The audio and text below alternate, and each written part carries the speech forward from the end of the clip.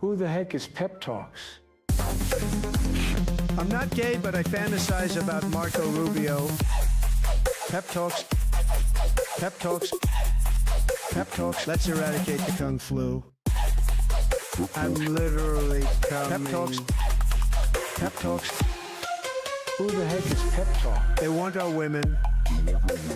They want our children. Pep Talk. Sometimes no means yes. Grab them by the Pep Talk. Grab them by the Marco Rubio. Obama is a racist. Pep Talk. I'm literally coming. I'm Pep literally coming. Pep Talks. We found weapons of mass Pep Talks. destruction. My fellow Americans, it has been confirmed today from Pep Talks that we are indeed all high on politics. Good afternoon, everybody. Welcome to a new week of High on Politics. It is a Monday, if you did not know already. Oh, boy. So I am late. And this should not be a regular thing, but for the next at least 3 weeks, I'm going to be taking my wife to her treatments, and it's, there's there was a little bit of a timing issue as far as like the clinic and all that. So, I had to start a little bit later than I would have liked to, but good news, everybody, just so you all know. The wife is home, getting settled in. It's awesome, man. Like, god damn, I missed her. So, I'm a pretty happy camper. Actually well fed today. We decided to eat our dinner before I even started stream because she is on a new time frame. So I think that I'm going to be, I think that I'm adjusting to her timing. So it's kind of cool.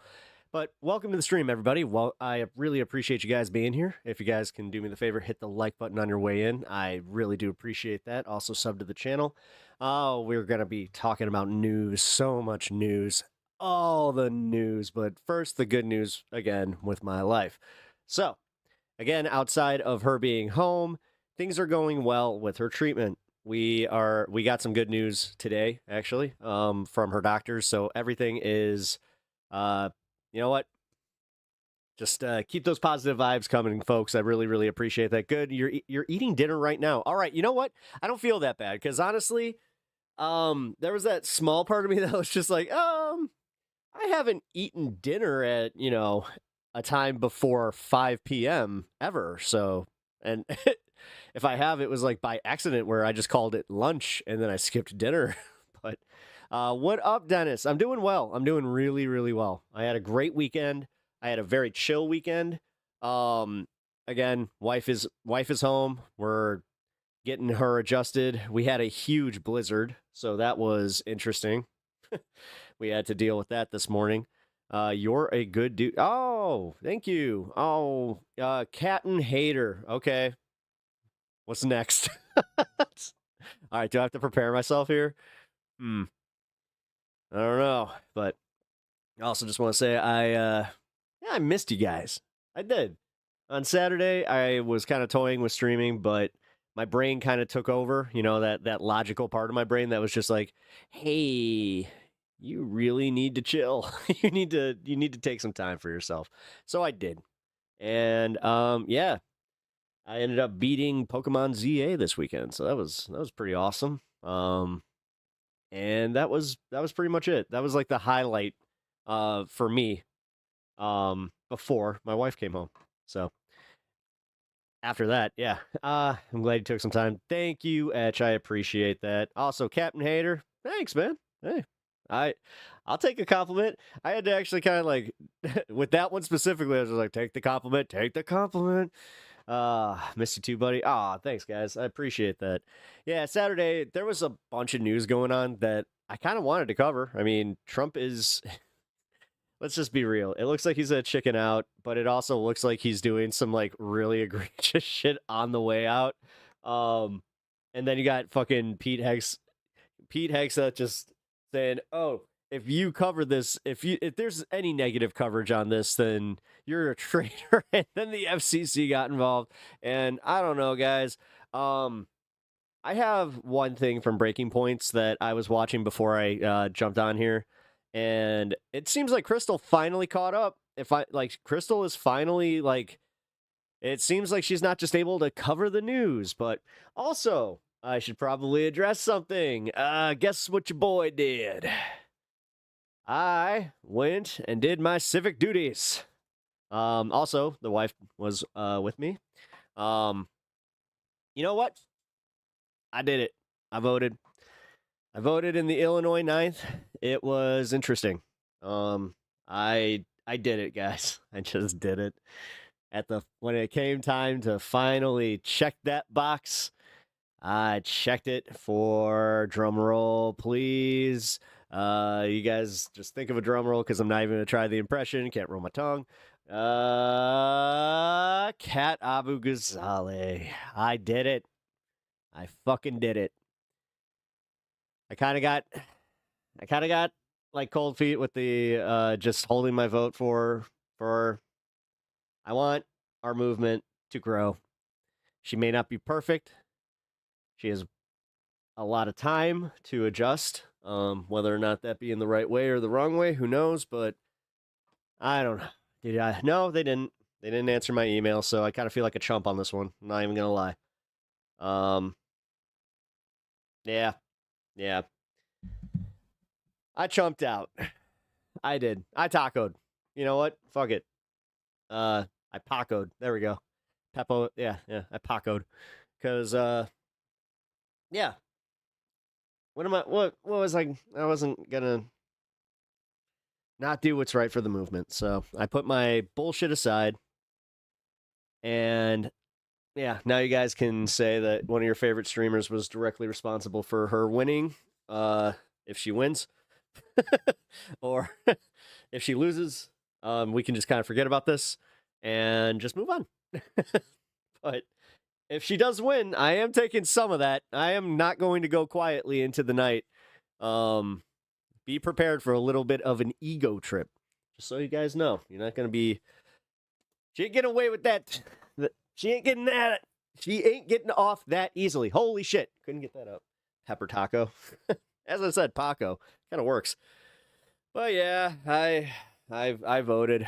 I did the thing. Congratulations, Elon, are all on voting in an election that's not federal. I mean, it is federal. Is it not? I don't know. Whatever. No, it is. All I know is that once I cast that vote, it was a weight lifted off my shoulders where I didn't have to worry about this shit anymore. Now it truly goes to the will of the rest of the people. And if, again, I can not be judged by a single content creator, by her, by Hassan, any of them. They cannot fucking judge me. Again, I put my fucking differences aside and I did what I thought was right. And it seems realistically, if she is exactly who she thinks that she markets herself to be, I'll be that fair. Try and put this in the correct way. Then I'll be fine. But if she is anything less than she was kind of selling, we'll see. We shall see. Although it was interesting because of my wife's treatment. It's a, doctor's offices, they all play Channel 2, which is CBS here in Chicago. So not only did I get to catch a little Price is Right, I also got to see some funny local commercials. Dude, well, funny. Okay, there's a few of them that were kind of funny. There was this one guy that was doing a teeter-totter and he got two over actors to do it. So the billionaire, he's supposed to be a caricature of a billionaire. He didn't use AI, I have to say. He actually took two actors to a park and made them do a teeter-totter, which I thought that was kind of funny. I was like, oh, well, I kind of wish I would have been able to catch that one being filmed.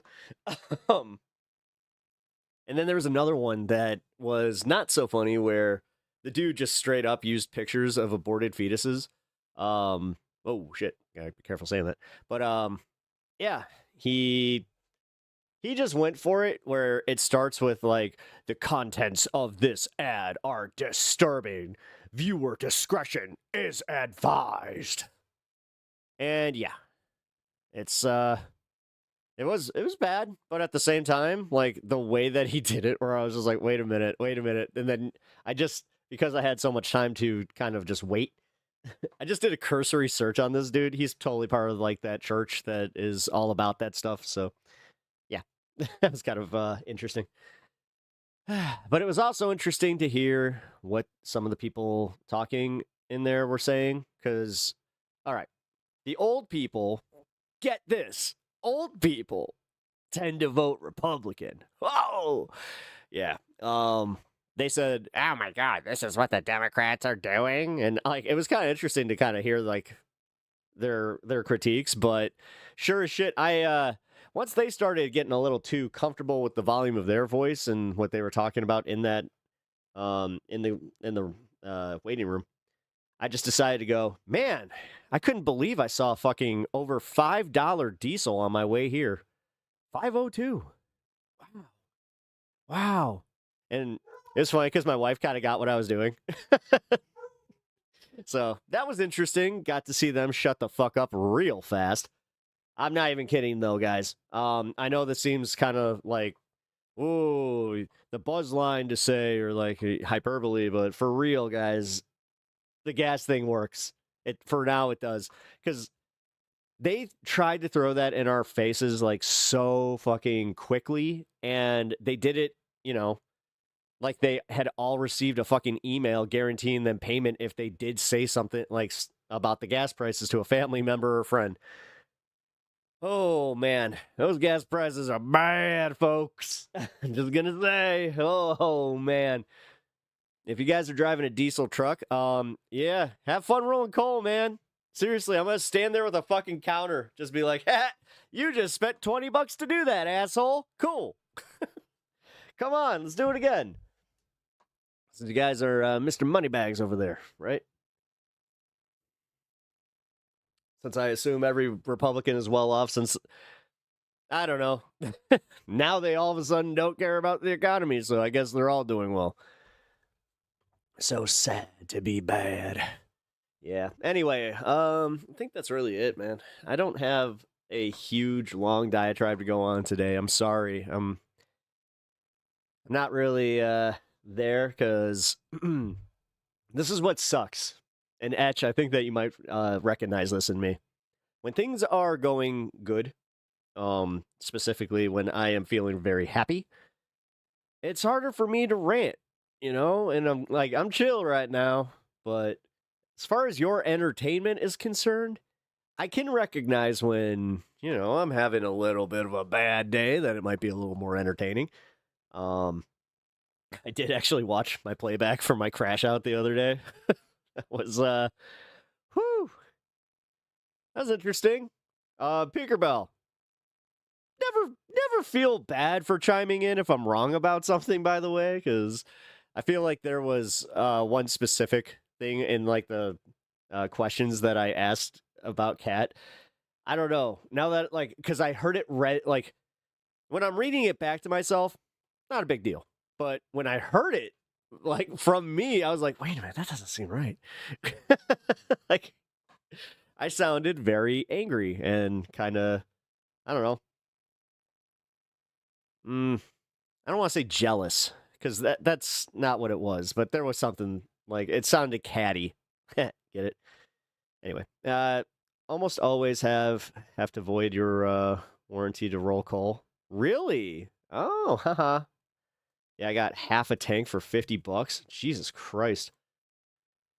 But happy to hit you back, a back channel. Oh wait, what's up? I put $5 more than I usually do in my tank. Catty. Get it? Oh, yeah. No, I did the same. Where, yeah, even on like economic cars, we're all just kind of like, oh, that's cool, I always love these assholes too that are driving like the huge trucks. Of course, they're the loudest ones online. But they're the loudest ones online saying that this is their temporary pain that they're willing to feel. I don't know, guys. There's the small part of me that is going to be completely unable to interact with even people in my own life after this because of how ignorant they have been with just the gas prices alone, actually. You know what? I can just say that. Even the gas prices alone. Because, again, with Biden, it was all his fault. Literally, old man set those fucking gas prices every fucking day to spite, specifically, fucking Tina Peters from bumfuck Illinois. You know, just, fuck that bitch. Yeah. Hey, Jack. Let's go fuck up her day. Damn, because I'm just convinced that's how they all think too. Like, they did this to spite me. I voted for Trump, so Biden's just making the gas prices higher on all of us. Ugh. Sorry.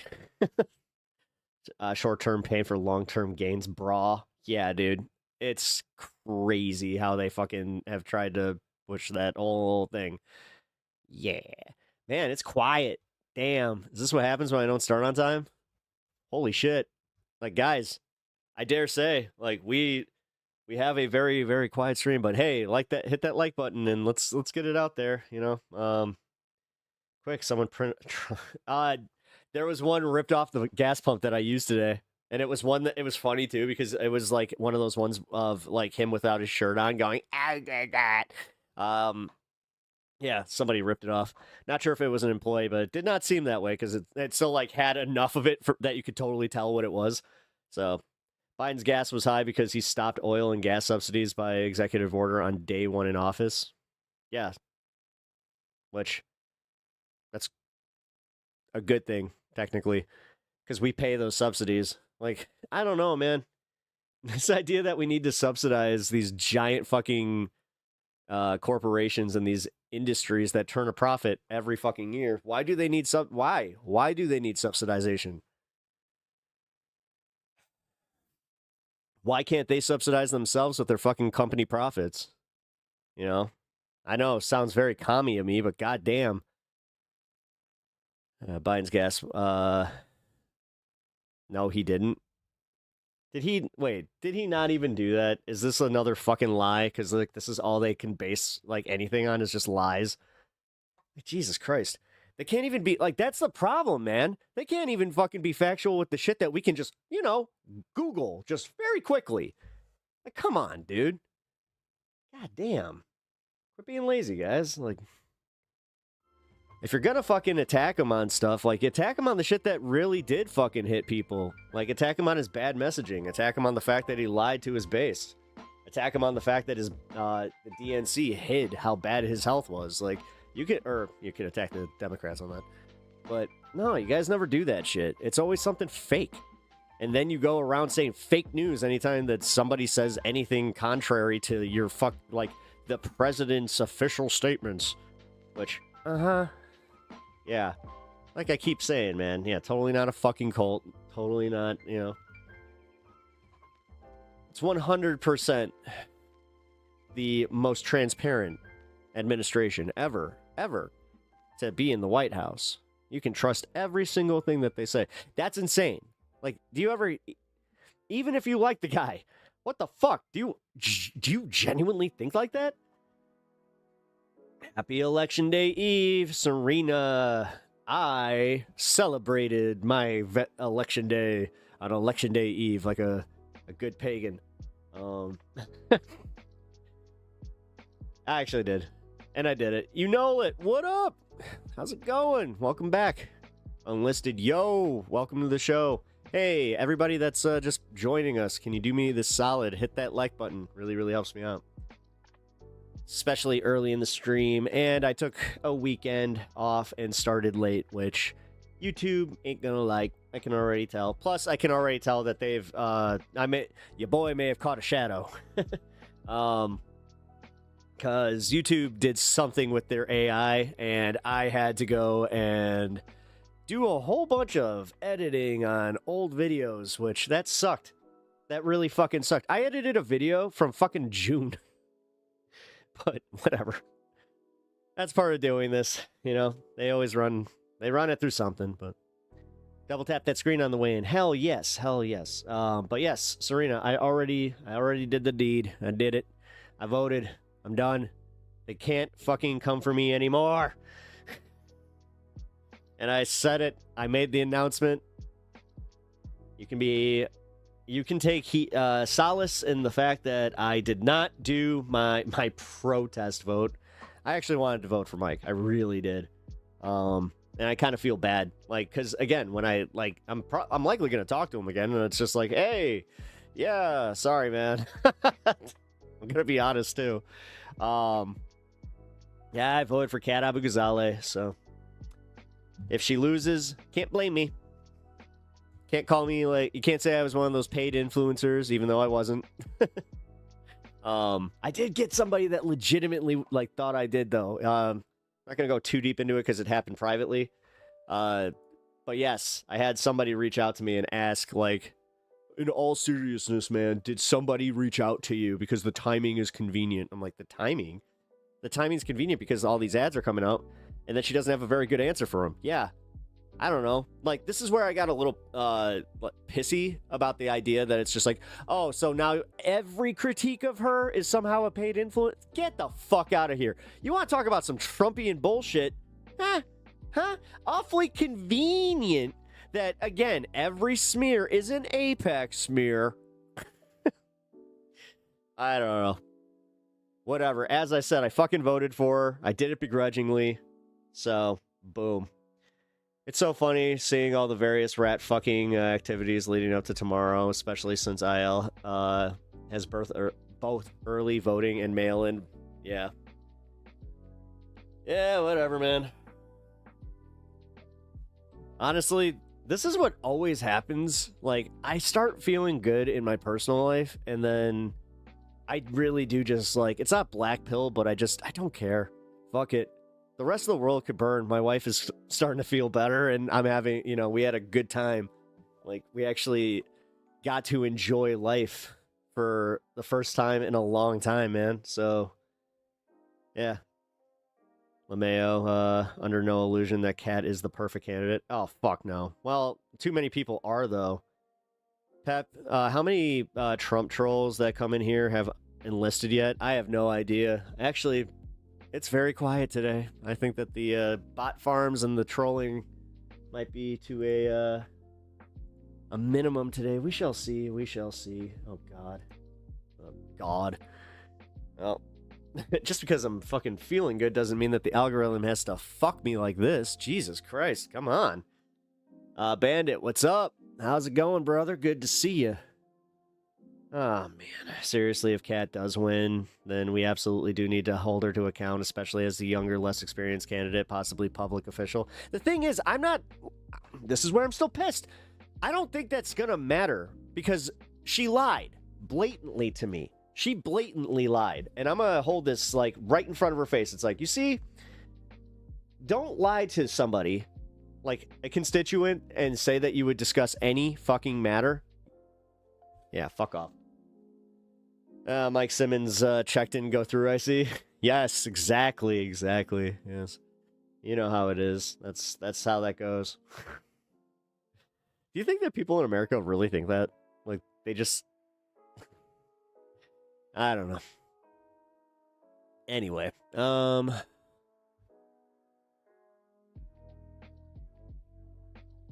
twice this... Oh, okay.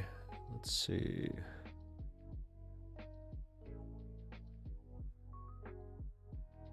Let's not do that. Also, Hermit, what's up, dude? Good to see you over on Twitch. All my Twitch followers and viewers, I really appreciate you guys. I kind of feel like, I don't want to say you're the redheaded stepchild of my stream, because you're not. But sometimes I feel like you could feel that way. So I just want you guys to feel like I acknowledged. It's like, guys, I get it. Also, just know I am going to be committing to doing some watch-alongs, and because we have election coverage tomorrow, I'm not sure if I'm going to have to do a Twitch exclusive, so just remember, same name on Twitch, yes sir, unlisted, Pep Talks TV. I will actually drop that. Redheaded middle child. Well, that... I don't want that to be the case. Here you guys go. By the way, here's my Twitch. Follow me over on Twitch. Also, follow me over on X. If you guys If you still hang on X, ugh, I know it's the worst, and I have to use it for work. But I would occasionally, I would occasionally like to see some of y'all. You know. All right, I connect with you there. Cool, thank you. I always appreciate that. Also, guys, I'm trying something new. I'm not sure if this is gonna be great or not, but I remember we were watching that Destiny thing, and somebody mentioned Red Bulls and like how they're good, and you know, this is the first Red Bull I've had in many, many, many years. This is the first energy drink I've had. Shit. At least 4 years. That was right before. No, 5. That was right around like when COVID started. So, yeah, no coffee today. I'm trying something new. I'm drinking an energy drink. We will see what happens. We will see. Like, I'm interested to see if it affects the stream in any way, as far as just my energy or my ADHD. We'll see. We'll see. But, guys, just so you guys know, somebody else voted, so don't feel too great because I overheard them say that they voted as a Republican, and I don't know why they would do that. But I did it! I did it! I voted and I canceled this guy's vote out! Oh, Cat Abagazal, who? I don't think so! You're not getting over here! Wait a minute, you're telling me that... Wait, I just thought of something. If I vote in the Republican primary, that means that my vote doesn't cancel out hers. Or his. Oh, no! I fucked up! God damn it! Well, I voted anyway. Vote red in Illinois. And also, trim my eyebrows, goddammit. The joke has run its course. Kickflip.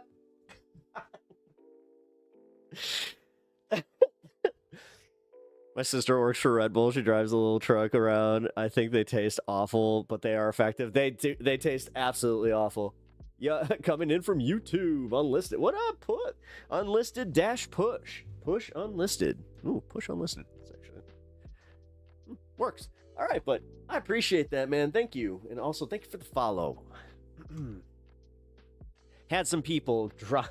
You know what? Kind of wish the people that dropped out on Friday over a little controversy over my voting, my threat to not vote for Cat. Yeah, lost some again. No, it's from that because they were just like, I thought you were better than this. Whatever. He has the Gen Z eyebrows. Is that what it is? That dude? Someone said that like Ben Shapiro microbladed and it was a bad like microblade. Was it? Do you guys think so? I don't know. It gives you wings. We'll see. I start flipping, flopping all away, all away. Re-election day. I'll be going tomorrow. I'm pretty sure that my choice has been consistent for a while now. I know. Mine was not. Honestly, I hope that we can look back at some of this. What the hell is microblading? Okay, so from my understanding, I actually don't know. You know what? Fuck it. Because I was about to say something very stupid. Because I was about to like insinuate that they like actually make small cuts in your eyebrow. Like, they don't actually cut you, right? They just like it's like they shape it, right? And then like, yeah, they just like use it's like a tiny little blade. I think. Let's find out together. Let's see if Pep's right or wrong. Microblading. The thing is, my wife's upstairs and she works in cosmetology, so she would totally know what this is. Like, she would just know how to explain this better than me. Semi-permanent. Oh. Tattooing technique that uses a manual handheld tool to create hair-like strokes, depositing pigment into the upper dermis, enhancing eyebrow fullness. So it's literally an eyebrow tattoo. It's an eyebrow tattoo. It's an eyebrow tattoo. What? Yeah, I was way off. You know what? And I'll own it. I already said that I wasn't 100% confident in my answer, okay? So, GRWM Pep Chat on a Monday. Next, Pep will be doing both white and black eyeliner, doing the full JD Vance. Yeah, I gotta get that little smoky look. Oh, hey, look who's there. Microblading is like a more surface tattoo. I just found that, and it was funny because I was like, oh, maybe I should just come ask you. Everybody say hello to Unimugo, freshly home from her hiatus. But you know what? We are glad to have her. What's up, Peach Creek? Good to see you, brother. Always appreciate having everybody here on a Monday, ready to go, ready to have some fun with the news, because you know what? We need to have some fun with the news, because, man, it's bad out there. You know what? Here, let's do this. I want to start on something. Hello, everyone. Also, you might catch a, her in the background, a la, you guys remember, how Vermin used to kind of, help Vosh with stuff, on the stream, and you would hear her in the background? Same thing. All right. Why is this? All right, hold on, guys. Where the fuck is BB? I was gonna go into that a little bit later, but since you asked so early, we still don't know, man. We don't know. We don't know where he's at, and it turns out that that debunk video that they put out was easily debunked itself. But there's a lot, dude. There's a lot of misinfo going on. Sorry, I stole Stan. He's napping upstairs with me. I was wondering where the fuck he went. Is the cat up there too? Shit. Man.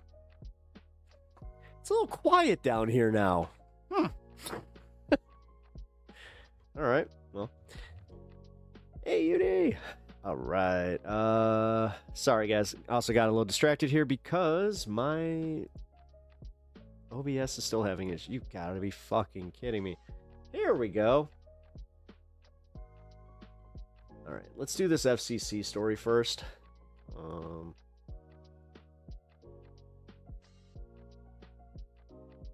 We'll do the breaking points coverage, because I think that Crystal finally getting on this and seeing how serious this all is and joining us in a little of our existentialism, if that's even a thing. Oh no, don't tell me it's doing it again. Oh no, it's doing it again. Son of a bitch. Okay, well, we're gonna have to do this then. Okay. Well, since Stan's upstairs, this actually works. Alright.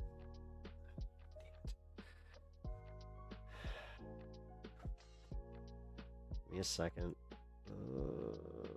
Turn this off. Go. This over. There we go. All right. That's what I hate this angle though. Fuck. All right. So, guys, not sure if you are checking out the horizontal today, but the horizontal stream, we're still having this thing. Hey, man, what is my take on the alien stuff in Congress? I think it's all a fucking smokescreen. I think that it always has been. I think that, dude, seriously, this idea that fucking intelligent life somehow would have any interest in us in the way that we think they do, think they would, instead of thinking about just the logical one, where all our governments are lying to us and it's all technology that we don't understand, that, is human. They all, this was all developed. Why? How come we can't, just put that thought and just be like, yeah, that seems more likely? So, the B-2 bomber thing, I think that the B-2 bomber was, the first, major, vehicle that confused the shit out of us, but, nah, bro. I have gotten, lifted enough to know, or at least not to know, but to go and just be like, oh, I'm not exactly a mathematician. And I said that weird on purpose, by the way. Because when I think about math, and all them stars and all that spice. That's a lot. That's a lot of room to get lost in, man. I don't know. The statistics kind of seem more in line with just like, no. We really think we think highly of ourselves. We look at the ego that we just run around with on a daily basis. Let's worry about what we do know. Let's focus on. I mean, that's exact. I hate these. I hate it. I hate when conspiracy theorists do the thing where a conspiracy that they fully believed in for a long time turns out to be something just so boring. Actually, like the weather balloon theory, where it was just a weather balloon. Again, that actually kind of makes more sense, but no. They need it to be the other thing. They need it to be this majestic thing that, oh, you know what? It's because I believe that. Yeah, we're actually gonna be talking about this a little bit at the back end of show. So Professor Jiang, you guys know that I recently have become a fan of his videos. Well, I watched a very specific video of him talking about the Romans and like history. It was the first time that I had been introduced to him outside of his like future theory shit and his predictive theory shit. Our man's an idiot. Like, he's a fucking certifiable moron. And I am genuinely fucking, like, kind of sad that I got so, like, duped by him. Because, holy shit, like, this guy it's bad. Like, I think that he's just short of, like, the SCAM. Yeah, because I gotta say, man, spill the tea. Oh, y'all are gonna have to hang out for the whole show because that's pretty much the fun half. So Frank Dibble, you guys also know that I like Frank Dibble, the archaeologist that got into it with Joe Rogan, but I've been watching a bunch of his stuff.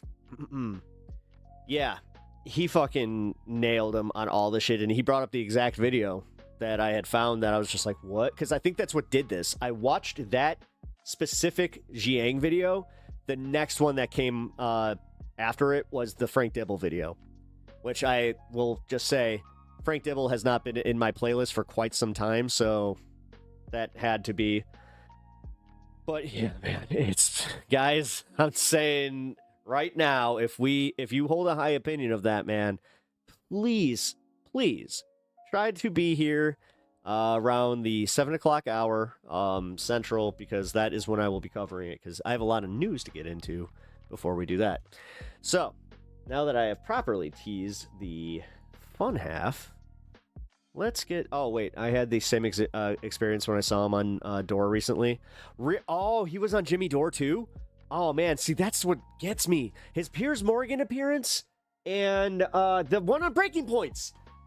Those were the ones that got me to go, oh, this guy, yeah, he's cool. All right, let's see what he's got. Like, and then I was like, oh yeah, you know what? I'm gonna subscribe to this guy. He kind of felt like I felt like I was getting like the college lecture experience a la YouTube. You know, I've done that for a while, but holy shit, yeah, the dude is, for lack of a better term, he's a hack. So we will get into that later. Also, later in the show, we also have the Piers Morgan with Tucker Carlson discussing Trump threatening Tucker Carlson with legal action. You know what? We might be able to do the Piers Morgan one in the normal show, because that's not exactly fun half. I have to say, like, what the implications are from it. Oh, you know what? We're actually going to do a little bit different thing here. We're going to cover this FCC story, and we're going to tie that in with the FCC story, and then we're going to do the rest of the Iranian news, because, as I said, there's a lot to get to, so hold on to your butts. Let's go. So we've got a bunch of updates here on the home front about the censorship regime that the Trump administration is trying to put in place at this point, also hit that like button on your way in, who dare accurately cover his disastrous war. I am These are seeing some the comments implications from of Air what Force happens One when I take a day from off Trump that I'm not himself. supposed Let's to. go ahead and take a listen. They put out phony story. The kamikaze boats. The kamikaze boats don't exist. They're fake. And you can almost see that when you look at them. It looks great, yeah. Because if they did exist, we'd hit them. We're in the post-truth era again. We all called this, by the way, that he was just anything that he didn't like. It's AI. They use AI. Just like we hit other. It's completely fake. But that Bibi Netanyahu with his 6 fingers, totally real. But they don't exist. In fact, some of the people say, "Where are the boats? How come He's so nobody sees embarrassing. boats?" You know why? Because it's AI generated.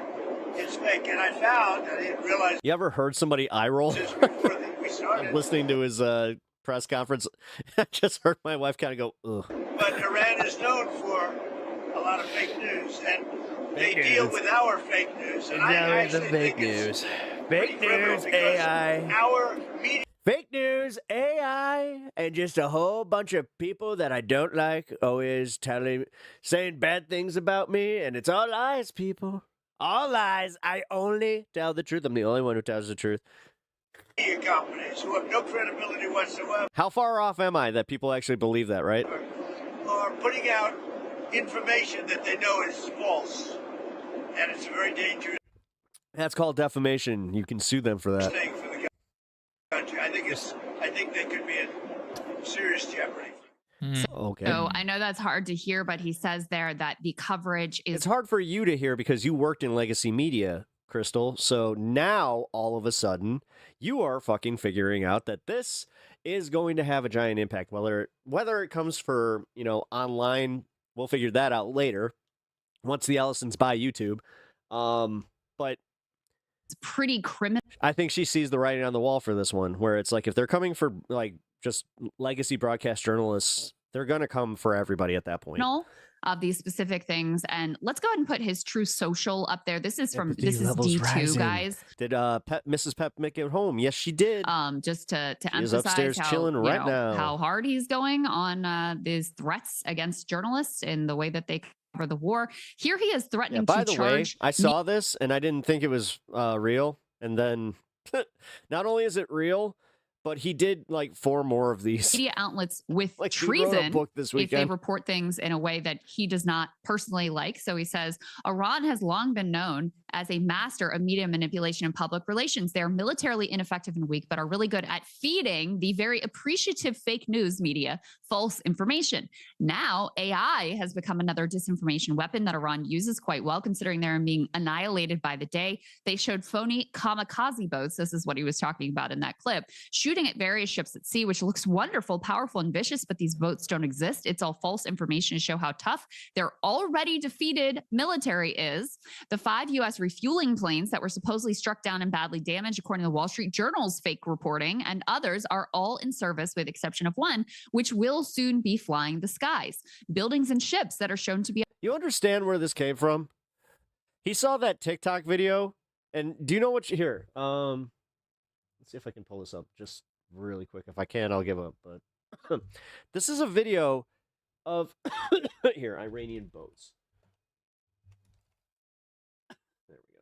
Let's see if the thing pops up.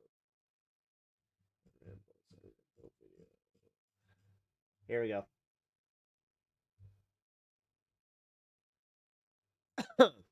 He saw this, and this is why he's freaking out. Why is it going so fast? I don't like it.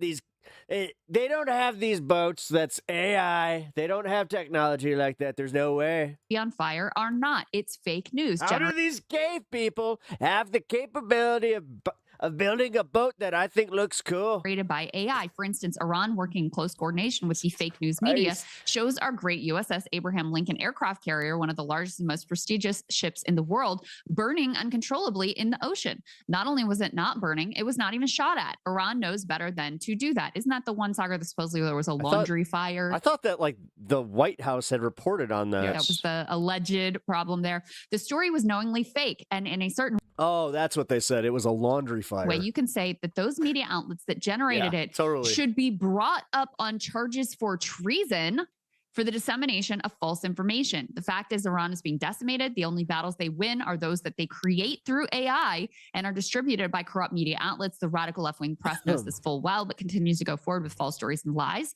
That's why their approval rating is so low. I can win a presidential election in a landslide, getting only 5% positive press. They have no credibility. I'm so thrilled to see Brendan Carr, the chair of the Federal Communications Commission, looking at the licenses of some of these corrupt and highly unpatriotic news and scare quotes organizations.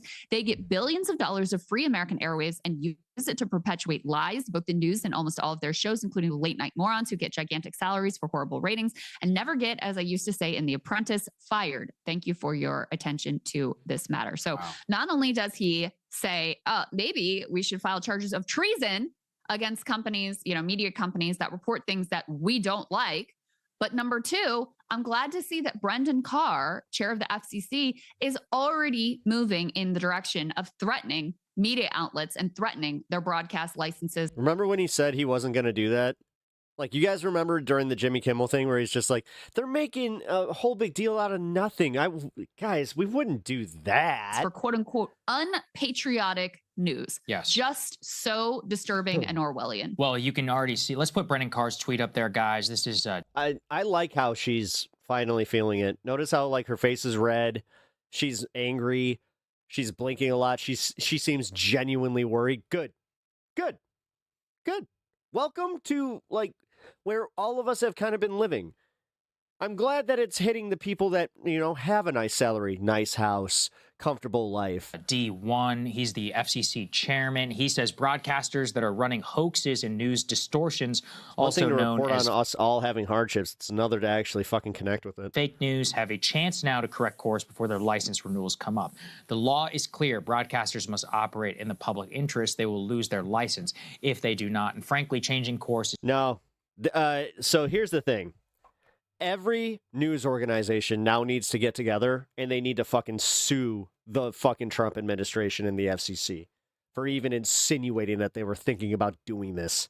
in their own business interest. I hope you understand how illegal this is and how this is blatantly against the fucking First Amendment, but okay. Blah, blah, blah. The point is that this would affect the direct networks, NBC, ABC, etc., that actually still require a broadcast license from the FCC. Yours truly, we're all here on the internet and or cable news who wouldn't be as affected. But if you compare the two things together, CBS News and obviously the Trump administration's support for CBS News, you can see how they're trying to control the narrative. And what Trump said there is empirically bullshit. For example, do you remember that crowd that we showed, Crystal, for the mourning of the Ayatollah for his funeral? He is saying that's AI generated. It literally came from a photographer working for the New York Times. It's not AI generated. And now, there's a couple things that are very scary about that. Do you want to know who claimed that it was AI generated? The Israelis. Yeah. So how did Israel lobby BS talking points get into the brain and the mouth of the president of the United States? That's a very interesting question. So much so that he wants to file treason charges against the people who publish and or talk about such videos. Then you have combined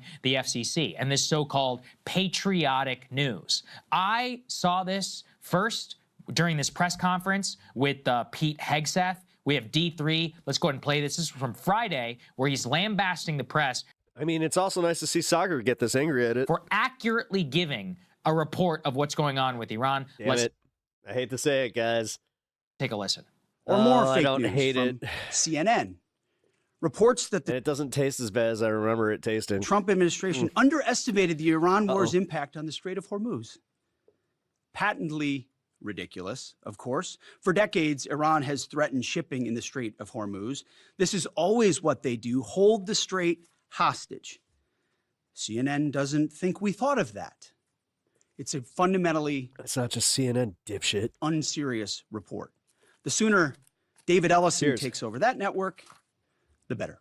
The sooner David Ellison takes over that network, the better. What do you think that exactly shows you in terms of their support for David Ellison, who was Lindsey Graham's guest for the State of the Union. Do you remember that one?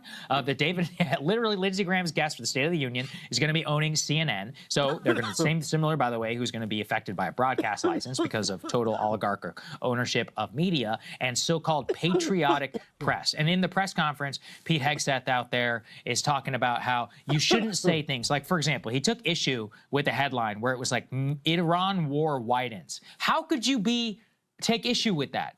He said you should say Iran is defeated or Iran is not doing as well or something like that. And I was like, Iran war widens is a statement of literal empirical fact. If you hit 10 countries in a single day, that's widening. That's what it's called. And I mean, look, this is nuts. And I just realized when compare it with what we're about to talk about with Tucker.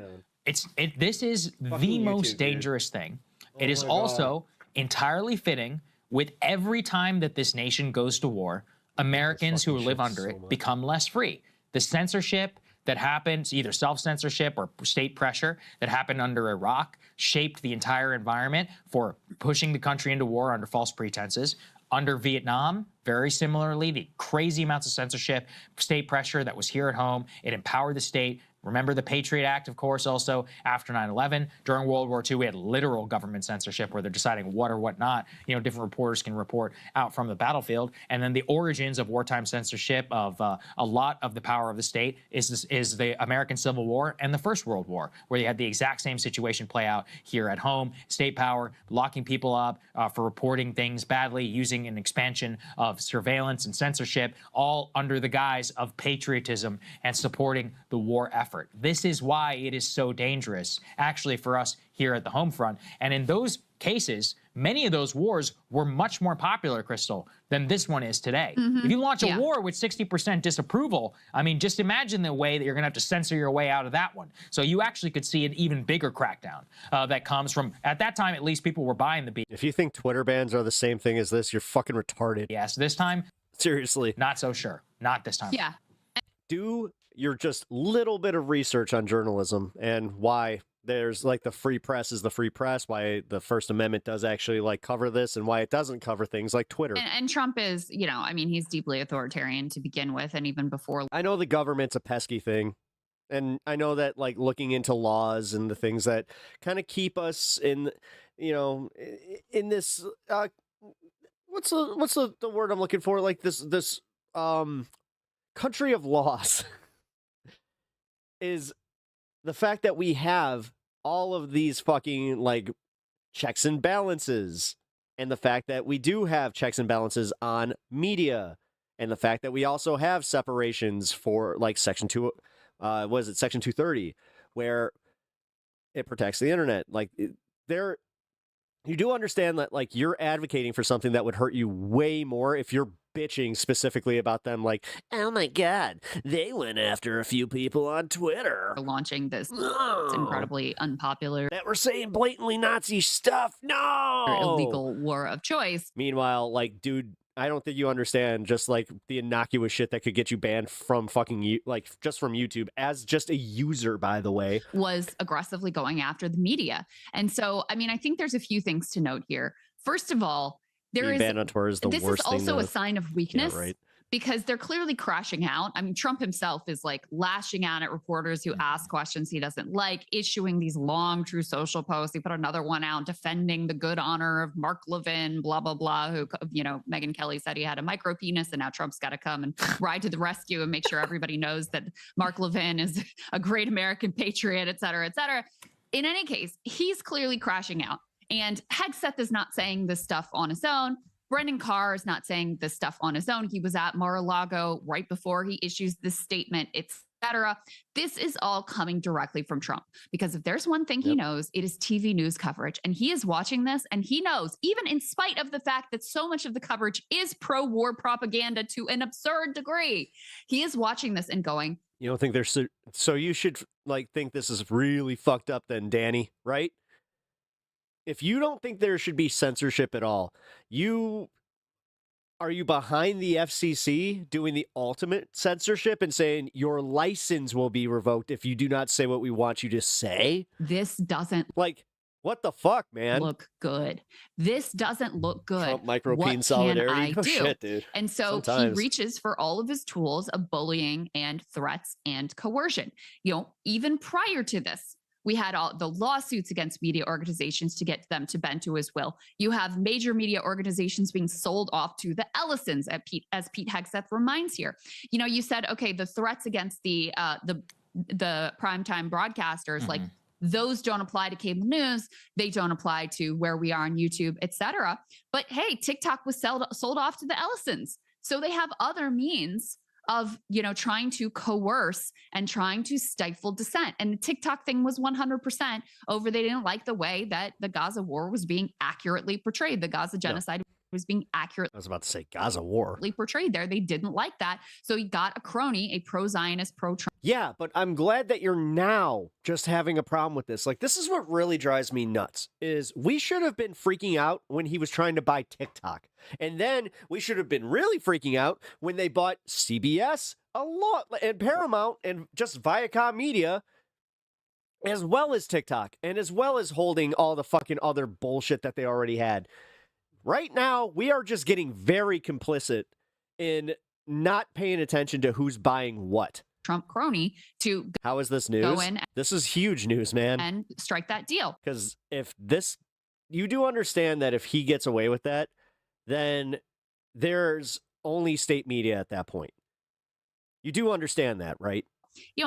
Then you cannot criticize the fucking power structure of our country. All these media companies, they are giant conglomerates. They don't care about the news. They don't care about the truth. What they care about is their bottom line. So if YouTube has a deal in front of them, if any of these companies has a deal in front of them, they want it to go through, they're going to be listening closely to these words about, unpatriotic content and how you've got to be towing the Go USA line. And some of that stuff has real power. What's up, Mitchell? You also Good to see have the other effect here is to try to gin up a lot of you know what to do. Hit that like button. public fervor and outrage at media outlets Let's that get it cover out there, things guys, 'cause, accurately. yeah, So like, if we could definitely put caught a up shadow. D6, ABC News. The thing is, They had I don't even know how I'm headline supposed that to I edit think, this 'cause it again, won't is let me. just accurate reflection of what is going on, even as Iran has been pummeled by Israeli and American airstrikes with its military capabilities greatly I should have specified that I got another one. So they're definitely going through old content. diminished, which is actually the Trump administration's framing.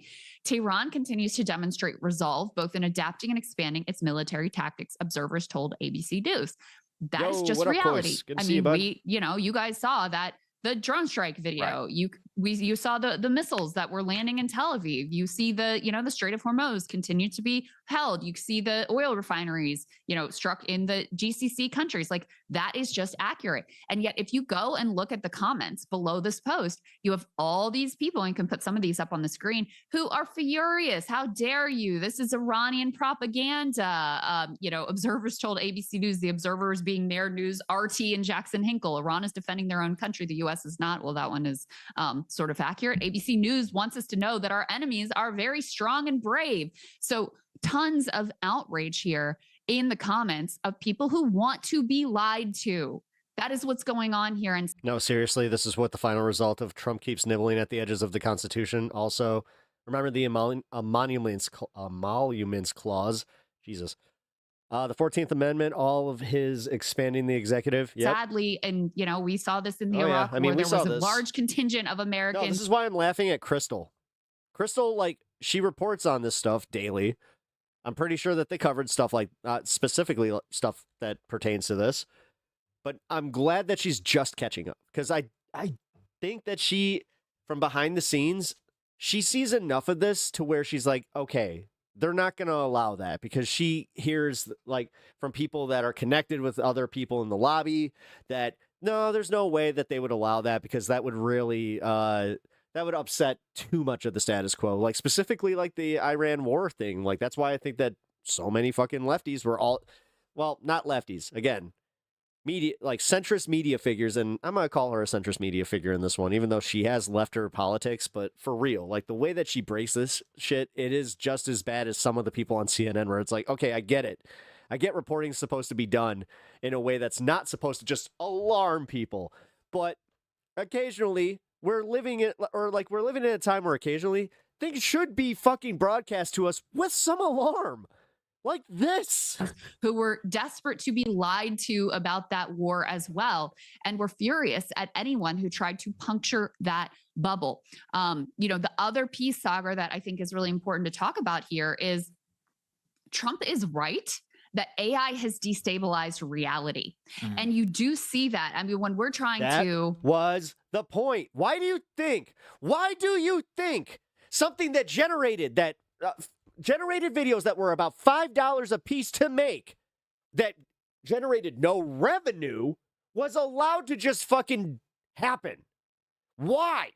Oh, yeah, these businesses, they just want to toy with AI. They want to make something fun for the public. They don't want to fucking make us question every goddamn thing. Again, the fact is, they only rolled that out when there were some videos that were, they looked real enough for all of us to collectively go like, oh, shit. Figure out what is... But now, here we are. We're not even, 6 months? I feel like that was 6 months ago when they fucking... What's that fucking... real, what's true, what's false, etc. It is very difficult. It's that AI fucking...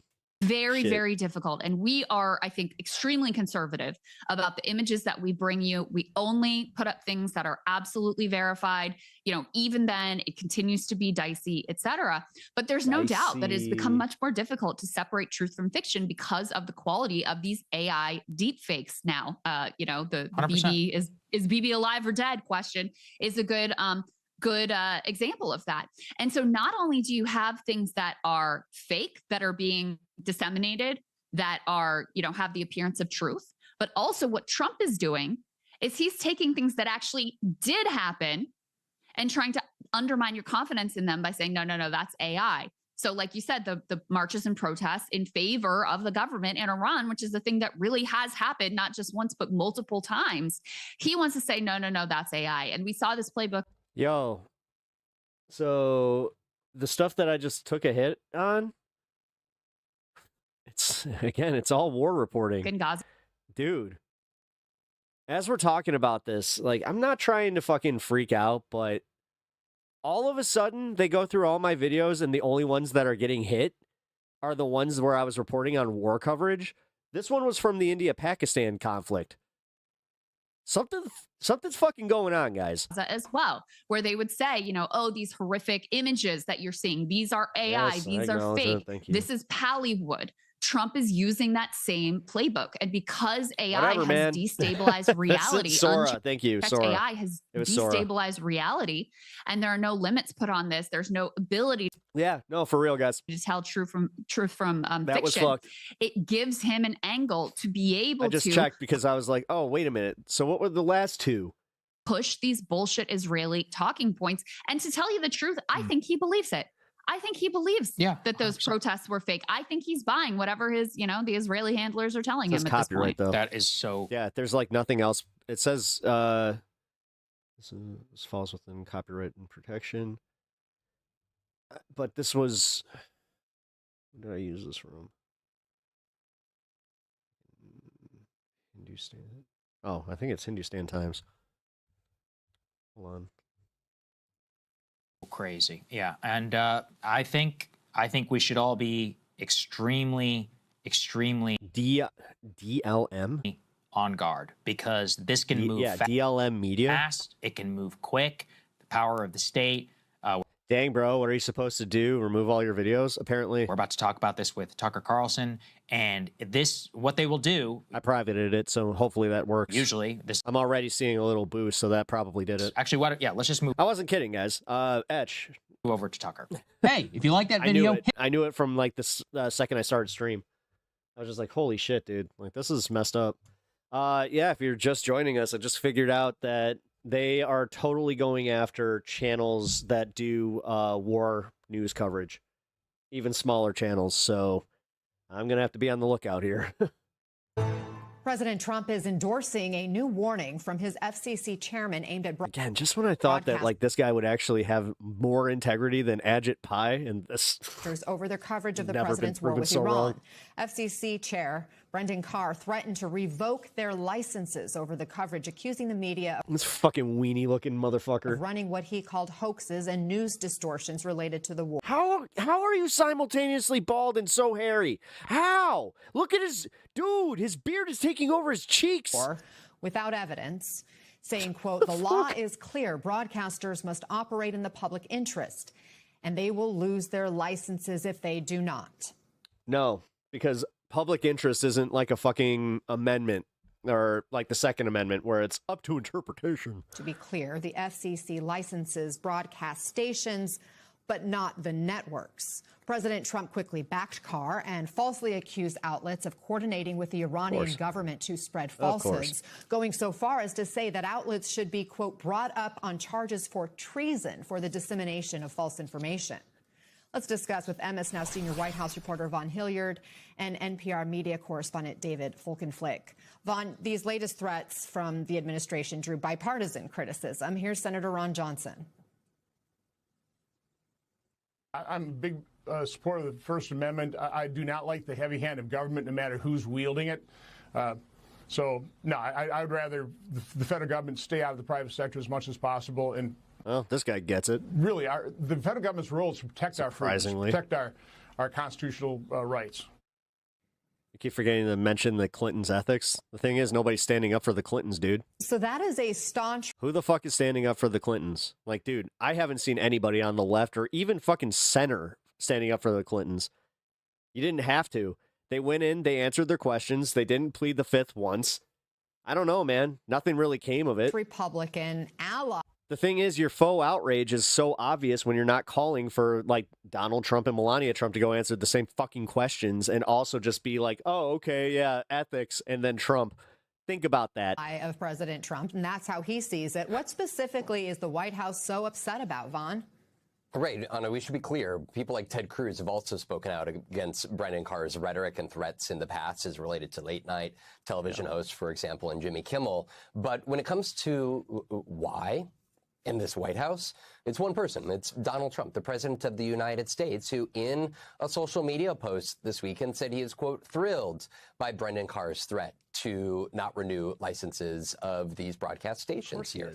And it has to do with he thinks that's how you do things. The fact that the president wants greater control over the news narrative about his policy and decision-making.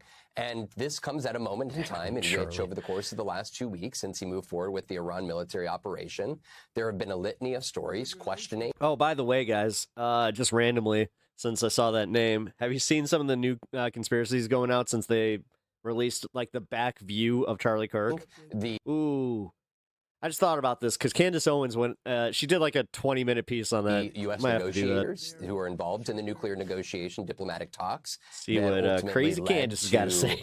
Donald Trump calling for the military operation to go forward and have called into question what the long-term strategy is of Donald Trump in this White House. You Americans always get lied to. You don't recognize it. You're so brainwashed by your media with "Be proud of your country" for what? Or I mean, honestly, I'm not. Of headlines that have really. Why you say you guys? Just because I'm American doesn't mean that I think like this. This is part of the problem that I've been trying to explain to my fellow Americans is that, hey, by the way, you can spend all the time in the world hating Democrats, but this is realistically the rest of the world hates you and then thinks that we're you. Brought the ire of Donald Trump. This is why I don't look at other countries and just go judge them by the worst people. To this moment here where he now has the FCC chair effectively threatening news organizations if Charlie they don't was provide boring. a better narrative That's why I didn't watch the Iran war, then they could potentially lose their broadcast stations or at least threaten to have the FCC revoke them. David Carr says the law is clear. Broadcasters must operate in the public interest and they will lose their licenses if they do not. Isn't reporting the facts of the war in the public interest? I mean, yes, evidently. That is absolutely why the broadcast networks really leaned heavily upon news coverage so many decades ago when television news was still evolving, to point to it as a public service as a way of justifying why they would have for their local stations these free grants of these licenses to operate in those markets. there are also First Amendment issues here, as Senator Johnson raised. Germany, dude. Let's get the mask It would kicked. very much be likely that these would be things that were challenged in court if they came to pass. But let's look at not even 100 years. On paper, these are empty threats, and yet there's something more serious behind it, as I think Vaughn nicely laid out a moment ago. On paper, as you point out, you can't challenge the networks, you challenge the local stations. Some of the networks do own local stations, but most stations are not owned by those networks. The three outlets that drew the ire of President Trump and also Defense Secretary Pete Hegseth were the New York Times, the Washington Post, the New York Times, the Wall Street Journal, and CNN. The New York Times and its parent company own no television stations. The Wall Street Journal does not hold a license to operate, right? No. But its ultimate owners, Rupert and Lachlan Murdoch, do own Fox stations. So in some ways that could be a threat, except the Murdochs are such close allies of the president in this White House. Doesn't matter. It would never happen. Separately, you have the question of CNN. That's not even a broadcast network. Yeah. That's a cable network, not regulated, like the network we're on at the moment. It is about to. That's another thing that they like. Brandon Carr can sit there just being like, we fake news. There's one station that is still kind of like adverse to Trump's bullshit, and that's ABC. Trust me, you're going to hear a lot about how ABC, you're the fakest news of all. Be bought by the Ellisons, Larry and David Ellison. They do own local stations at CBS, but again, they've allied themselves carefully and assiduously with this White House, even as they say the editorial process by U.S. Constitution. No, the thing is, the judicial branch, and trust me, man, as somebody who is not exactly thrilled.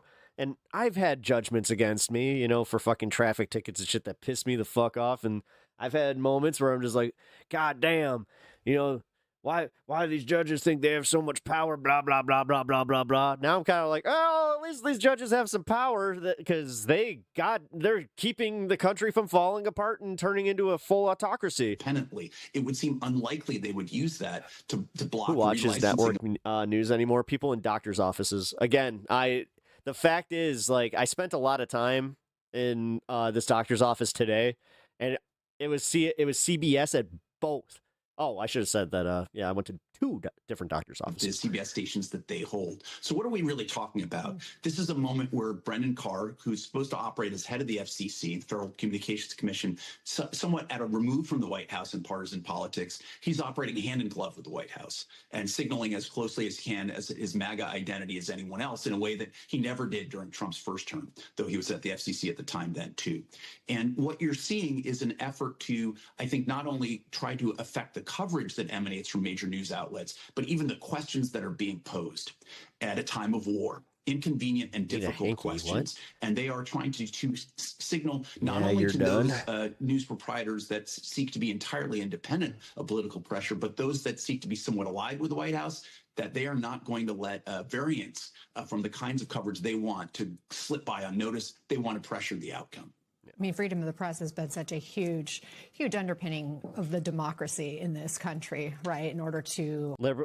Dumb liberal lefties like you will never understand what it's like to live under a religious or a communist dictatorship, so shut the fuck up, idiot. So are you saying that because our country is better than whatever fucking shithole you're from that does or has had that experience, that we should, by that merit, now live it?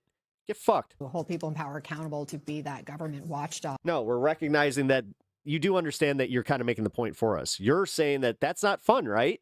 Yeah, we're pointing out that's not fun, and that's why we don't want it. Yeah, this is the latest from a string of controversial moves from this FCC. Did you think about that before you typed it? FCC chair that genuinely, did you? That seems to try to squash or quash the freedom of the press. Since taking up the job, he opened an inquiry into Kamala Harris's 60 Minutes interview. He ordered investigations into NPR and PBS sponsorships. He's threatened to pull. And the thing is, he needs to be sued by all these organizations, personally, and they need to sue the FCC. ABC's because this is slam dunk shit, bro. License over Jimmy Kimmel's Charlie Kirk monologue. Blatant and fucking threats to the First Amendment. To take him off the air. He opened up another probe into The View just last month. David, what does this tell you about how Brendan Carr sees his role? Asshole. It's an extremely activist and muscular interpretation of the authority of the FCC to get involved in the weeds of what's said, sort of almost actively encouraging certain kinds of complaints to come in, giving them that's it. All right. See, here it is, guys. Yeah, arrest all the corrupt judges, get rid of the fucking news networks that are not reporting the news about the regime. Get fucked, you assholes. Get fucked anybody that is trying to make this country into whatever, again, shithole you came from. Leverage to act and to investigate and to review, holding stations very much accountable for what their parent network. You can get mad at us for wanting to protect our country. You know what? That's called patriotism. Works or their like we're actually trying to protect the actual Constitution, affiliated democracy, if you will. Networks do, and really getting into the questions that have been left alone and treated in a more less. Dude, I get my news from literally, ground news. I get my news from Fox News. I get my news from all of these news stations. I get my news from Al Jazeera. I get my news from AP. What in the fuck are you, where? Where's this magical? No. I'm done. If you don't answer right fucking now, you're gone. Where are you getting your fucking magical news? Huh? Where? Where's the magical news place where you're getting all facts? Please fucking enlighten me and do it within 30 fucking seconds or you're gone. As a fairway for decades, getting in. I'm fucking over you cunts that don't understand how going through the news and then thinking with a fucking critical brain works. To, as you point out, late night, getting in and the kinds of interviews that are. But if you want to sit here and do the thing where you're just like, I'm going to follow the one person who's the most dishonest cunt on the fucking face of this earth, and then you're just like, yeah, everybody else is lying. Triggered. Being done there, getting into daytime television in a way where there were easements from certain kinds of requirements. Shut up. You already ditched fans. You already know you're losing. Election seasons.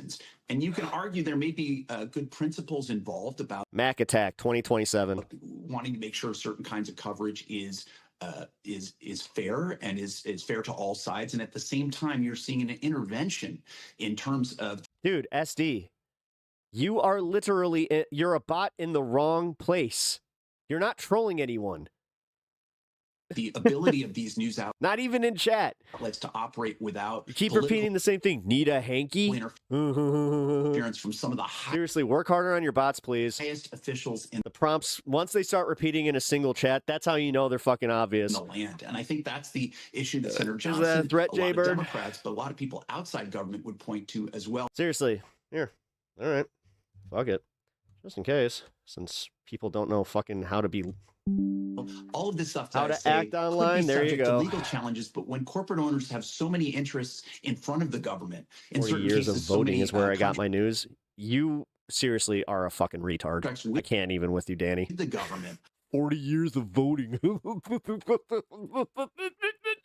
Oftentimes, they will ease back on challenging. Okay. So you only get your news every time you go to the your polling station. That's it. Like what? This administration in court because they have greater interests at play, and that's really I think the dynamic that we're seeing at the moment. It's a slippery slope. Thank you so much, David Folkenflik, Von Hilliard. Appreciate the conversation, guys. All right. Well, as I promised, this plays into the FCC bit here. So they're going after Tucker Carlson, and I love that the first person that Trump is going to go after, and it seems like this is like the prototype of how they want to go after all broadcasters that don't like Donald Trump. Yeah, fucking Tucker Carlson being the first one was not on my bingo card. What happened? What happened is if you're talking about me just having it with some of the laziness in here, it's kind of insane where it's just, again, hearing fake news in the year of our Lord 2026. We're a full 10 years past the original fake news drop. Which, yeah, that just means that the PSYOP worked, guys. 10 years of Donald Trump saying his bullshit, fake news, and now we have the AI thing. Like I said, fucking Sora comes out, and all of a sudden, nobody can trust their lying eyes.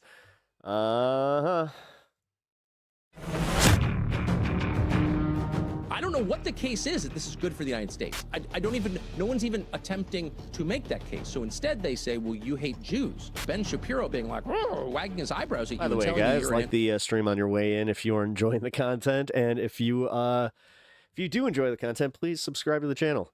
Also, if you guys are of the right-wing persuasion, I do welcome you here, by the way. Like, just, yeah, try to act like normal people, for fuck's sake. Anti-Semitic. It doesn't matter what he says. No, it's a big ask. If killing an 86-year-old religious leader didn't cause a spontaneous creation of a pro-Western government, which was apparently Ted Cruz's plan. If that didn't work, what would happen? Well, China would take over. And so anyone who didn't think that through is not qualified to lead anything. I almost want to run for president. Bro, we are kind of fucked with AI. Yeah, I know. Just to debate Ted I'm aware. Cruz. Well, why wouldn't I'm well aware, guys. Like, I've noticed it within my personal life where, like, I've caught in a few videos recently where I found out they were AI after I had, like, sent it to somebody and they were just like, yeah, dude, this was AI. And then I finally was just like, guys, we're cooked. Going to war is the greatest decision a leader can make. It's a decision which, by design, causes death at scale. It reduces the quality of life for your own people, at least for a while, and it inevitably unleashes chaos, both economic and political, which is inherently not within your control. That's why most leaders carefully construct a case for war based on the costs and the rewards. Amid the suffering, they see great benefit in the national interest. Could it expand our territory or our control? Does it eliminate a genuine threat, which makes our country safer? Will it make us more powerful in our own What's wrong with Jiang? We will go through it. geographic neighborhood? Is it popular with our people? Does it strengthen our Turns out that he's kind of a hack. national unity and pride? You do, and it's literally all I had to do was watch a video that eventually got to him explaining history and not theoretical futurism. For President Trump right now, the answer to all these questions is no. For Israeli Prime Minister Benjamin Netanyahu, who says he's dreamed of this for 40 years, don't have heroes. It could be yes on all counts. It's therefore perfectly reasonable to believe that Israel led the US into this war in Iran, not least because Marco Rubio said it, and Antony Blinken said Netanyahu tried the same strategy with the two previous presidents. But it doesn't answer the question of why President Trump went along with it and why now. The answer could simply be oil, as it's often been before. Prices are swinging wildly at the moment, but the president said this. Prices are coming down very substantially. Oil will be coming down. That's just a matter of war. That happens you can almost predict it. I would say it went up a little bit less than we thought. It's going to come down more than anybody understands. He's such a lying sack of shit. As it stands, Iran has only tightened its grip on the Strait of Hormuz. It's now exporting more of its own oil than before the war began, while making it more expensive for everybody else. And if the US always planned to take control, to conquer the strait and leave Israel to police it, why did nobody say that? Trump was crystal clear about the unashamedly selfish benefits of raiding Venezuela. He's made a similar case about Greenland, whether you agree with it or not. So why the muddled messaging now? It's impossible to disconnect it from the bigger picture about his final term, bird is the that? defense of MAGA's legacy and the battle for its future. The so-called MAGA war. Yeah, gas went up $1.50 in just 1 week, and it's less than we thought. Yeah, was red hot long before the Iran war began. Trump will be well aware that one side's extremely you can predict it if you start it. Skeptical about well Israel said. Because it's a direct threat to a very literal interpretation of America first. Fix this country before sending bombs to fix everybody else's. The other side would rather you didn't talk about Israel at all, as it's to express unconditional support. Israel, they believe, is a key overseas territory in a new American empire which rules the world with muscle. That battle of ideas is going nowhere fast, which is why presidential hopeful Ted Cruz said this. Okay, he is. I believe Tucker Carlson is the single most dangerous demagogue in this. The thing is, it's not working on his base. Because, again, you could tell today with some of like the political ads in a cancer ward where I can tell you right now, some of them are of a certain age, of a certain political persuasion, and they were mad about the gas prices. They were going like, whatever. Not buying the fucking bullshit that. And I'll tell you, I've made the decision that I'm going to take him on head directly. Well, Tucker Carlson rejoins me now on our censor. Tucker, how are you? I'm so interested to hear this. It's such Let's a go. serious topic, and then you play the Ted Cruz clip, and I laugh. Yep. We're all just he like, already took me on head-to-head last summer. I'm not running for is president. any of this stuff America first? So yeah, I I don't know mean, why he according would be to running for president against me. somebody wearing a fucking MAGA hat and a fucking America flag wife beater. But thank you. And Piers, as I have said publicly a number of times, you have been, even though we disagree on a lot of core issues, you have been a champion for free speech for years, especially as free speech, the allowable window of free speech shrinks, and you've been one of the world's great champions of it. So I'm not surprised that you're getting attacked for that, but good for you for what you're doing. Thank you. Well, we're going to come to some of those attacks a little later. Just in relation to Ted Cruz, I mean, I watched that interview that you did with him where he had no idea how many people live in Iran. And as you rightly pointed out, that ought to be probably a basic prerequisite of knowing about a country before you may wish to, for example, attack a country. And it may be that him now responding in the way that he is... Wasn't Piers Morgan pro-gun control just a few years ago? He still is. Is because you embarrassed him so much that day. But in relation to his claim that you are the single most... No, the right wing loves to glom on to Piers Morgan because he's like so fucking transphobic that like they forget about how anti-2A he is. Dangerous demagogue in America. How do you respond to that? Well, I'm honored that I beat Mamdani and AOC. There's nothing wrong with having pride in your flag, whatever. Entire Democratic Party. I mean, this is a conservative Republican. It's literally a bunch of colors and a fucking design on a piece of fabric, but senator from whatever. Texas. Nationalism. Woo. Telling you that I am the most dangerous. Well, why is that? Listen, as somebody who has been a fan of a hockey team that was a dynasty and a basketball team that was also a dynasty, I am not one of these die-hard idiots. I don't watch every fucking game the Blackhawks haven't since one of the championship seasons because the product is ass. And the thing is, at that point, I'm not going to just get behind, like, do this thing where it's like, you gotta stand behind your team even when they suck. You can't be a fair weather fan, a bandwagon jumper. It's like, no, dude, because that keeps you as a fucking, like, unthinking consumer. Do you understand that? All you're doing is just being a fucking brainless idiot that just jumps in and just, I'm going to go buy a Blackhawks season ticket package, even though the product sucks and I complain about it endlessly. But you know what? Go Hawks. You know, I have no allegiance to any foreign country. That's how I see it. It's literally just as dumb with America, where it's like, no, I can love it when it's great and I can love the great things about it. But I also am going to fucking admit when things are fucked. My own, the one in which I was born. Oh, shut up with the fucking... Yeah. Okay, why were they yelling that? Unlike Ted Cruz, who's from Canada. Why would I be the most dangerous? Also, he ran on No New Wars, so why'd he lie to you? Why do you accept people that just lie to you bold-faced? In fact, Why do you guys always do this thing where you pivot the second that he's just like, got it, you know what? Whatever. What was I talking about? I'm not a demagogue. I don't seek to divide people. It pains me to see people divided. It's against my religion, and it's bad for my country. He's mad at me, well, yeah, because his interview didn't go well, as he lied. You said. That's true, I think. But he's actually most mad at me because I'm criticizing our alliance with Israel, and I'm not doing that because I'm getting anything out of it. I'm certainly not. Or because I hate Israel. I don't and never have. But because I don't think it helps the United States. And I've been saying that for the last year to increasing irritation from agents of Israel like Ted Cruz. And now this war kind of proves the point. Unfortunately, I wish we hadn't come to this, but this is so destructive to American national interest that it's hard to believe destroying American national interest, weakening the United States wasn't part of the point. How could it not have been? No, that's literally, the thing is, Trump and his team are also like so stupid that they don't understand that China and Russia are winning right now. Russia's sanctions are over. They're making billions of dollars, which then turns into their war effort. Same with China. China is now gaining influence all across the world where we lost it. Now they're a trusted partner. And the last point I would... Now we're going to be sitting here bitching in the next 20 years where it's just like, how come we're falling behind? Make about relevant knowledge of a country you seek to overthrow? It is a new war. You fucking... Raquez, you really are proving to be one of the dumbest chatters I've had in a while. if you think this shit.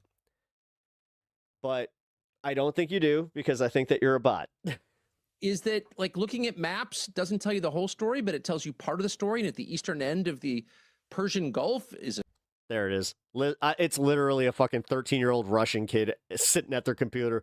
What do you mean? Russia is actually ally. Strait called Hormuz, through which 20% of the world's energy flows, and a huge percentage of its fertilizer and sulfur and petrochemicals and things that we need for civilization. Take it easy, man. Don't get pent up. Shut that I'll get pent up when I want to, Astoria. down. I appreciate you looking out, but fucking A, man.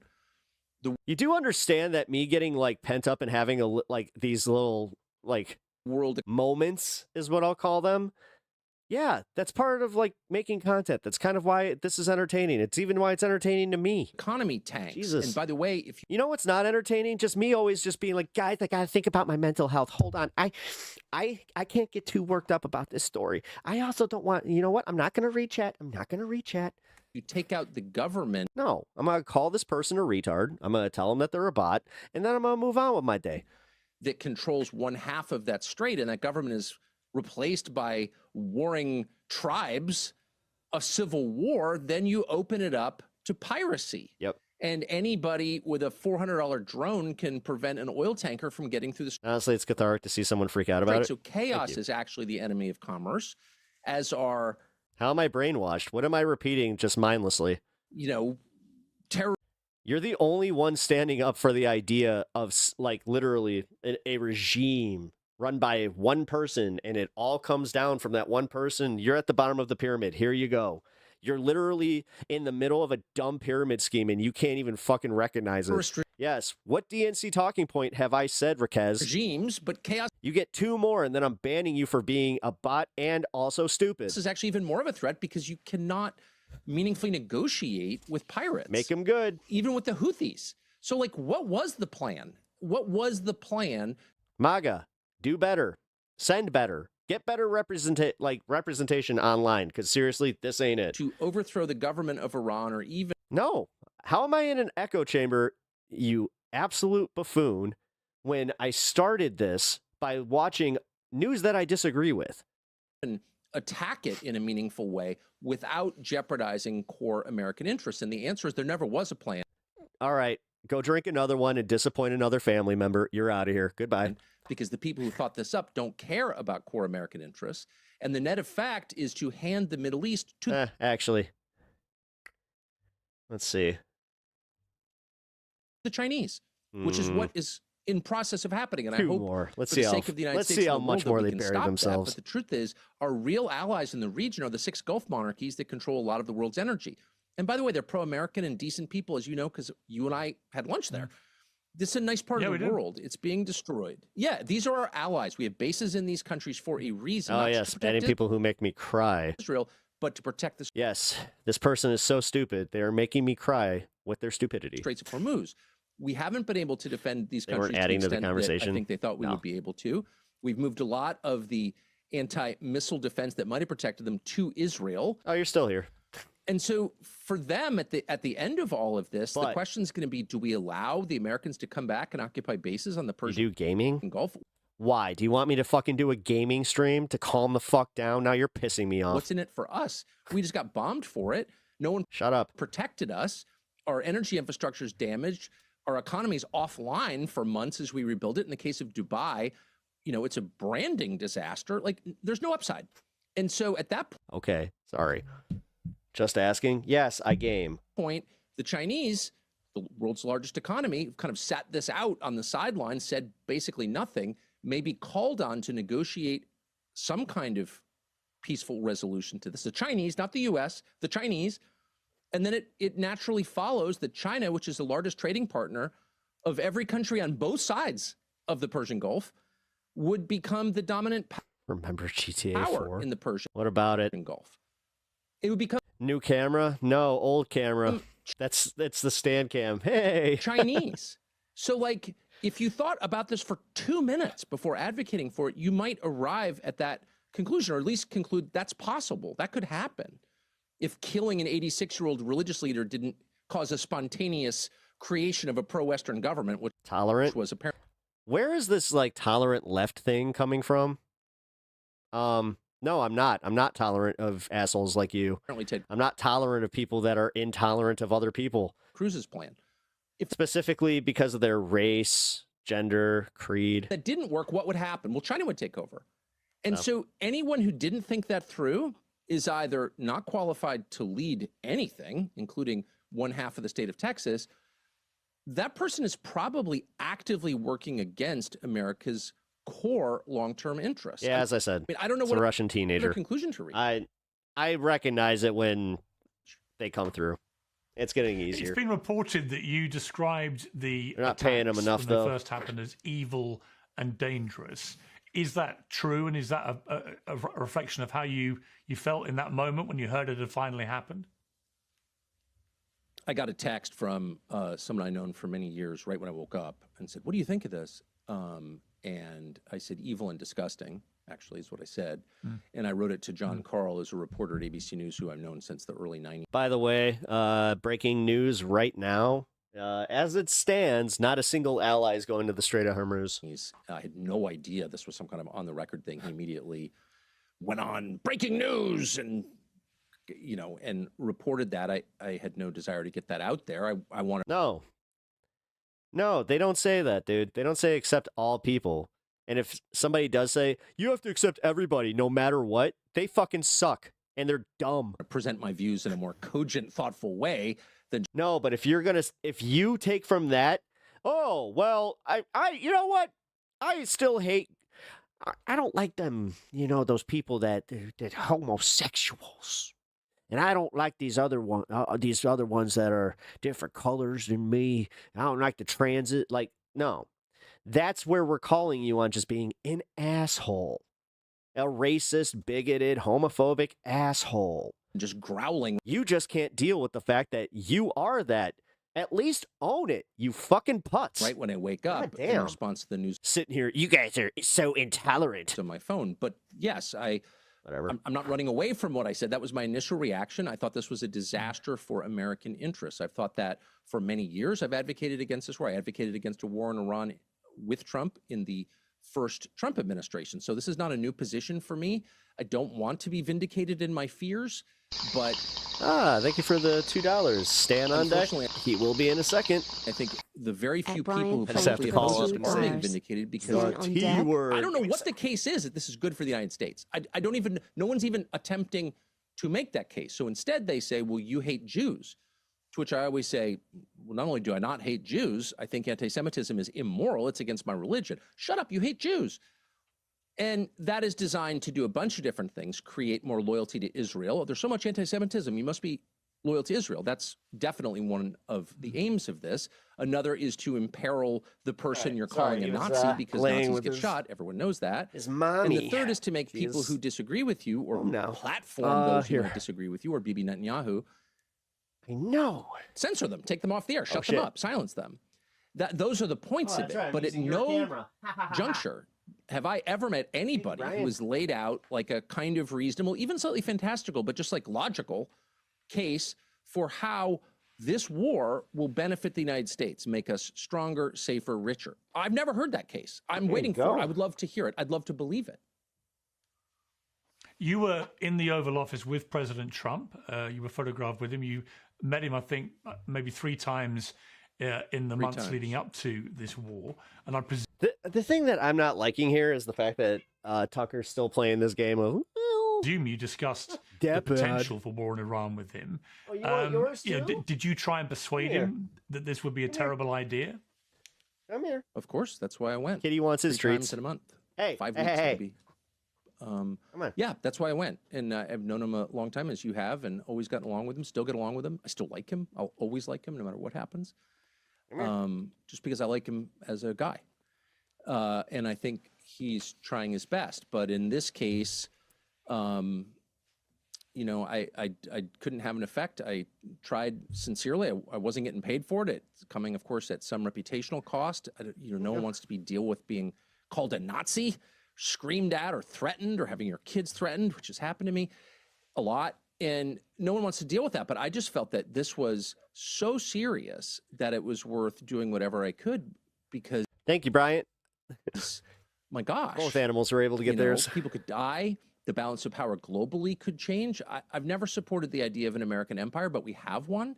And it's in retreat, but there's a way to manage that that's not damaging or profoundly damaging to the United States, the country that I actually live in, that I was born in. And this is not the way. Wars accelerate trends in progress. They bring massive and unexpected change. Every war does this. It's the nature of war. The second people start dying, all kinds of things you never anticipated will happen. And you can't control them. You lose control of the process. I've covered wars.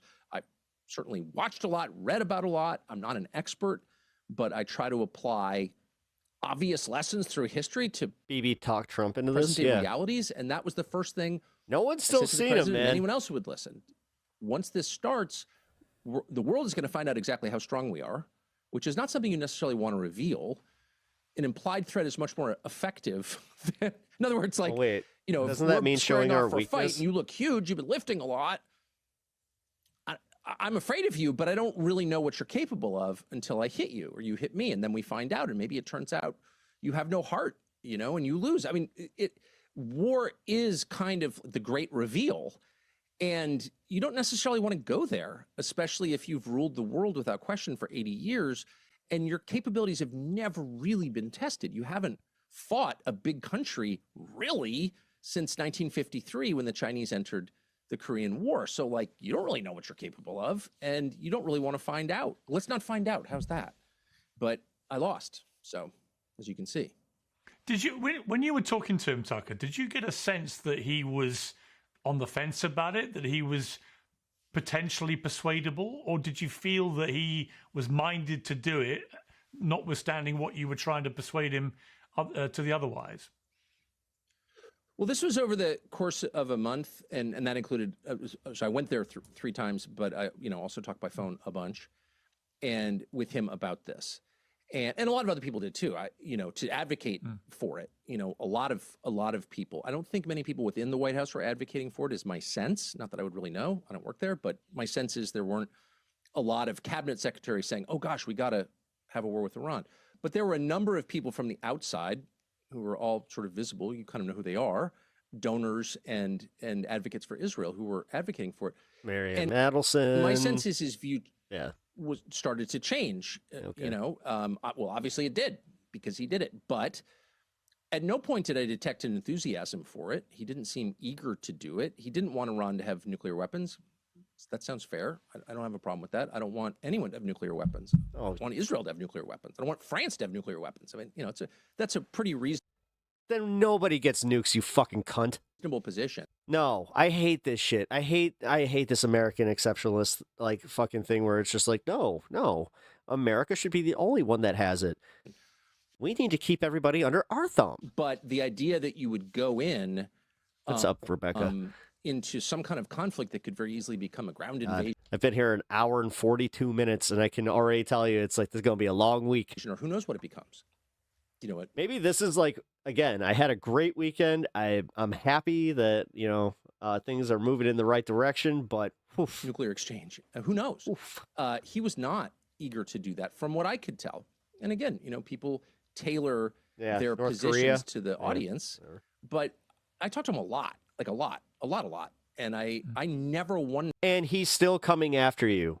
Do you understand? Like, what is it about, like, these guys that never get the fucking, oh, you fucking beta, time. Got the feeling. Like, seriously, he's the biggest beta ever. I talk to him a lot. Did you know that I talk to him, like, on the phone a lot? And then I've taken, you know, many different trips, at least 3 times. He can't wait to do it. But I also felt, turned out to be correct, that there was an enormous amount of... Dude, you're literally, what he's doing is he's trying to be like, I don't think that Donald Trump actually was the one who wanted to go to war.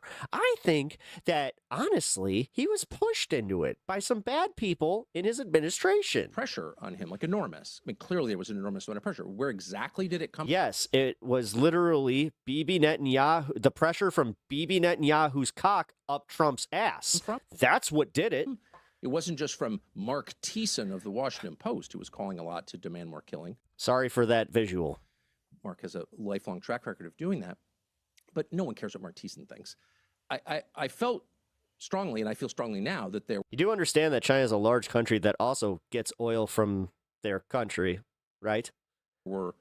there were forces that were forcing him. If you think that we're seriously kneecapping the Eastern Hemisphere there, bro, in this direction. Did you not read up on how now Russia doesn't have sanctions against it anymore, and now billions of dollars are going into the Russian war machine? In fact, the Secretary of State, as you said, oh yeah, that's right. Diesel is still over fucking $4.99. in your intro, admitted as much out loud and said, Netanyahu said, we're going to go first, and you can either, watch your assets get destroyed and your people get killed in the Middle East, or you can join us. The question, though, is why at that point... I thought that was really... Yeah, that was really, I think, a fascinating moment when Marco Rubio said that, because it prompted Antony Blinken, the former Secretary of State, who'd obviously done his job, to then reveal that Netanyahu had tried to pressurize both Biden and Obama into doing the same thing, using Rebecca. the same Congrats. pretext That's awesome. of Hell we're yeah. going to go and do this anyway. Are you with us or not?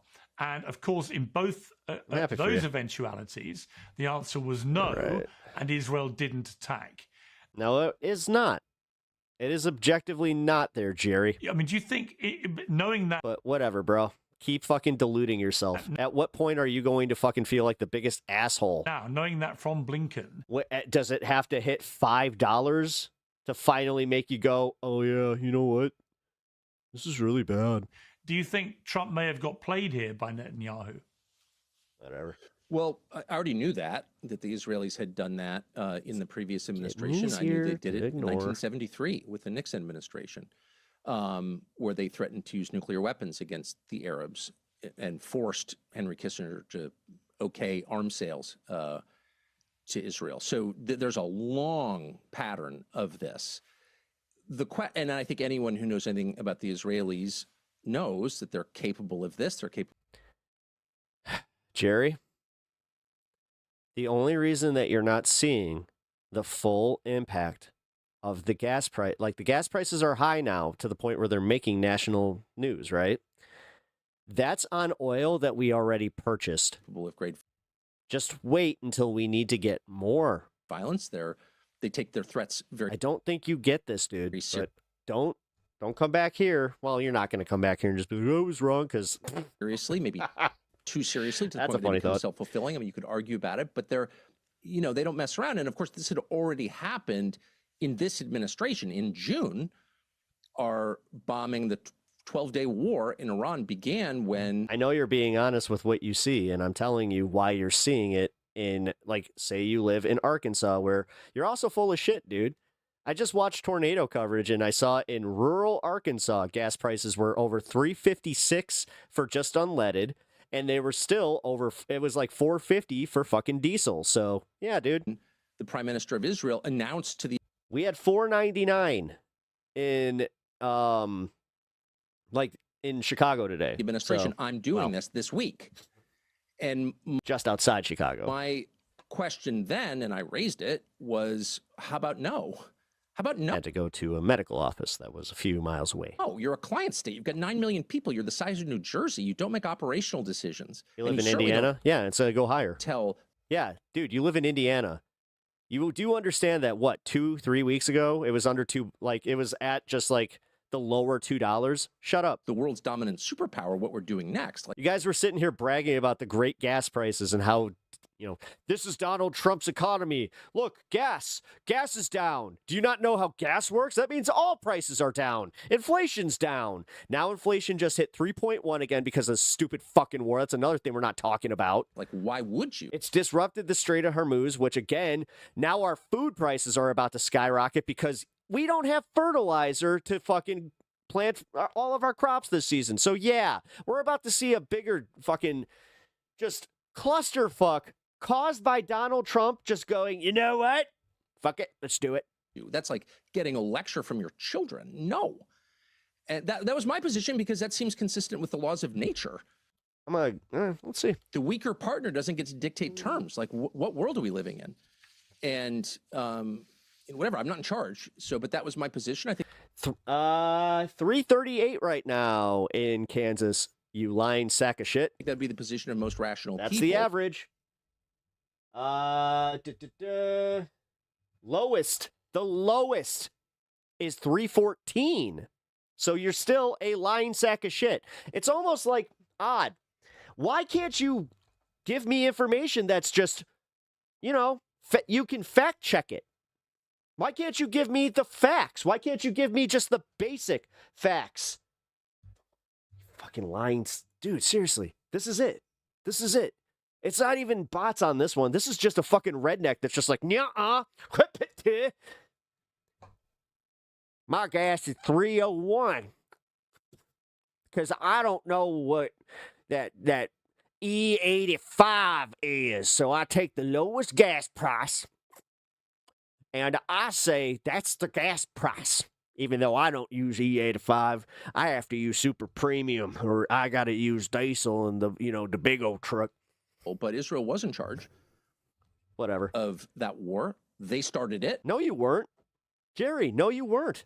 Even the highest gas prices at the fucking highest point under Biden never hit $5 in your area, you lying cunt. And they were in charge of this war. They started. I'm a little swear heavy today. So this is a difficult thing for the people who advocated for the war to deal with, because their whole purpose is not to help the United States. It's to, and not even to help Israel. It's to help the prime minister of Israel, Benjamin Netanyahu. If you're loyal to Israel, if you love the state of Israel, what do you think about what's happening in Tel Aviv and Haifa right now? They just had, apparently, an Iranian rocket land right next to the Church of the Nativity. Luckily, it didn't do much damage. But this isn't helping Israel. There's no real end game for Israel. $3.50 to $4 range. We're right at the fucking same. That's going to result in it. Oh, but are you looking at the California one? Because you're not in California. It's long-term stability and peace? Of course not. This is a disaster for Israel, actually. Not that I really care, because I'm not Israeli, but I don't want to see any country harmed. And these people are in a very tough spot, because now I only want comments that go with my narrative. No, I just want honest commenters that don't want to fucking left the rhetoric, or that actually want to engage in good faith. You're not doing that, because you started off by lying. Stage, and we're in the kinetic action stage, cool, dude. where the rest of us can Keep just it up, assess man. outcomes. Yeah, you can sit here complaining about my bias or any of that, but your bias is showing.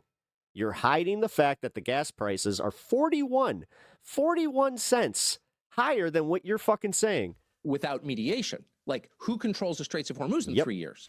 Is there an American You heard Unishome, yes. military base in Bahrain? What happened to the Fifth Fleet? It used to be there. Where is it now? Who's awesome. controlling the energy flows out of the Middle East? That's also where Stan is. If you guys don't see Stan, he's bouncing back and forth between us. These are measurable phenomenon. They're not susceptible to Ben Shapiro being like, wagging his eyebrows at you and telling you you're an anti-Semite. It doesn't matter what he says. And so it puts them in a very tough spot. How do they respond? Well, we know from the Iraq War, not a single person is ever going to admit he was. Jerry, where are you getting those prices? Let us fact check. I mean, I already did, just based on the ones that wrong. So ever. One of the most liberating things I've ever done in my life was admit that I was wrong about the Iraq War, and I was ashamed of it. I remain ashamed of it. But once you say I was wrong and I'm sorry, this tremendous weight lifts off your shoulders, and you don't have to lie anymore. And that is what liberation actually is. None of these people will do that. None. They feel no compunction, and they won't. So instead, what they're doing is they're just going bonkers on the attack, because, and this is a precept that Israel lives by, the best he didn't quite hit $5. He hit $4.80. Defense is a strong offense. So rather than like debating you on the terms or admitting that they were wrong in their So if it does go up to $5, then what? Forecasts, and there was no popular uprising in Iran, and we've lost control of the world's energy, they're going to say, Piers Morgan, you're a Nazi. Megyn Kelly, you're a Nazi. And you're just like, what? That is a kind of insulation that they're constructing around themselves to prevent look how he's ignoring us. soul searching about how did I get it so wrong, and all these people died because I was wrong. They don't want to deal with that, but it also allows them just like keep going on to the next war of conquest or the next satanic disaster that they'll back, which they will. Happy for you, Pep. I'll bet that Stan won't leave her side. Nope. Have you spoken to President Trump since the war began? He has been locked in since she got home. Just through proxies. like, oh God. What a profoundly weird person. Called me names or said I. How in the fuck, like, does he have an audience of right wingers that just don't like cringe every time he laughs? Was too dumb to understand MAGA or something. I it wasn't, from my perspective, a real attack. I can't. I admit my weaknesses up front. Okay, I like pizza, which is wrong. I like Donald Trump, which is increasingly hard to defend, but I do, and I. Right there. Don't anticipate any kind of personal tiff with Trump. I think he was in an impossible spot. I think it's very obvious Still now won't that the say US where. president under our current system, Sounds like he's full of shit. which I pray changes soon, doesn't have the latitude that people thought he had. Like, presidents can't just make whatever decision they want in the interest of. No, as I said, I wouldn't even be having this argument if I wasn't watching that storm chasing stream. And I saw in Arkansas where I was just like, holy fuck, dude. The gas prices are over $3.40 down there too? Crazy. Country, if there are other forces hemming them in, we don't have sovereignty in a real way. Clearly we don't. If we're following a country of 9 million people into a war that could displace us as the dominant superpower, we don't have sovereignty. I mean, by definition. And I think every president has felt that since John F. Kennedy was murdered. And clearly they all have. And they've acted within it, with wisdom or not, but they're still acting within boundaries that they didn't set, that no American did. You know what's funny? 2021 was the average gas price in 2021 was $3.01. Who was the president then? And it's just time to change that system, not because you hate Israel or you're anti-Semitic. I mean, I'm not anti-Semitic. I don't hate Israel at all. I'm never going to. But that's not the way a sovereign country behaves or should have to behave. And Americans have earned the right to live under a government that makes decisions on their behalf for their benefit. I mean, it's Dude, I'm literally looking at the fucking gas price check.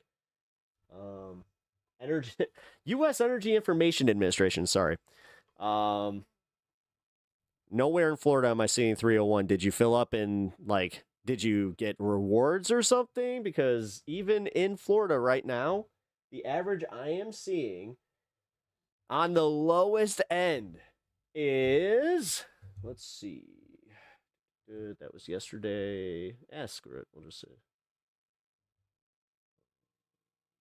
I'm going to take the lowest one from a week ago just to kind of help you out here because it says 320, but okay, man. Here.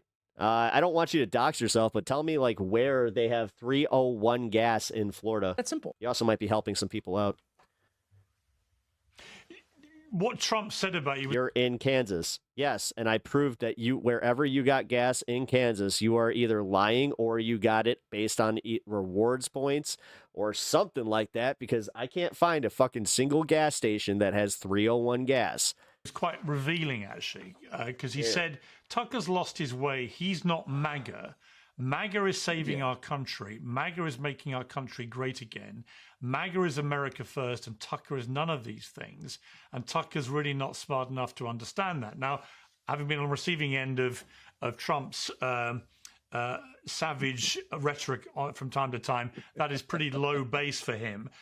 But it was an interesting point about what wait, was it Johnson County? That's the only one that I found that has $3 gas. Constitutes MAGA because, of course, there are many people with pretty short to midterm memories who can remember Trump. Everyone else has fucking so way more expensive. We're talking again, $3.49 is the fucking average to his MAGA base before the last election on saying, look, we're going to be America first. We're not going to go marching into Middle Eastern countries anymore. We're not going to wage foreign wars. We're not going to interfere in other countries. Oh, that's interesting.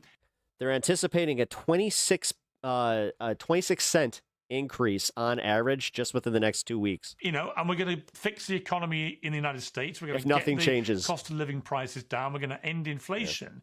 Yeah. And it seems to me that it might be that President Trump has either forgotten what he said or wants to try and reframe what MAGA really means. Because if you're a MAGA voter, my cat's in the dog bed, by the way. You must be slightly mystified. You may not want to admit it publicly because you think it betrays Trump, but you must be mystified that within a year of winning back the White House, The guy that campaigned on not going into the Middle East again, not waging foreign wars, focusing on America first and the US economy, has now launched the biggest war in the Middle East in my lifetime that America has waged. And that has inevitably sparked the biggest economic meltdown we've seen as a consequence of a war. Wait, I didn't ask the obvious question here. Brian, what were you paying just 2 weeks ago? Because, as you said, about the Strait of Hormuz and the damage that is inflicted. You can... Maybe there is a hint of jealousy because, yes, I'm not paying anywhere near that. And the simultaneous I'm paying on average about, $359. On the Gulf states. A little higher here. The fallout from that. So it seems to me that he may want to come after you for not really understanding MAGA, but I'm not sure that many in the MAGA movement, if they're really honest, can be comfortable with what is happening here.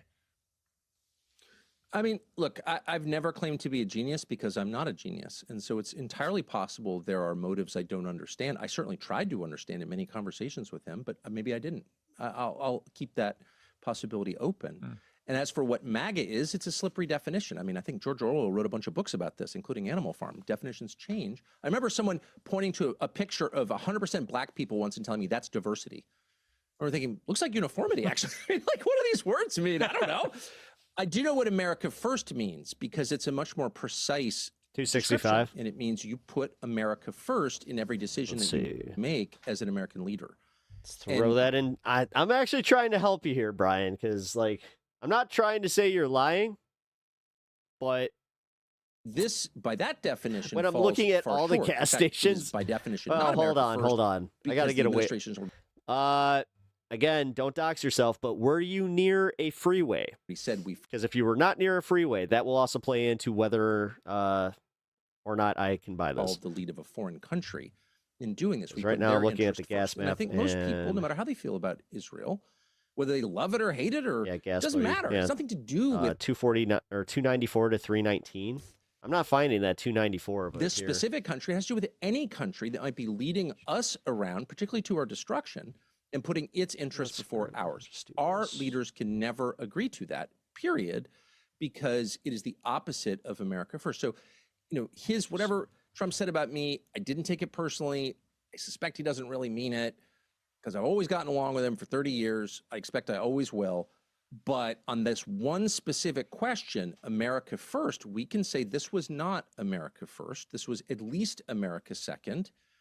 I do think it's obvious that Israel understood, because they're not stupid, that the effect of this war would be to get the United States out. 60.26% increase in our fuel prices, and that does not look like it's going anywhere for a little bit. Out of the Middle East, and unfortunately, I think that will be there. The effect. We go. And they want that because why would you want a dominant power in your region telling you what to do and hemming you in, as the U.S. has to Israel? No, you can't do this. No, you can't do that.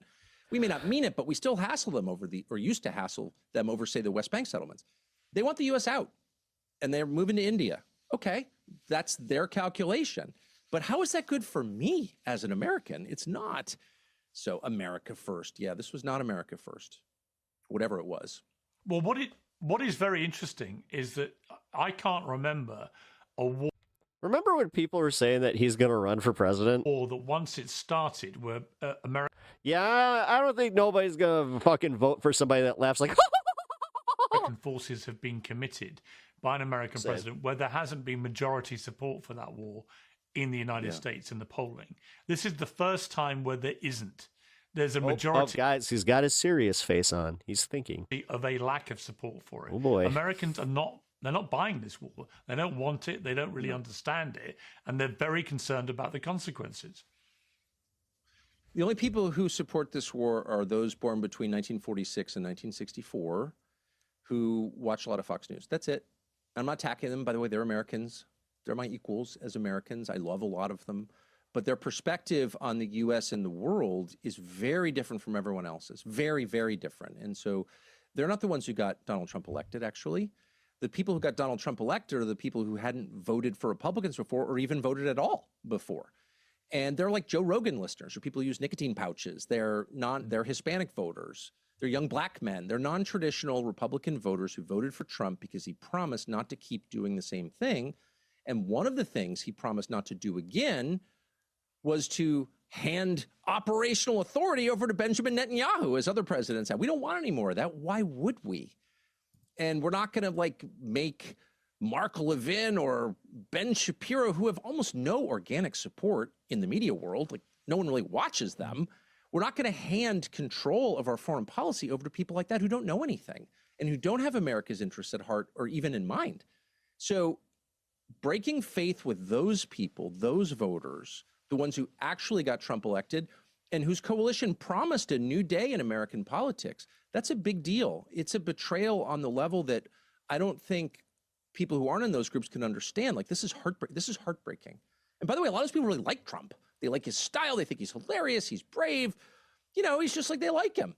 And to see... Yeah, and maybe if you're idolizing people like that, then that should kind of give you pause. This is, oh, it's so wounding. Like, you ever done that? You ever, like, have that moment where you realize that you liked somebody or, like, you looked up to somebody that you were just like, oh, fuck. It just, it hurts. I've got a bunch who work for me. I'm related to some. They're all Trump voters. And I talked to them in the last 24 hours. Boy, they're upset. They're not just mad. Why like, they're upset? I hate Israel. That's not the impulse. They're definitely starting to hate Israel. Why wouldn't they? Our relationship with Israel is hurting us gravely. It's getting Americans killed. So they're mad, but it's more than mad. I can't believe he did this to us. I feel just so depressed about it. How politically damaging could it be? We've got the midterms coming up in November. There were already a lot of reports that it was likely the Republicans would lose control of the House. Now I'm reading more reports that it may be that they even lose the Senate, which would render Trump, notwithstanding all his kind of mystical powers to avoid the normal norms of politics in America, if you don't have control of the House and the Senate, you are a lame duck president, period, end. There's pretty much nothing more you can do. That's true now. I mean, I think the conversation has moved on from the president. It's not an attack on him. He still, of course, is commander-in-chief. He threatened some kind of mass destruction of Iran yesterday. It sounded like a nuclear strike to me. So, like, he has the capacity, to make decisions. Go ahead. He's the president, elected president. Seriously, go ahead. However, because at that point, that would make an enemy of the entire Middle East. Not like, if he thinks that that's going to push the allies to go and attack Iran when we just made a nuclear winter over all of the Middle East. Political matter. Whatever, man. That era is over. You understand if this is what really drives me fucking nuts about this. And forget if it was Biden. If any Democrat was in charge right now and they were doing just a quarter of this would be mass chaos from the Republicans. They would be threatening, if you thought January 6th was fucking big, like, trust me, they'd be threatening way more. Like, trust me, man. This would get them to mobilize, but because it's their guy, they are fucking 1,000% with it. For the reasons I just described. I didn't want that to be true, but the coalition is permanently... We all knew that pedo protectors would vote for Trumpy. I mean, it really does seem like the more people that keep getting caught up in these scandals, He was not elected because one common thread. Ben Shapiro did not get Donald Trump elected. A lot of the people Trump is now attacking got Donald Trump elected. Marjorie Taylor Greene, etc. So that coalition is done. The Republican Party, as currently constituted, will not continue because it doesn't represent its voters. It doesn't even try to represent its voters. In fact, it shows open hostility to its voters. So nothing when like Obama ran out of bombs. Yeah, that can continue for very long because it doesn't make any sense. It's a bicycle with square wheels. It's ludicrous. So the question is, what comes next? And I do think you remember that whole thing about faux, how you want to call out faux outrage. The question can be then applied to you. Where were you? Where were you? Why weren't you? You hated Obama for a different reason. Don't try to pretend like it was because he was bombing Libya. Possible to recreate some version of the 2020 Trump coalition or the 2024 Trump coalition on the basis of his core promise, which is just put the country first. And you're going to make mistakes and we're not exactly sure how to fix certain things, but let's all try. Meanwhile, Donald Trump just fucking put a moratorium on going after migrant workers because he saw that it was hurting the economy. But whatever, Brian. And by the way, let's be united as we do it. The ugliest thing to come out of the Mark Levin-controlled Republican Party, which I find repulsive, and I just want to say I'll do everything I can to stop that party from 3.7 million to shoot down a 20K drone. Becoming, yeah, economics. Any more powerful than it is try to stoke religious conflict in the United States, attacking people for being like a different religion. We hate the Muslims, really. How is that different from we hate the Jews? Well, it's not in any sense different at all. And I would say, just thinking long-term about the United States, the greatest threat is not even the loss of the U.S. dollar as the reserve currency globally. The greatest threat is tribalism, where the country fractures into warring tribes. And people like Levin are doing their best to create that. And it's totally immoral and dangerous. It will result in violence. Their endless harping on this anti-Semitism question is part of that. Anti-Semitism is immoral. It's every bit as immoral as anti-white bias, which is encoded in the federal government, by the way, and every elite institution in the United States discriminates against whites. That is every bit as immoral as anti-Semitism. That's every bit as immoral as hating anybody else on the basis of their bloodline, because it's a universal principle. It applies to every human. Orange man bad? Yes, because every critique of the orange man just means orange man bad. There's no substance to any of it. It's a human right to be treated as an individual. Dude, seriously, get his little dick out of your mouth just for a second so you can get some air and, think for a second. And not be held responsible for the sins of your parents. That is a human right in the West. We know. People like Levin and Shapiro don't recognize that because they are not Western in their orientation. They think that rights only apply to the groups they favor. And that idea, that evil idea, which was the basis of Nazism, by the way, that is the thing that will destroy the United States. And the next leadership of this country, whoever it is, has to articulate we're all American citizens. We must be treated equally under the law. Yes, my feelings are so hurt by the fact that you have an idol. Law. Okay. Bias I don't care, dude. against one group is no better or worse than bias against another group. You're the only one clowning yourself by trusting the one guy that's an obvious fucking grifter that doesn't care about you. That's going to dude, he's already broken every promise that you guys seem to care about at once upon a time. What happened to the No New Wars? Like, you guys loved peace, and then you guys touted peace, and you touted low prices. Dude, inflation just hit 3.1% again yesterday. So tell me again how this guy is helping us. Period. Anti-Semitism. Where were you when the ADL was openly promoting anti-white hate? So now, again, we're about to. If you thought food was pretty pricey before all this, oh shit, the ADL, dude, the summer's on its way. Is an authority on Have bias fun. crimes? I don't need to get my feelings in this. Gas is up 60% from just a few weeks ago. He's doing a bang-up job there, my guy. Starting a war that everybody in the fucking international community was just like, that doesn't need to happen. That's crazy. There's a lot of people in America that were just like, that doesn't need to happen. That's crazy. Bias crimes. And now we're experiencing exactly the reasons that we would not do that. They are currently a regime change. Why the fuck do you care? Why the fuck do you care about who's in charge of what country? Honest to God, except for ours. Betting bias crimes. You can't apply this logic where it's just like, okay, so by your metrics, we should be able to call in another country to come and take out our leader. Is that how that works? And every single one of these groups has an absolute moral and obligation then the rest of the world should just listen to us? The people said they want it. Anti-white. Or would you just say the radical left wants it? And then you kind of get where this is a dangerous thought process, or do you just stop short of that? Hate, which is the only kind encoded in U.S. law right now, as every bit the threat of anti-Semitic hate. How are they different? They're not. And no one will say that until someone does say that. You will not reunite this country. And if this continues, the country will fracture. As we're talking, with glorious coincidence, Ben Shapiro has been releasing... A very intelligent man once said we shouldn't go to war with Iran. That was Trump like 2 years ago. ...various clips on his social media platforms. One of them goes after me and Megyn Kelly. Me because he blew his gasket about Dave Smith appearing on my show. launched into my show, said it was just Jerry Springer. As I like Jerry Springer, I knew him very well. I worked with him on America's Got Talent. He's actually a very smart guy. Used to be a news anchor, mayor of Cincinnati. Really interesting guy, much smarter than Ben Shapiro.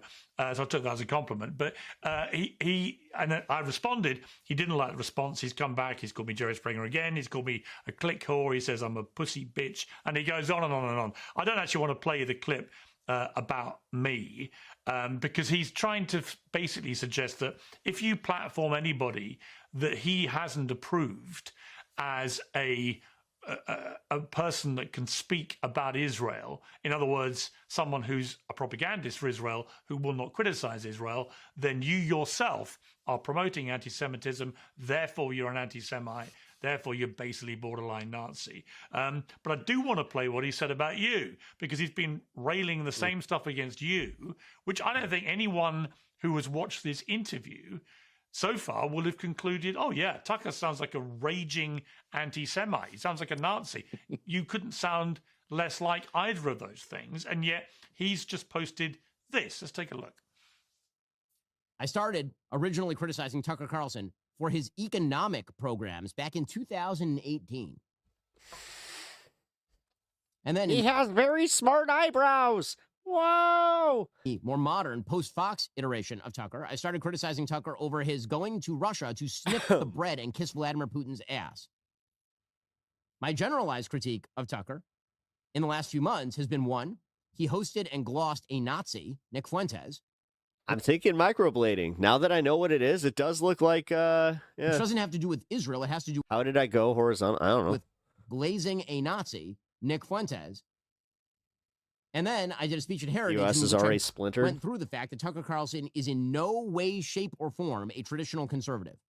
That he's a conspiratorial near-anarchist at this point. Online it is. Seeking to tear down the fundamental ideas and institutions of the United States. Go watch the Heritage speech. I believe Israel is mentioned once in a 35... No, honestly. And I know this sucks to, like, kind of accept, but we're going... This country can be brought together by something as innocuous as literally egg prices, fucking the price of goods. It just has to hit everybody and actually hurt us. Like right now, this is the biggest thing that most people don't want to admit, that under Biden and under Trump, it's like, okay, like we're still, it's the same shit. That's what I was trying to get to. It's the same shit. Minutes. We're fighting the same battles.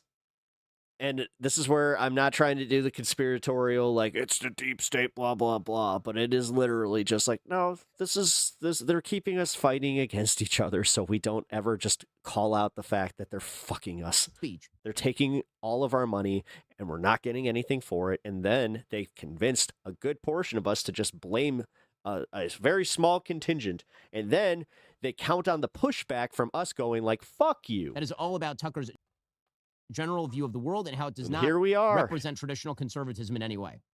I think that Tucker Carlson has fostered anti-Semitism by having on some of the worst anti-Semites in America over and over and over, and then essentially laundering their views. So it's the same attack line, essentially, about the anti-Semitism, which is if you or I or Megyn Kelly, whoever it may be, dares to platform anybody who is critical of Israel. Let's be clear. I mean, in my case, I've always made it crystal clear, as you have in his interview, I have absolutely no problem with Israel, the state of Israel. I'm not saying that nobody's supporting Trump, numbnuts. Israelis. I'm just saying that the people that are misguided in why they are. A lot of people are starting to kind of question whether or not Trump actually had their best interests at heart, because we're now in the second year of his presidency. Gas is up again. Just to focus on the gas for a little bit. The economy still sucks. Housing still sucks. People's medicine went up. He's not doing anything that's making anybody's lives objectively better. With Jewish people? I don't care if, dude, the thing is, we can play, would Harris be worse? I don't know. I honestly don't know. She may have taken us to war with Iran, but the thing is, then we could have been equally we could have been mad at her because the left would have actually been mad at their own on that one, and then you would have joined us because that's how that works. Many Jewish friends. It's nothing to do with that. I reserve the right as a journalist to criticize 3% interest rate cut. Yeah, and it's going up. Any government. Also, try to borrow a house right now because we're in wartime. It's still the same bullshit. And I particularly reserve the right to criticize the Israeli government, given what it's been doing. Also, try harder, man. Like, if you're going to get a bot account, like, I don't know, maybe buy a name. Holy shit. In the last few years, as any decent journalist should, not least because in Gaza, for example, the Israeli government continues to ban international journalists from operating there or even going Angel Corky, thank you for the sub. on into Gaza to verify what they've been up to. That alone should be a warning sign to everybody that the Israeli government has probably been doing things in Gaza it doesn't want people to know. But I took the same view. You know, I oppose the Iraq War. We've talked about this before. But I led the media campaign in the UK against borrow a house. Yeah. The Iraq War, even though my own brother ended up fighting in it. But I opposed it, and I think was vindicated by what happened afterwards. I ate the cannoli. What up?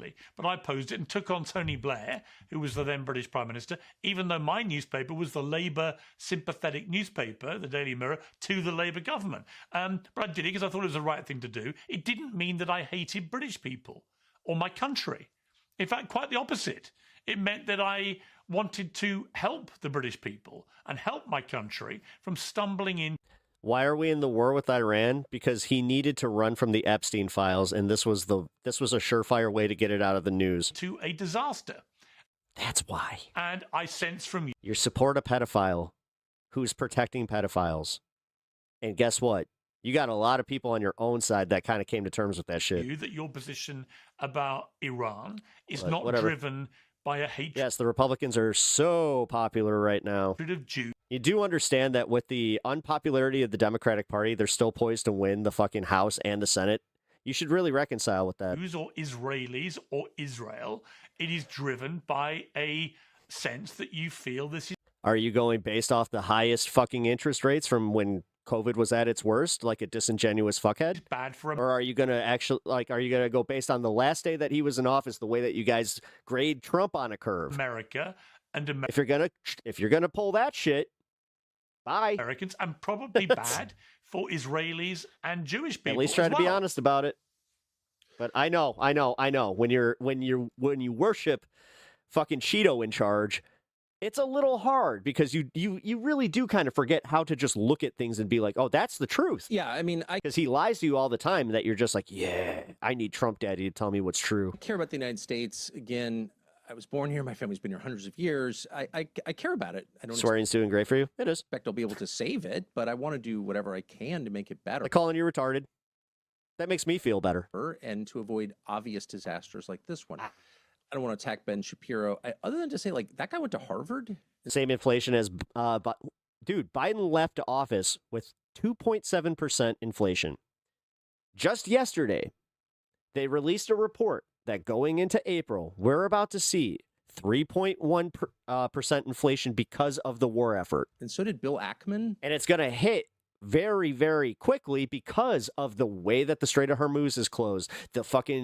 And again, you're not going to feel this for another few weeks. It's the same thing with the gas prices. If you think they're bad now, trust me, they're going to be fucked in a few weeks. Like at some point you need to reassess. No, I'm serious though. We are about to see. Yes, we are about to see, because I understand how a lot of this stuff works because I've already fucking lived through it, through Bush. These are two of the most famous, richest people in our world. They both went to Harvard. I know them both. Not geniuses, like not even close to geniuses. And so like our system itself is not producing wise people or even very knowledgeable people. Like you are still clueless. I know. You guys are piss poor with grammar. Ben Shapiro, because you're an AI bot, likely, but it's your. I had no idea there was a strait at the end of the Persian Gulf and why it was important. You need a system that produces superior people. The British Empire did a pretty good job of this. The United States before the Second World War did a pretty good job of this. We need to reassess our system. That's the first thing I would say. Second, I'm like 30. Oh, you're right. Oh, right. Guys, this person was so nice. This is absurd.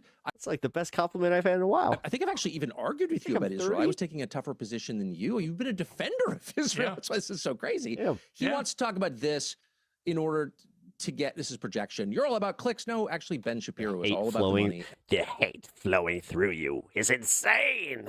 And about the click. You should be like a fan of me then if you are all about the hate flowing through. I mean, come on. But let's be honest. We know that you supported the Empire unironically when watching Star Wars. Here's the part that I think that we should be concerned about. It is now a crime in a lot of the West to criticize Israel. People were arrested yesterday in Australia for criticizing Israel outside, publicly, not attacking Jews, not attacking physically anybody, saying, I'm against the state of Israel. They're arrested for it. They're in jail tonight. Yep. That's also true in the UK, as you know. It's true in Canada. It's true throughout Europe. And Ben Shapiro and people in the administration would like to make that the law here. This is the last holdout of free speech on planet Earth, the United States. It's encoded in our Constitution. Also, I would say in the American DNA. We have a right to say whatever we believe. All he had to do is release the unredacted files the first time and not play this fucking game and then send all of his idiots to go and fucking lie under oath, by the way. Like, I still can't get over the fact that Kash Patel, Pam Bondi, all these sycophantic assholes went into Congress and lied under oath. Believe is true, period. And that very much includes criticism of a foreign country. Whatever, man. You'll never hear me saying from the river to the sea, because I'm not exactly sure what that means. However, if I want to say from the river to the sea, I certainly will. And I'll do that until I die, because that's my birthright. That's a right given to me by God, not the U.S. government. And Ben Shapiro and a lot of these people are saying it out loud. We need to penalize anti-Semites with the law. What does that even mean? You can never, in the United States... TERV. He can't. They are all about him. He's pedo president. Prosecute or even persecute someone for his beliefs. For your beliefs. Welcome to the show there, buddy. Appreciate having you here. Also, if you guys are enjoying the show, hit the like button and sub to the channel. Otherwise, right of conscience in this country. Bot's gonna the bot. UK used to have it. Australia used to have it. New Zealand used to have it. Now they're going to jail for saying things that Ben Shapiro doesn't like. So we should be wary of this because it's all preparatory to legislative and regulatory changes that will ban free speech in the United States. They're saying it out loud. That's happening. I also think that the really insidious part of it, and there were many insidious parts of it, one is to silence people and to threaten them and to get them cancelled and so on, which is very hypocritical coming from someone like Ben Shapiro, who pretends to be the great king of free speech. But also... Literally hating people based on who they voted for. Yikes, talk about immature. Sorry, I don't hate you. Wait. What? Care about your feelings. Wait. The 9,000 point market point drop.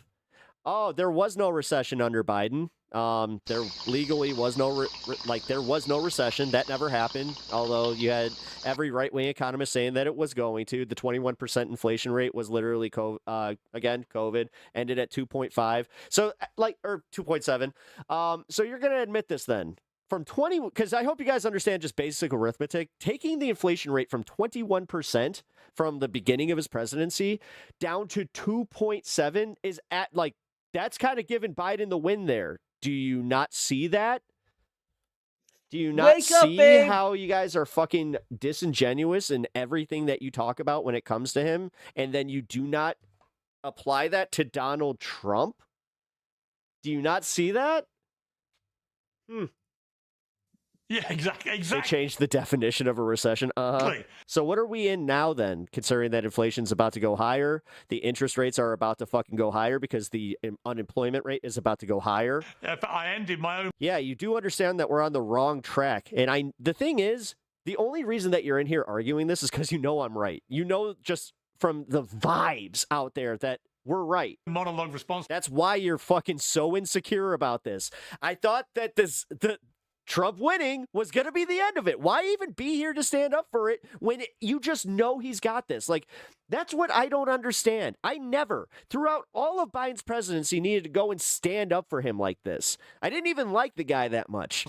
By saying those exact words. But I never would just oh, yeah, you're so fucking great. Bidenomics, blah, blah, blah, blah, blah. Triggered his little pussy bitch outburst today, as he's called them. But I think the other thing that I find insidious, Tucker, is that there are genuine anti-Semitic people. There are people that hate Jews because they're Jewish. There are people that wish harm to Jews. There are people who still have high oil prices are food for us. DJT last week. Nazi sympathies who good.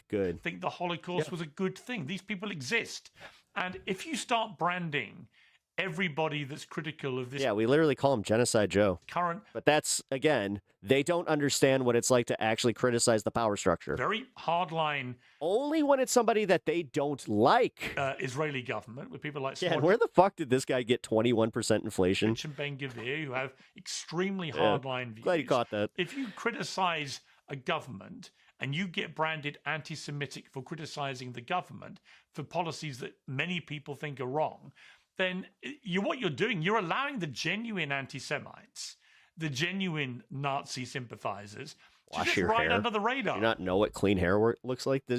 All right, for anybody that's like hair obsessed with me, I've never understood people that are hatefully gay. Like, so obviously you like my hair. Obviously you think I'm cute. Obviously you have an opinion because, I mean, you're doing the thing that a lot of dudes do to girls where it's like you're trying to be mean to me, but it's like, oh, you're flirting with me. Cool. Because, if you go on social media now, everyone's an anti-Semite according to Ben Shapiro. Adorable. And these guys.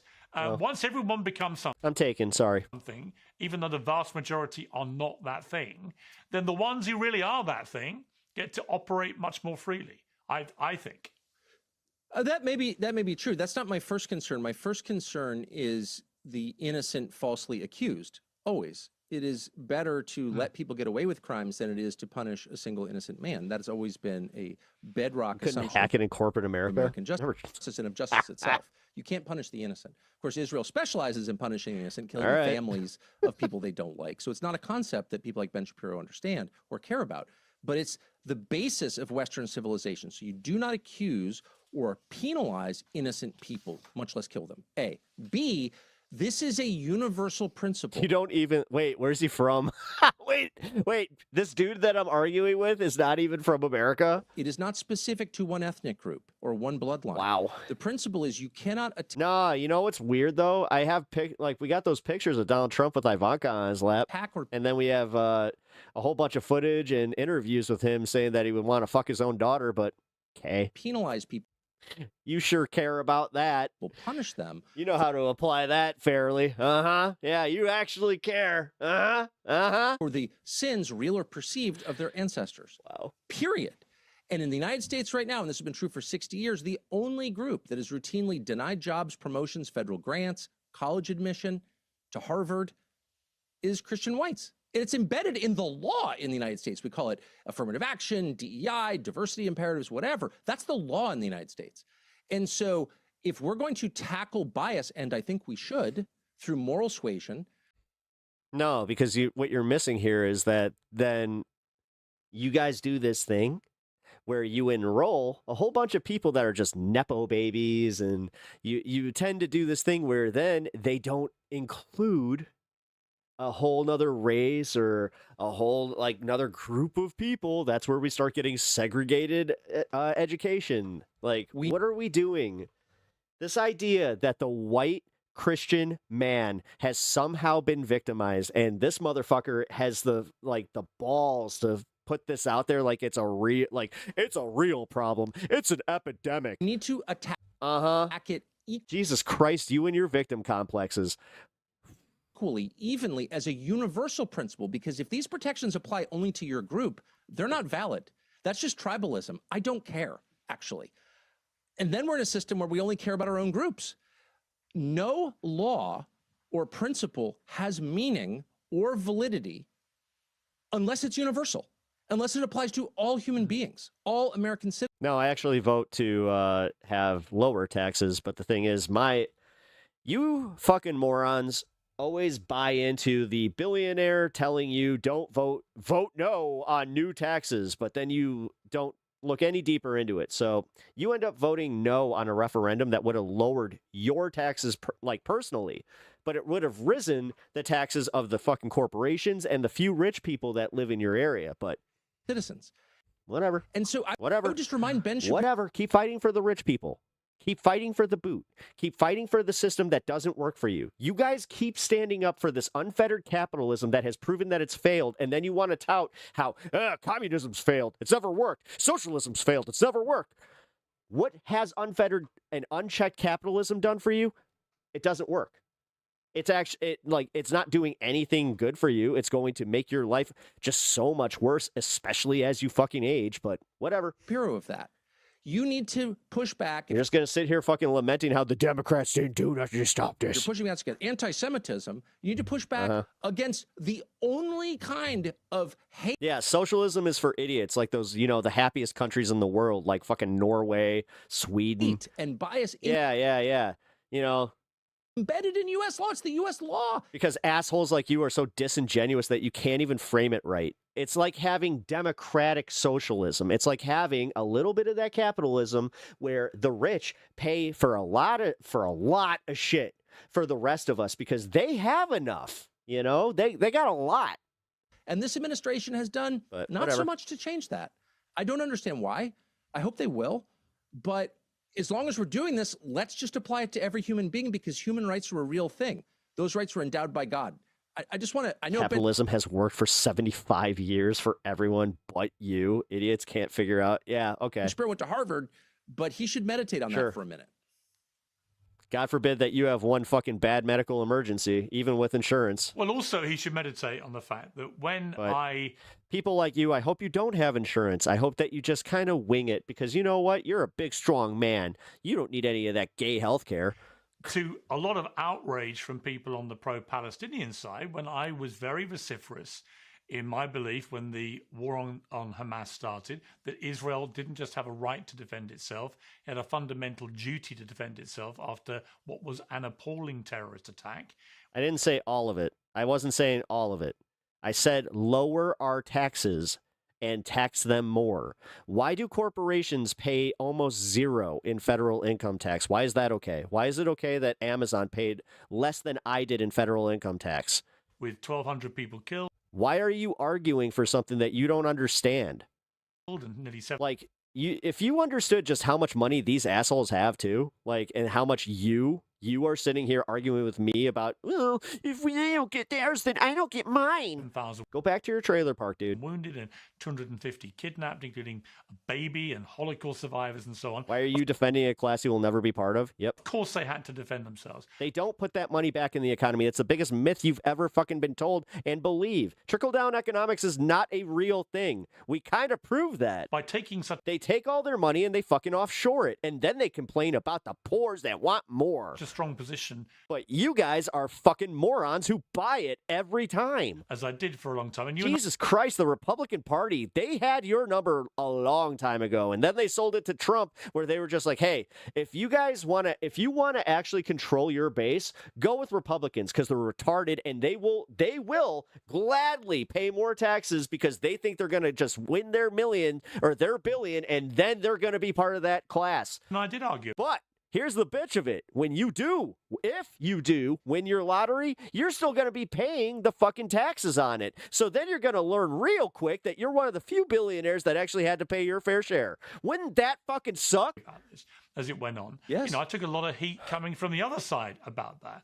And, I made the point to Shapiro this week. I've taken heat from both. Mouses, that honestly, that doesn't matter because even if it did, that's not a good aggregate of everybody else. And I'm fine with that. I actually think journalists should take Some people have better pay right now. Some people are making more money because again, their businesses are cutting the right costs.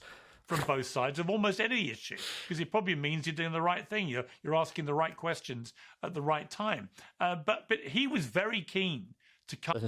The only thing they don't see is how those same businesses are preparing a new AI system that's going to take their jobs. I'm on my show, whether they're a laborer or a fucking blue collar worker. And enjoy or white collar. My bad. Enjoy the clicks that came from the interviews that we did when he perceived me to be somebody on his side. But what he didn't understand was I never saw it as taking a side. You're an economist? Yes, I'm going to trust the guy that can't spell economist. I just saw it as they had a right to defend themselves, as America did after 9/11. Rumpled foreskin over here doesn't even know how to fucking type what he is trying to claim to be. As Britain did, when we had the Battle of Britain and the Blitz, you have a right to defend your country, whoever you are, if you're under attack. But he mistook that for me. Go stick your dick in a fucking door, because we know that's what you do for fun. Taking a tribal position with him, that I was on his side. And the moment I began to deviate from that, I began to get more critical of Israel. Certainly from the start of last year onwards, I became much more critical. He couldn't handle it. And then he didn't just refuse to come on the show. He refused to reply to my text. We'd always had a very cordial... Did you guys not catch that he spelled economist with an A? ...relationship. And then he started attacking me in public. And I was like, watching all this going, really? You're the free speech guy? You're the guy that tells the world how important free speech is? You're the one that says repeatedly, facts don't care about your feelings? And yet here you're letting your feelings override any changing facts on the ground in Gaza, for example. And I felt that was just so rankly hypocritical. And also embarrassing. I mean, he's ruled by his emotions. So, which is lots of us are. I am sometimes, for sure. Try not to be. But here's a guy whose whole brand, carefully constructed brand with his carefully constructed deal with Facebook, is based on his cool analysis, right? Facts don't care about your feelings. I'm a facts guy. And here he is allowing his one overriding love in life, which is for the Benjamin Netanyahu government, to determine who he's friends with. And by the way, you see a lot of this. I mean, I called Mark Levin right after Charlie Kirk was killed to say, geez, this is horrible. And let's stop fighting because we probably have a lot in common and, let's just not fight.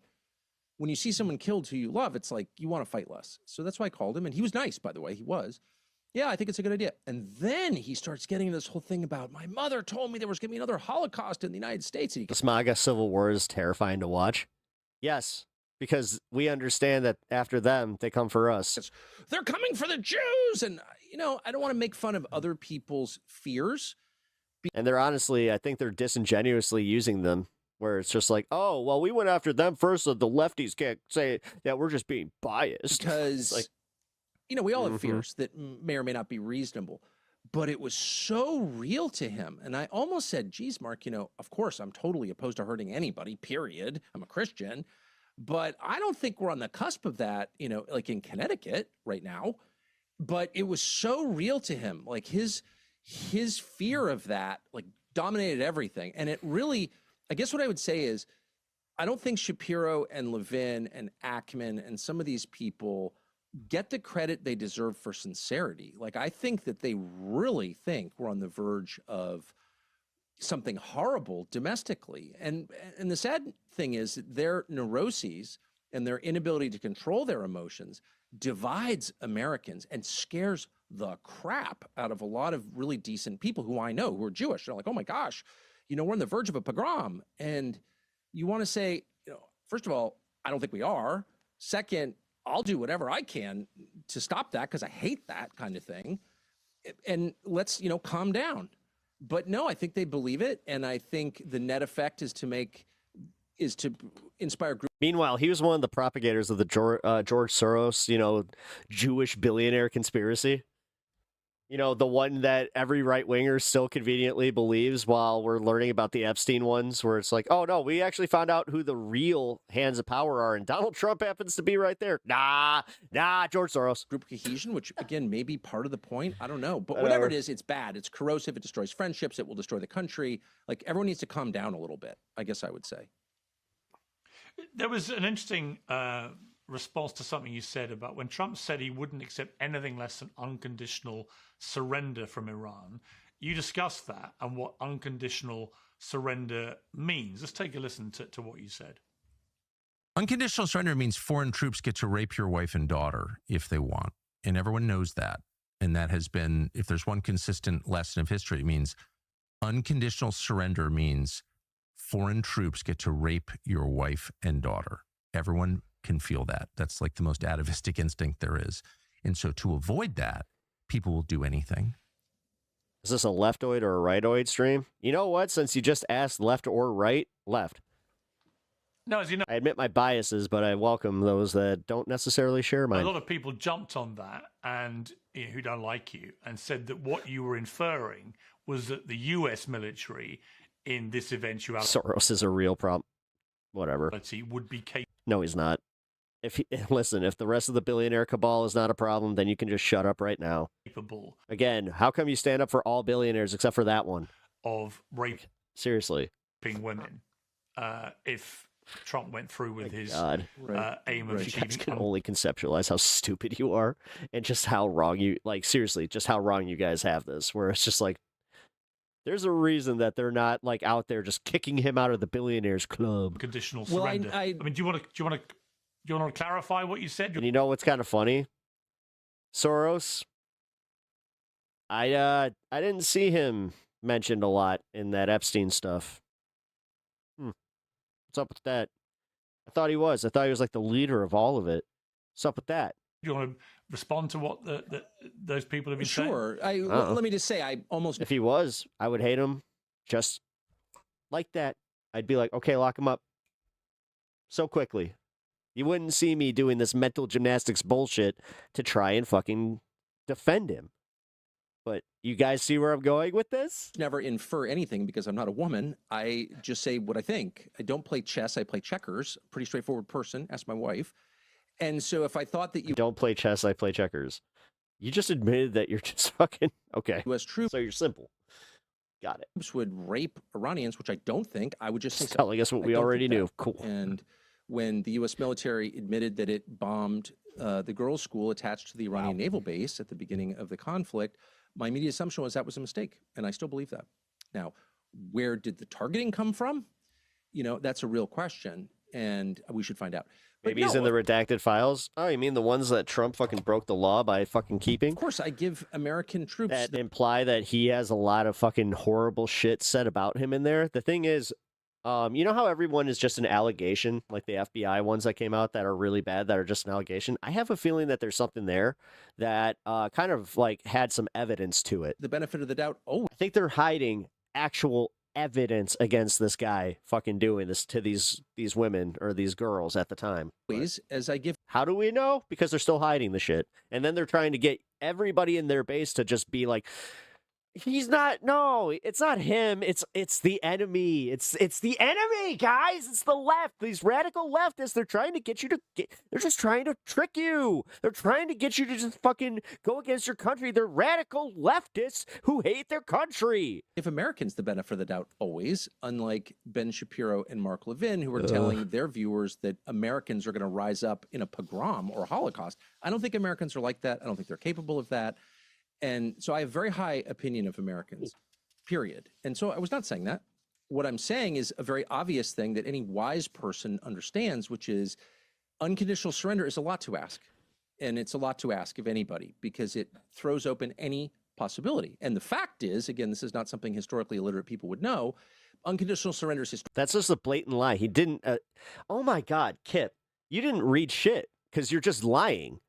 I've read that file over and over. No, he told the guy, good work on the investigation against Maxwell. How did you This is it. You don't even need misinfo when they fucking, like, I believe this guy thinks he read that, but he doesn't understand that he misread it and then is misappropriating it to us. What the actual fuck, you retard? Go and read it again and then get back to us, okay? Historically, I've always been holy fuck followed by mass killing, rape, and looting because there's no defense. You have said, guys, it was 100% the Clintons because I read about the one file where there was this police chief that in 2019 Donald Trump told him that he did a real good job. And what I have is now yours. It turned into, yeah, he's the one who blew the whistle on the entire thing.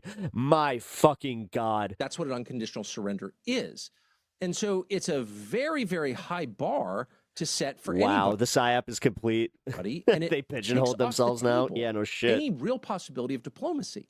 And diplomacy is, by the way, one of our great powers. The United States has had the... No, it's not. Not anymore. You can't say that when we have gotten rid of diplomacy. We think diplomacy's gay. Ability to... It's for the lefties. It's for the fucking weaklings. Diplomacy's for the weak. No, it's rule with an iron fist. To negotiate out of... Negotiate? Dude, we have now learned why fucking Trump bankrupted 3 different casinos. Situations that would hurt us and others without violence. That's a power. Yeah. That's why we have a State Department and a Secretary of State. My father worked there. I know how this works. Yeah, it's also how we know that, yeah. And it doesn't always work well, of course, but... Yeah, you were DEI. Funny how that works. When you don't have it at all you have left are weapons. Get a better insult than mom's basement shit. And like, seriously, it's fucking hack. Like, it's the hackiest shit. Our weapons are proving I see it like 80 times in chat. Like, now I'm just going to start banning fucking mom's basement because it's boring. Like, seriously, anything else? You got anything else? Adequate. So then you have to ask... Poor boy. Fucking... To what? Weapons... I mean, fuck. Beta male is actually more creative than that. Mass destruction. Do you really want to go there? I don't think you do. No normal Holy person wants fuck. to go there. So anyway, that's the only point I was making. If an unconditional surrender, would you unconditionally surrender your home and your family to anyone? Of course you wouldn't, because you're a man with self-respect who's head of household. You would die before you allowed your wife and children to fall into the hands of someone who meant them harm. Of course, that's the standard, dumb. Well, unless it's Trump. It's not about attacking American troops. It's about assessing whether that kind of threat is going to get you what you want, which is advantage to your country with as few dead as possible. I don't even know what world we're living in where the people in charge are this stupid that you would have to explain something so obvious, and that children on the sidelines, like the kid with the eyebrows, would be like barking, "You hate American troops." No. All I care about is the United States, in contrast to you. And so it's almost like insulting to play along with these lies. But apparently it just said, "We're glad you got him. We knew for years." Oh, so it's just, and it's actually worse than he was implying, that it proves that Trump knew this. You know, I guess you have that he was lying to us about. Okay. Have to. What's up, man? Good to see you. Something else that Ted Cruz said in his little rant about you. He said, Tucker says there's no... The weird part is I'm actually like in a good mood. Like, I hope I'm not just like coming across like, you know... No one on planet Earth he hates more than Christian Zionists. And he blamed in particular me and Mike Huckabee as objects of his ire. And I wear that as a badge of honor. I mean, is that true? Are these the 2 people you hate most on planet Earth? And is it because they're Christian Zionists? I wouldn't say, well, first of all, I think Christian Zionist would be an upgrade for Ted Cruz, who couldn't name the book of the Bible he said his theology came from. So I don't think Christianity, even I could do that. And its perverted Zionist it's the book of Matthew form informs any opinion. And 2 Corinthians. I had 2 because I cared about, that Jesus guy that they claim to. Ted Cruz has, assuming he has authentic opinions. So that would be a compliment to call him a Christian Zionist. He's beneath that. I would say I criticized Shapiro and Levin for losing control of their emotions. I lost control of mine when I said that. I shouldn't have said that. I've apologized for it repeatedly. I'll do so again. I'm sorry that I said that, because I don't hate Christian Zionists. I'm deeply frustrated with some evangelical leaders who are not preaching Christianity, but some sick, weird... He just realized that if he did want to run for anything, he'd lose all his base. Netanyahu ahead of Jesus. And that's not Christianity. It's totally wrong. And some of them are quite ruthless, I've learned personally. Franklin Graham, for example. I went in to see Trump, and Trump says, "I just got a letter from Franklin Graham calling you an anti-Semite." Franklin Graham, an anti-Semite, really? Dominionists. Yes, and it's right here. He showed it to me. So I leave the meeting, and I immediately call Franklin Graham. Like, what? Why would you call me an anti-Semite? And why didn't you call me first? If you think I'm an anti-Semite, wouldn't you want to persuade me not to be? Because that's a pretty ugly thing to be. And as a Christian, as a fellow Christian, you want to talk. He wouldn't take my call. I went back and forth texting with his assistant like all day. Well, when can I speak to him? Maybe next week. He's learning to be a private pilot. I'm like, he's 74. He doesn't have time to at least account for a letter that he sent to Trump calling me an anti-Semite and telling Trump never to talk to me again. I'm like, that behavior is so unchristian and so low, so sneaky, so dishonest. That has nothing to do with being Christian. That's just being a cunt. That it offends me as a Christian to see it conducted in the name of Jesus. I just think that that's really wrong. I don't think I have a monopoly on the truth. I don't think I'm a very good Christian. I'm not. But I am turning, it's like I'm Australian over here. Holy crap. I don't think that's You don't want to hit my quota. I think that's the last one today. I just don't. We'll see. I'm sorry that it makes Ted Cruz mad. As for Ted Cruz, he says he's running against me for president. I almost want to run for president just to debate Ted Cruz, because I think it would go about the way it went last time. And for my part, I deeply enjoyed it, which is why I've never tweeted about it, because I just keep that little spark of joy inside me for rainy days. And I think about that conversation and smile. You know, Polymarket is running a who should be the Republican presidential nominee in 2028. J.D. Vance is in the 39%, Marco Rubio 28%, as you may expect. And then comes Ron DeSantis, but you're fifth, albeit at 2% of the moment. Ted Cruz is only 1%. So you're twice as popular as Ted Cruz already to be the Republican nominee. I mean, my question for you, Tucker, about that. I know you. I know you said. Who are you, Riley Gaines? Wait a minute. Now you're gonna say that one of those is a trans person that that just made sure that you don't have a fair shake. Which one's the trans one? I'm gonna go with Marco Rubio. Never do this. But I would ask the question and throw it back at you. Well, why wouldn't you? Given there's this huge. Little Marco looks like he has a secret. Ideological battle going on for the conservative. There's a reason that he rocked those fucking too big of shoes, because he's used to rocking some heels. Know what I'm saying? Right of a. I'm not trying to. Sorry, not trying to make light. It's a real split, like we've never seen before, and it's over so many issues now. But and given that you, I do have to say, it was a little weird how he shoved his toes into that. It was just like clack, clack, clack, clack, clap, clap. And then when I can't believe he did a press conference. You're clearly on one side of this. Ron DeSantis. Rhonda Santis. I see what you did there. I see it. Part of this. Why wouldn't you actually run to preserve the heart and soul of the Conservative Party as you see it? You wouldn't vote for another in the GOP? Peach Creek, who did you vote for in the GOP? It's not what I do. You know, I have no love of politics. I actually think it's disgusting. I don't understand it very well. It doesn't come naturally to me. Coalition building. Why are you here? Dude, you're a political commentator. No, part of it is at least being able to recognize that you can see this a little bit better than the normal person. Doing this, where you're just like, you know what? I'm a bit of a knucklehead. I really don't like politics. I'm just an average guy that happened to just kind of fall into this position. You know, I just don't, where you kind of pretend you believe something or de-emphasize another belief in order to get people together to vote for the same person. Oh, gross. I feel that's not my default position. I just kind of say what I think. So it's not your default position, but it's your position if you're paid more, enough, right? And so I don't know that I'd be good at it. A, B. What the fuck, dude? Yeah. You want to talk about virtue signaling? Guys, as a leftist, that's what that was. So if you're a right winger in this audience right now, which, hi, I think it's very tough to be the president. I've learned that by watching over many years, and because you are constrained in ways that you should not be constrained, but you are. And it's not just because of Israel and its proxies, though that's the number one reason, but there are other reasons. And one is the size of the agencies. They're autonomous. They're countries. How do you get them under control? Some of them are dangerous.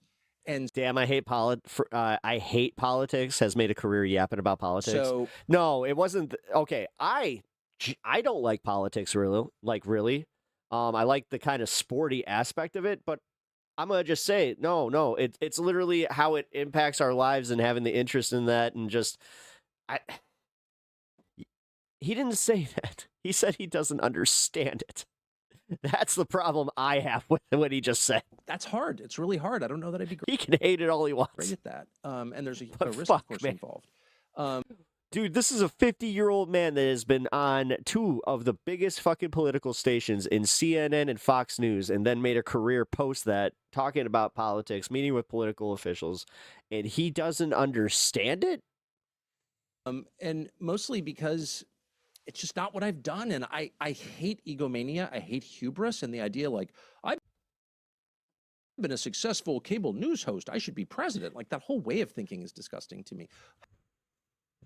However, if I don't believe a word he's saying right now. I got to run against Ted Cruz and debate him again on camera, I would run for Emperor of the Holy Roman Empire. I'd run for Pope. I'd run for head of the library board. I would run for anything for the opportunity to do that and watch Ted Cruz and it appeals to the mean part of me, I think. all you need to do with Ted Cruz, another Harvard graduate. All the dumbest people went to Harvard. That's a talking point, but it's actually real. American flag walks into a bar. Ted Cruz went to Harvard. Bill Ackman, who's like a moron, went to Harvard. And Ben Shapiro went to Harvard. Anyway, if he's like this famously brilliant guy, silver-tongued Ted Cruz, he's going to be on the Supreme Court.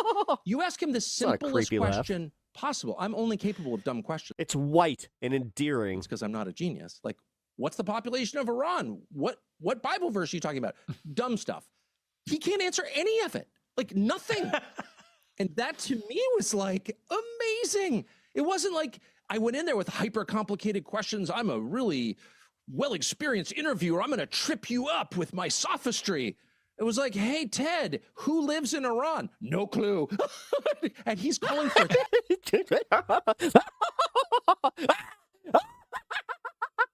overthrow. So I imagine we'd have more fun like that, and I would stop anything I was doing to have more of that because I just loved it. There's a book out about you called Hated. I almost gave myself an aneurysm doing that. By All the Right People, which is a brilliant title, something you should be very proud of. Have you read this book? Fucking dude's going full Joker mode over there. No, it's the second book about me I have not cracked. I hope by the time I die, hopefully many years from now, I will have a whole shelf of books about me I've never read or even opened. No, I haven't. But, you know, I sort of know who I am. I know my faults. I have some sense of my strengths. But most important, I've been married to the same girl for 35 years, been with her for 42. I've got a bunch of kids. They know me well. My college roommate, freshman year college roommate, is my business partner. So, like, I'm surrounded by people I've known all my life, and I care about their opinions. I don't care so much about what some book author who I never even talked to thinks of me. I bet it's not flattering. It's my guess. Well, let me guess. I'm an anti-Semite. Well, no, actually, there were just some funny things. Well, I mean, you may not find them funny, but there were some certain things in there which my team assembled, which you're under no obligation to answer, by the way, but they're just quite entertaining. I don't care. I'm happy to, always. Well, it claims that you were a brilliantly gifted but wayward youth who lost his virginity at 14 in a visit to a Nevada brothel arranged by your father. Is that true? Not true. Not true. Not true? Not true. I mean, not true in the potato. I can say not true. No, my father? No, here's the part that I want to say is definitely not true. Your father wasn't there. My father no, of course not. That's gross. Come on now. No, you can't bring your son to a bordello. No, of course. No. My father would, I promise. My father's passed away. He's not here to hear this, but. Oh, Mitchell, you scared me. I thought that they actually announced that Netanyahu was gone. In his memory, I just want to don't give up my hopes like that. Really clear. No, my father would following never that. And I would never accompany him. But just to be clear, dad to a whorehouse. But that is a qualified denial of one aspect of the sentence. I don't even know what he's talking about. I'm, but I will say, yeah, there were some wayward elements in my youth for sure. I was not successful in school and all that entails, but fuck that. And that's why I've never been a huge proponent of college. I certainly got very little out of it. Yeah. I harmed myself a lot during it. And so I've been pretty transparent about that. I've never claimed to be impressive. I couldn't get into college and I couldn't get a job. That's how I wound up in journalism, by the way. I tried to have a real job as a teacher or an operations officer at CIA. They turned me down. They actually did turn me down, by the way. It's not an op. And, I was not impressive at all. And last thing I will say is... that was actually my second... Well, that's actually in the book, because apparently the agency preferred not to hire people who they viewed as gabby and insubordinate.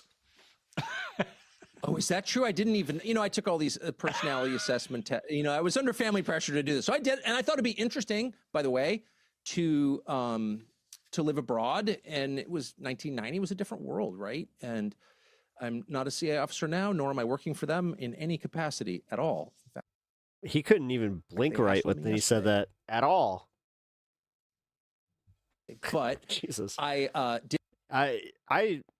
watch enough of Tucker Carlson, unfortunately, to know that he doesn't have tics like Ethan Klein. That was legit like a... Did apply, and I was told I had used forbidden substances something in within my eye. the last year, and that's why I didn't get it. But I am gabby and insubordinate. There's no question about that. I am. Hey, you know what? I get that. Both gabby. I get that, man. Right there with you. And insubordinate, and they gave me these personality. They called it. I mean, I was told again. Test, which lasted all day long. Something similar. Anyone who's applied to a federal, national security. Unmanageable is better than insubordinate. Gotta say. Knows what I'm talking about, and they find out who you really are. And I am totally unsuited for a job like that, like completely. But you don't know yourself when you're 20, right? No, God, if I had a book like this, all hell would break loose. The final one I liked was that it charted your experience on Dancing with the Stars in 2006. You were voted off. Wait, did Tucker Carlson, or wait, did Piers Morgan just say like he did some horrendous shit when he was in his 20s? First, and the book quotes you as saying the experience rattled you more than Hezbollah. Is that true? Rattled me more than Hezbollah. Actually, I have spent time with Hezbollah. I know Ben Shapiro is going to want to send me a pager after I say this. I was just covering them as a journalist, but it was during the 2006 war with Israel under the Omar government. No, it didn't. I mean, I was humiliated, but, I think it's good for a man to be humiliated. It is. It is, especially if you're on television. It's good because everyone just kisses your butt and the makeup artists are fawning over you. And like you can convince yourself of the great lie, which is I'm very impressive. I'm so important because I've got some dumb cable TV show.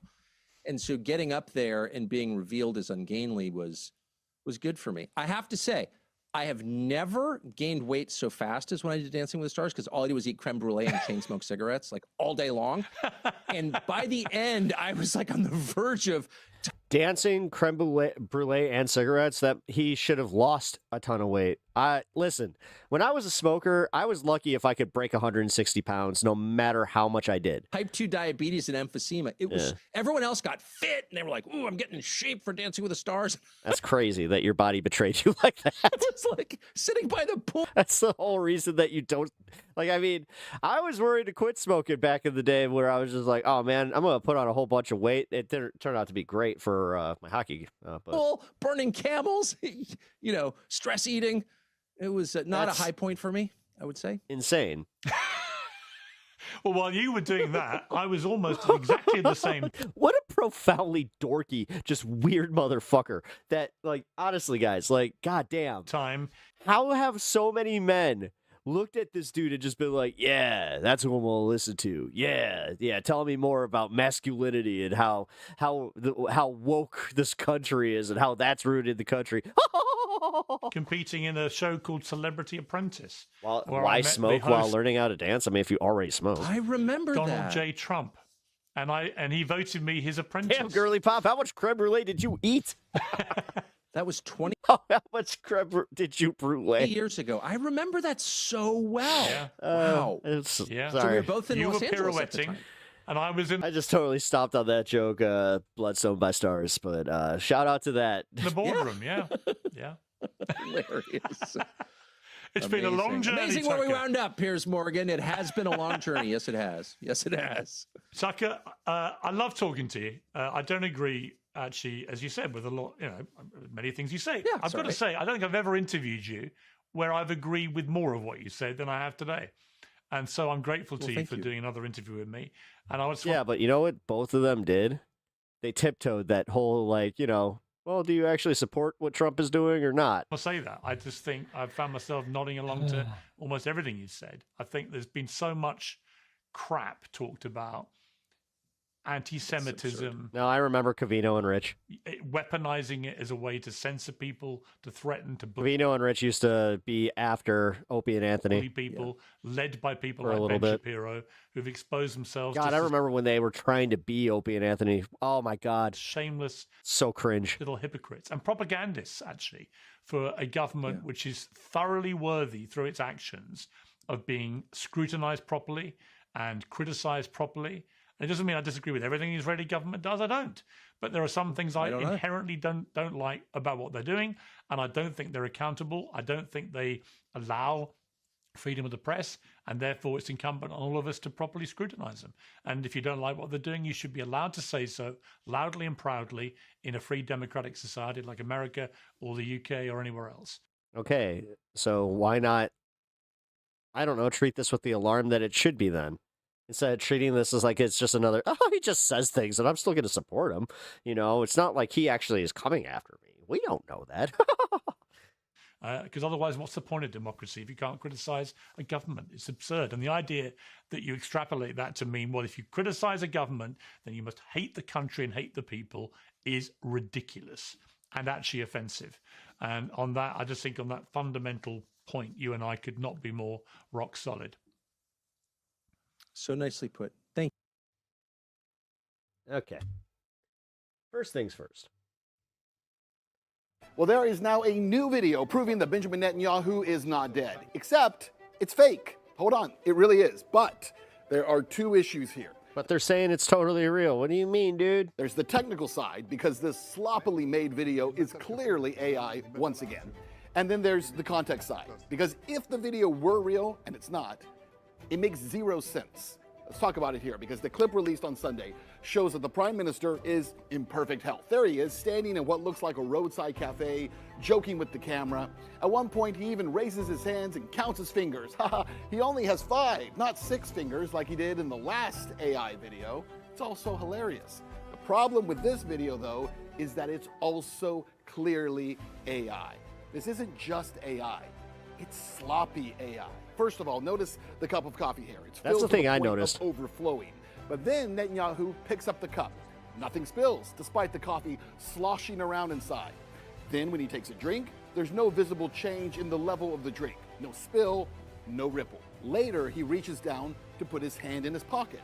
And the pocket, you see there, it magically jumps over to cover his hand. Never seen a pocket do that in real life. Then today, a second video surfaced. This one supposedly shows Netanyahu hiking in the hills outside of Jerusalem. Uh-oh, except this video is also AI. But if you watch this particular video, watch here, you see Bibi is walking over to put his hand on the back of a chair. Except he has a ring on his finger when his hand starts to move, and then magically that ring disappears as he reaches for the chair. And then, once his hand gets there, poof, the ring is back. So, both of these videos have elements that are telltale signs of AI-generated videos. What about the context? Step back and look at the bigger picture. Right now, President Donald Trump is traveling internationally, meeting with allies, attempting to manage the fallout from a war that is rapidly expanding. See, the president is calling on NATO to get involved in this war and securing the Strait of Hormuz. But Netanyahu, he isn't doing any of that. In fact, in the last week, he has met with no one. Not one world leader. And it's not just meetings. Netanyahu has not held a live press conference in days. He was not present at the country's security meeting on Saturday, and he missed the war meeting today. Absent from both in the middle of a massive war in which his country is struck by missile attack daily. But he really needs a cup of coffee and a photo op at an observation deck. This is ridiculous. I mean, I'm totally by it, guys. I don't know. I saw the new one come out. Guys, look. Yeah, dude. Netanyahu's so alive. Like, come on, man. Like, that's totally not AI. Oh, bro. Don't you just love, again, this whole post-AI society that we live in where we're just like, yeah, I mean, it seems kind of obvious. Like, if any other world leader, I mean, let's put it this way. You remember when Ayatollah Khomeini wasn't, like, seen for, like, a day after the whole, like, you know, thing that happened? And then Iranian news was still trying to kind of play that game like, yeah, he's totally alive. Yeah, ironic. Holy crap, man. Look at his nose, the face does. Yeah, I know. No, I know. All right, let's do a quick little recap here. Judge temporary halts Trump's demand.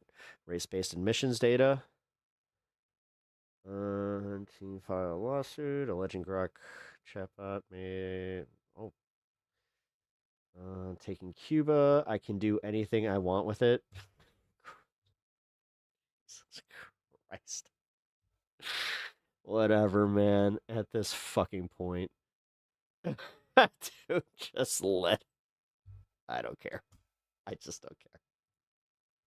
If the rest of the world wants to fucking just let this fucking madman do whatever the hell he wants, while he also is doing it with like the demeanor of the fucking just, I just never thought that like one of the worst things to happen to our country would be so just stupid, just so blatantly fucking stupid. But whatever, man. Here we are. Well, this is gonna get us into the news. Good morning, everybody. Happy Monday. We have an amazing show for everybody today. What do we have, Crystal? Indeed, we do. Trump really scrambling, making a ton of comments yesterday evening. He's begging other countries to help secure the Strait of Hormuz. He's saying maybe we shouldn't even be in Iran. Perhaps that's something he should have thought of before he launched this illegal war of choice. Yep. So a lot to get to there. We're also keeping... No, just remember, like, Trump, he talks so much shit. And like, I mean, like literally just bullshit. He like just rambles so often that he'll eventually tell you what's going on. Eye on the markets as they opened this morning. Oil prices obviously have been spiking, hovering right now around $100 a barrel, and huge potential economic fallout looming. Israel is reportedly running low on interceptors. Murtaza Hussein is going to join us to break down. Yeah, we actually have a video of to that country. Trump and his FCC are. But I'm not sure if I can show that right now because, yeah. Are threatening broadcasters who tell the truth about his war. They are demanding. Which, to about the whole threatening broadcasters thing, like, as I said at the beginning of all this, they are going to videos from almost a year ago. And they're flagging me for it. And it's, ironically, it's only the bits covering the wars. Like, again, they did it with the Iran stuff, and now they went all the way back to India, Pakistan. Wonder why they're going after that type of content. Patriotic news coverage, very dystopian thing there. Tucker Carlson is claiming he's being spied on and may be charged by the Trump administration. And Trump official David Sachs says that he fears Israel may actually use a nuke, which is first time the U.S. administration has actually acknowledged that Israel is a nuclear power. And obviously the dire warnings he's sounding is pretty remarkable coming from someone who is inside of this administration. Yeah, that's right. For the first U.S. official ever, I think, to acknowledge Israel's nuclear program. So we do want to thank you, David Sachs, for finally acknowledging it out in the public. Thank you to everybody who's been supporting the show, breakingpoints.com. You can sign up and become a premium subscriber. If you can't afford it, no worries. Please just go ahead and hit subscribe to our YouTube channel. Crystal, we never actually thought we would hit 2 million. I mean, theoretically, I knew it would come, but I actually did not ever think it would come this quickly. So we're at 1.9 million. So let's get that extra 100K, all right? And then we can just worry about it. We can sail off into the sunset. So 1.9 million, get us to 2 million, hit subscribe to our YouTube channel. And if you're listening to this as a podcast, please share an episode with a friend. We really appreciate it. It helps other people find the show. Also, bear with us. Crystal is home. We have an insane tornado warning here. So who the hell knows what's going to happen here in the DMV area. If anything happens tomorrow, there you go. That's the reason why. But yeah, why don't we go ahead and start with the Straits of Hormuz and the crisis there. Yeah, so Trump making all kinds of wild comments, posting on Truth Social, clearly scrambling, and increasingly one of the goals of the war is clearly to reopen the Strait of Hormuz, which of course was open before we started this war. So really sort of backsliding here. In any case, have some remarkable comments from Trump on Air Force One yesterday evening, where he is not only begging other countries to help us out, threatening them and saying, you know, maybe he'll blow up NATO effectively if they don't join in and helping to solve the problem that he himself created, but also saying, I'm not sure we should be there in the first place, which is just like, oh my God, like what is going on here? Let's take a listen to what he had to say. Some of the countries would be, helpful. Remember, it only takes a couple of people to screw up the strait, a couple of terrorists. You don't need their military to defeat it. But all you need is a few people dropping mines here and there, and you louse it up. So we need. I'm demanding that these countries come in and protect their own territory because it is their territory. It's the place from which they get their energy, and they should come and they should help us protect it. You could make the case that maybe we shouldn't even be there at all because we don't need it. We have a lot of oil. We're the #1 producer anywhere in the world ×2 by double, at least double. Now I think it's much higher than that. But we do it. It's almost like we do it for habit. but we also do it for some very good allies that we have in the Middle East. So, Sagar, we broke it, and now he wants the rest of the world to come in. What nonsense is he speaking? He literally is saying just like, you know what? We had to go and strike them, so maybe they should get involved so we don't have to do that again. Like he's trying to strong arm him and be like, guys, if you want the energy prices to come down, you gotta come help me get out of this whole fuck up that I just made. And fix it and say, maybe we shouldn't even be there at all. Yeah. The most dumb president of all time, Trump, the diaper filler, aka the felon, Hassan Ali. What up, dude? You think? Welcome to the stream. Appreciate having you here. Hit that subscribe button and become part of this community, man. Seems like you are definitely ideologically in line, but at the same time, I just got to say, yeah. Maybe so. Maybe we should have thought of that before you launched this war on behalf of Israel. This is just the clearest evidence that we have that not only was there no plan, but they really just didn't believe that the Straits of Hormuz would be closed. And I've seen a lot of talk about this. Of course, they knew it was probable or possible, but the point is they didn't think it was probable. Remember that during the Gulf War, President H.W. Bush, on the very first day of the Gulf War, announced a Strategic Petroleum Reserve release. That was to calm the markets and to make sure that any sort of disruption would have flow as the war continued. Can we have good news for one day? Yeah, my wife's home. They didn't do it until about 10 days. Bryant, my wife is home. She's doing well in her cancer journey. So, you know what? Good news. Days or so. And remember, much of that oil is still yet to come. Oh, I also voted. And I voted for...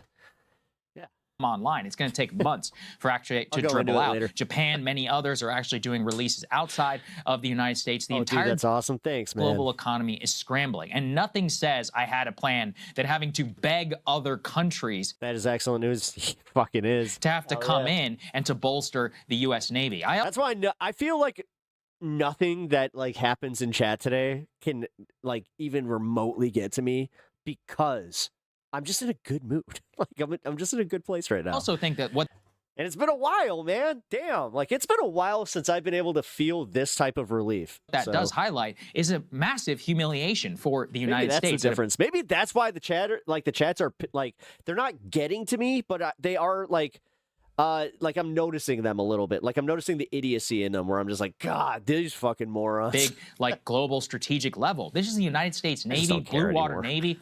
The entire purpose of a Navy is to ensure commerce and trade on the high. Ready for the new Darth Maul show? Fuck yeah, I am. Seas. You kidding me? And this is effectively a declaration we are not able to. Although I'm a little concerned because I read the prequel comic. I hope that they don't do this thing where they focus a little bit too much on like the tertiary characters because. Yeah, man, I don't need like 40 different new characters to get into when this series is over and done with. Accomplish this mission without multiple 2 or 3 is good. Other countries. It also is straining U.S. allies to the point where we're having to pit, against each other in a way where the top allies of the United States, in a matter of 24 hours, are all coming out and be like, "Yeah, I think you're on your own, man." Oh my God, your and breath what stinks. this demonstrates is the chaotic nature not only of Trump and his so-called like management of alliances, but it actually really calls into question the entire point of the global empire. And, you really don't want to use these things until not only can they do it, but then if you're going to use it, it better damn... Pete needs to be grilled about not having a plan for the Strait issue. And dude, he did get grilled, but then he did like this fucking... the equivalent of what your 7-year-old would do. No, Linda, listen, Linda. That's fake news, Linda. No, we know exactly what was going to happen. You don't think that we in charge, Linda, and then we know that the Strait of Hormuz was going to be in trouble? Come on, Linda. We are in charge here. So for Iran, this tiny country, which they claim, not tiny, but, in terms of their military force compared to the United States, to be able to have this threat, which just so emasculates the global empire, what does that tell you about the emperor? And about the empire itself. Oh my God, I hate when they just they try throwing in a million new characters in for canon's sake. Yeah, Obi-Wan was guilty of that. Obi-Wan suffered because they tried to get me into new characters that I just didn't care about. It's an absolute humiliation on the world stage. And that's before you even have the Houthis joining in. And I mean, that's what's crazy to me too, is like, we had a trial run of all this stuff with the Red Sea. And I was about to talk about the biker gang from Boba Fett, and then she's like, the Houthis. I'm like, oh yeah, we're talking about something way more serious. The Houthis. Ultimately, Biden infamously said, well, we're going to continue Grant, striking. I honestly can't believe they keep getting away with the utter lies. Well, because we keep seeding media to them. We keep seeding the idea that, yeah, our media is lying to us, and only the great Donald Trump and his cabinet are the ones that are telling the truth. I think it's going to work. No, but we're going to continue. Now, does the rest of America believe that? No. And this is why it doesn't scare me as much, because because of the political situation I've been in, I've been out meeting with a whole bunch of people. I talk to people at work. I talk to just in general people who are not politically aligned with me. And I have to say, even they are starting to feel this. They're starting to see this, where they're just like, this is fucked. $5. Thank you for the $5, dude. Sounds like the Stan cannon is loaded LFG. You doing it. Trump actually, did the same thing for a while, blew a bunch of people up, realized it wasn't going to work, and just sort of quietly walked away. So he should have known, because we had a trial run of this. I mean, same thing with the idea of regime change just coming from strategic bombing. We had a trial run of that in Gaza, where we in Israel committed a genocide, blew the whole area to smithereens, and guess what? Hamas didn't fall, which is a much weaker and less well-entrenched organization than ultimately the Iranian regime is. But I think what happens here is Trump really convinced himself, and probably had, people like Netanyahu and Lindsey Graham and whoever in his ear, that this was pre-rehearsed press questions. Well, that's why Caroline Leavitt gets so flustered when even somebody from Fox News asks something that wasn't on the docket before. You can tell. Going to be quick and glorious, that they could take out the Ayatollah. They had this opportunity to do it. That the whole thing, he was reportedly, according to Shrita Parsi, telling Gulf Arab allies the whole thing would be over in 4 days, and they would. What does it tell you? Protect your own assets? Good luck. Completely. The thing is, dude, I've watched somebody in my family, and this is the reason that I kind of react the way I do to all this stuff, specifically stock market, wealth, any of it. So there was someone in my family who had everything. They had a successful business. They had they used to brag a lot. They're like, I have the best credit. They were like the only person I knew that at one point had like a perfect credit score. And all of a sudden they had just like a cascading effect where like it didn't all hit at once, obviously, but I watched them go from that to now they work a retail job. Just remember, you can have everything, and something can happen to make it to where you are going to have to eat that humble pie. So just stare at the humble pie in the case and remember that could be in your mouth. Capitulate. So even though obviously military planners knew that there was a possibility that the Strait of Hormuz would be impacted. Oh, thank you for the 2 jewels. I appreciate that. Because the Iranians been threatening this for years and years and years. He never thought it would get to that point. And now that we are at that point, the realization has set in that actually, I mean, I won't say we can't reopen it ourselves, but it would require a ground invasion, seizing the shoreline. Right. You would have, the mountainous terrain there makes it very easy for Iranian forces to come in, guerrilla warfare style, kill a bunch of our troops, take down a bunch of our equipment, and then, and then retreat and hide and come back and do the same thing over and over again.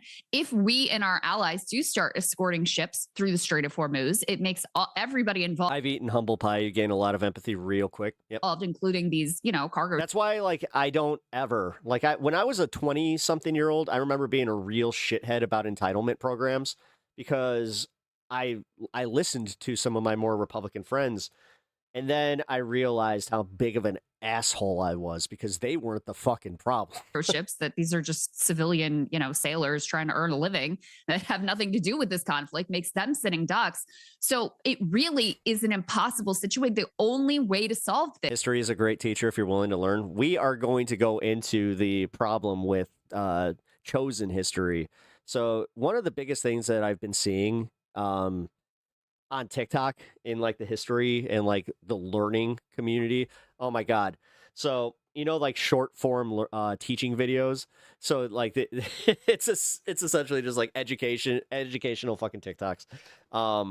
But they're trying to package it like you're getting, college courses in a 6-minute TikTok video. Be happy and like don't question any of the method or any of the information that's being taught to you. Well, we're going to see a little bit, actually just like not even an hour here, why that is so dangerous. Because I personally was taken by Professor Jiang as far as him selling me on the idea that he was, worth listening to. His lectures were worth listening to. His hypothesis was pretty solid when it was discussing like future events and patterns. But when you listen to him discuss history and his beliefs, and I say beliefs because he picks and chooses what history is actually real. And at one point, I'm not going to bury the lead, but at one point he talks about like Hannibal. The conqueror crossed the Alps, went into I almost said Romania, the Roman Empire, like the heart of the Roman Empire. Well, he's one of those guys that's just being like, yeah, that didn't happen. And everybody who's saying it is lying. But then he doesn't bring up any of the empirical like evidence that, yeah, it did happen. They literally found bones. They found like elephant bones in the Alps, where the camps were, like that kind of shit. This is through some sort of a negotiated end to this conflict. So empires collapse, and, I see. at this point, Iran is not going to just back away. Yeah, except we're not even like, this is the saddest part. Is America, like, if we continue down this path, we're not even going to be a footnote in history, which thank God, God damn the ego that we have where we're just like, everyone will remember us. Without getting something in return to ensure that they're not going to end up in this place again. So here's the latest Trump move, the Wall Street Journal reporting. This is incredible. The Trump administration, as soon as this week, plans to announce that multiple countries have agreed to form a coalition, might call it a coalition of the willing, that will escort ships through this corridor, which runs along the Iranian coast, U.S. officials said. Listen to this last sentence, though. They're still discussing whether those operations will begin before or after hostilities end. Kind of a key point there. And to your point, we've got Germany already taking a pass. Next element, they're saying, yeah, we're good here. No thanks. We have the French similarly saying, no thanks, we're going to pass. We have the Canadians saying, we're good here. We had Japan come out and say, no, we're not getting involved. So I don't know. Bullshit. At this point, there is no country. No one will join. No, so this story was done a few hours ago. Nobody is joining. Like, that's kind of the whole bitch of this, is like every fucking country just came out and said, nah, homie, you started this. Now you sit in it. That has raised their hand and said, yes, please allow our ships to also be. If we're lucky, China will treat us like we treat the UK. Sitting ducks in this. Dude, I'm telling you, they're eventually going to move us off the petrodollar and we're fucked. Like, they are just waiting for us to be at that position where we don't take the rest of the world with us. Like, just look at what they're doing to kind of like pivot their assets and just kind of do these, like, they're subtle. They're very subtle moves that will protect them if we're not in charge anymore. Because as I see it, that's exactly what they're doing. That's why they're so quiet. Preposterous quagmire disaster that you've created for yourselves and ultimately for the world. Yes, especially the Anglosphere. Good. America should quit helping other countries too. You do understand that's how we gain influence, numbnuts, right? Like, that's having influence is good. Having good relationships is good. Like, I'm not sure if you've ever done business with anybody, but going into a business and not being trustworthy is very bad.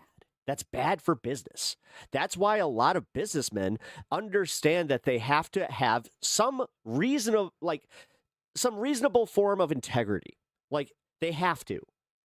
Like, if you don't have integrity in business, then you're a shit businessman. That's why Trump is a shit businessman. He only thinks about the fucking numbers and what he can gain from it. He doesn't think about the relationships. He doesn't give a shit. He'll throw anybody under the bus. That's why nobody respects him. In the long run, nobody actually respects him. They respect the seat that he's in. They respect the power that he has and what they can gain from it. But in reality, they don't give a shit about Trump. He doesn't give a shit about them. Whereas in China, honestly, like, and this is where their whole like one China policy has kind of worked out for them, because they've used that to to actually benefit people in like a tenable form. Like, people were living in shitty villages. Now they're living in, modern housing. Now they have modern cars. Now they have like a better energy structure than they had before. And they're probably going to have more and better energy than we have right now because of what they're investing in and because of what they're like. They understand that investing in their future. And also, this is where the important part comes, investing in relationships. So like for every time that we go abandon one of our allies, they step in and say, oh, that's too bad that America bailed on you. But you know what? We got your back. And then we are shocked Pikachu face when all of a sudden, like Canada, here's a good example. The EV thing. We totally fucked Canada with the EV debacle where like we set up a contract with them where we were supposed to have, buy so many EV products from them and blah, blah, blah. Canceled that. They went to fucking China. Trump literally said, yeah, let him. But in reality, most people that like understand just business on like a elementary school level were just like, oh, that's not good. Here. So, there's NATO countries, but then there's who are the top U.S. allies. Yeah, America first. Be Australia, it's going to be the UK, it's going to be Canada. Well, this is the Epstein cover-up, absolutely. Fuck yeah. Canada come out and said... Fuck yeah, that's why he did it so quickly. That's why, like, nobody thought about this. No. Does it help that he has a fucking, like, toddler-brained assholes in all these positions of power, like Pete Hegseth, like fucking Kash Patel? UK, Keir Starmer, the Prime Minister, just this morning, no, we will not be joining into a war with Iran. And Australia also coming out. I mean, these are... Yeah, they're not going to sacrifice their citizens' lives for a fuck-up that we made. Beyond even our closest allies, the so-called, part of the Five Eyes, and et cetera. But what that tells you is that when even those people are saying, no, we're not going to be joining you, it leaves you completely out on a limb and makes it so that you only have two options, some sort of escalation, a ground troop option. Currently, the internal reporting is they believe they want to try and cripple the regime by taking over Karg Island, which is a possibility. Some 90% of Iranian oil is exported via Karg Island. The other, of course, is a negotiated settlement. But to have a negotiated settlement would be, of course, a humiliation also on the world stage, which is why, as Professor Robert Pape always says, the natural way that this goes about is escalation, and it's why Trump is already inside of the escalation trap. Why don't we play a 3 then of Trump now threatening NATO countries if they don't join in this mission? Let's take a listen. They want to negotiate badly, as they should, but I don't think they're ready to do what they have to do. But I think they will be ready at some point. But we're doing very well with respect to that whole situation in Iran. We are talking to other countries about working with us on the policing of the strait. And I think we're getting good response. If we do, that's great. And if we don't, that's great too. But remember, like as an example, in she fell asleep. many cases, they're NATO countries. We're always there for NATO. We're helping them with Ukraine. As many, it's got a notion in between us. Doesn't affect us, but we've helped them. It'd be interesting to see what country wouldn't help us with a very small endeavor, which is just keeping the strait open. And by comparison, it's small because Iran has very little firepower left. Very small endeavor, very little firepower. So little firepower, in fact, that the U.S. Navy needs to beg NATO and all the other world powers to come in and to join us. I have been thinking, though, if this war is the downfall of NATO, maybe it'd all be worth it. But that's like a bigger picture. Yeah, great. All right, let's have no world fucking power that structure that comes together when there's a crisis and somebody's acting a fucking fool, so they can work together to make sure that that person doesn't act a fool. You do understand without NATO, fucking Russia would have Ukraine. They would literally have Poland, you dumb motherfucker. Like, what the fuck do you actually think would come from that thing? It is just insane. God, Sagar every once in a while reminds me that he's a fucking retard. And ironic also. It demonstrates NATO how does nothing. Yeah, sure. That's why fucking Russia was so scared, to kind of like stay off of Poland and going so deep into lateral action. It will always come back to bite you, because when you get into that escalation and now you don't have other countries who are bought into the message, it's not just our population. If you think America's population, which is 10 times more brainwashed and more rah-rah and jingoistic for from my understanding, they actually haven't. I thought that the U.S. kind of took point on that, and NATO was just doing this thing where they were standing essentially back, going we're not sending anybody in, but we will make sure that if you try to get any fucking shit here, we'll have troops on the Polish border. And you know what? They will be NATO countries. Pro-war propaganda isn't on board with this war. No, I understand that. To every poll that we have out there. What do you think that the European population is going to be thinking about this? And don't forget, is that while our gas prices are already high, I think it's like $3.70 or something right now per gallon, go take a look at European and natural gas and petrol prices out on the continent. It's not great. They're also, many of the European countries, Crystal, and especially in NATO, are furious because the United States is currently issuing sanction waivers. All right, I'm old as shit. What the fuck does this? What's this Reddit mod rip thing? What's that? What's that insinuating? Waivers to India and to any other country that wants to purchase Russian oil. Is that saying somebody that has too much time on their hands? A dweeb that fucking just sits online all day? What is it? Which is already at sea. So they are massively enriching the Kremlin at this very time. The rest of NATO only really cares about Russia and Ukraine. Okay, well, guess what? Dude, Putin wants the entire yes, he does. He wants the old Soviet Union and then some. This is Shut up. Enriching that country to a huge degree. Yeah, I mean, sure. we are pumping money into the Russian war machine. Oil is currently trading around $98, $97 a barrel, the highest level in years. The Kremlin is doing backflips. They want the price to go to some $140, $160 per barrel, which would be around $5-something a gallon here in the United States. That is the best case scenario for them, which is why they're also giving all this intelligence to the Iranians, which we're going to spend a lot of time here talking about some of the strikes and some of the pinpoint Mortaza is going to... Whatever. Trump's in charge, man. Just this is my favorite part about it. Day by day, whatever. We see all the idiots on here, right? But day by day, you guys feel it, right? This dude's fucking up. Let's just look at this objectively. Trump is flailing because he keeps fucking up. He can't do anything right. He has had a year and a half to get this shit on track to be great. I thought he was making America great again. What in the fuck about this shit that he's doing actually makes us better? To break some of that down. There's no guarantee that this is going to just end and then all prices come down. He's been making you that promise since day one. If you're still in MAGA and you believe this shit, I would say I feel bad for you, but goddamn, you did it to yourselves. There's absolutely no way that's just Iran. Fuck. I wish anybody would answer this legitimately. I just wish, if you love the guy, if you love MAGA, do you ever at least have that little tinge? Every once in a while where you're like, oh, that's not good. On its own. And how can you even be mad at Russia? As Trump even said, he's like, well, it is hard to be upset because it's not like we don't give all this money to Ukraine. The one thing you say about Trump is at least he does occasionally tell the truth.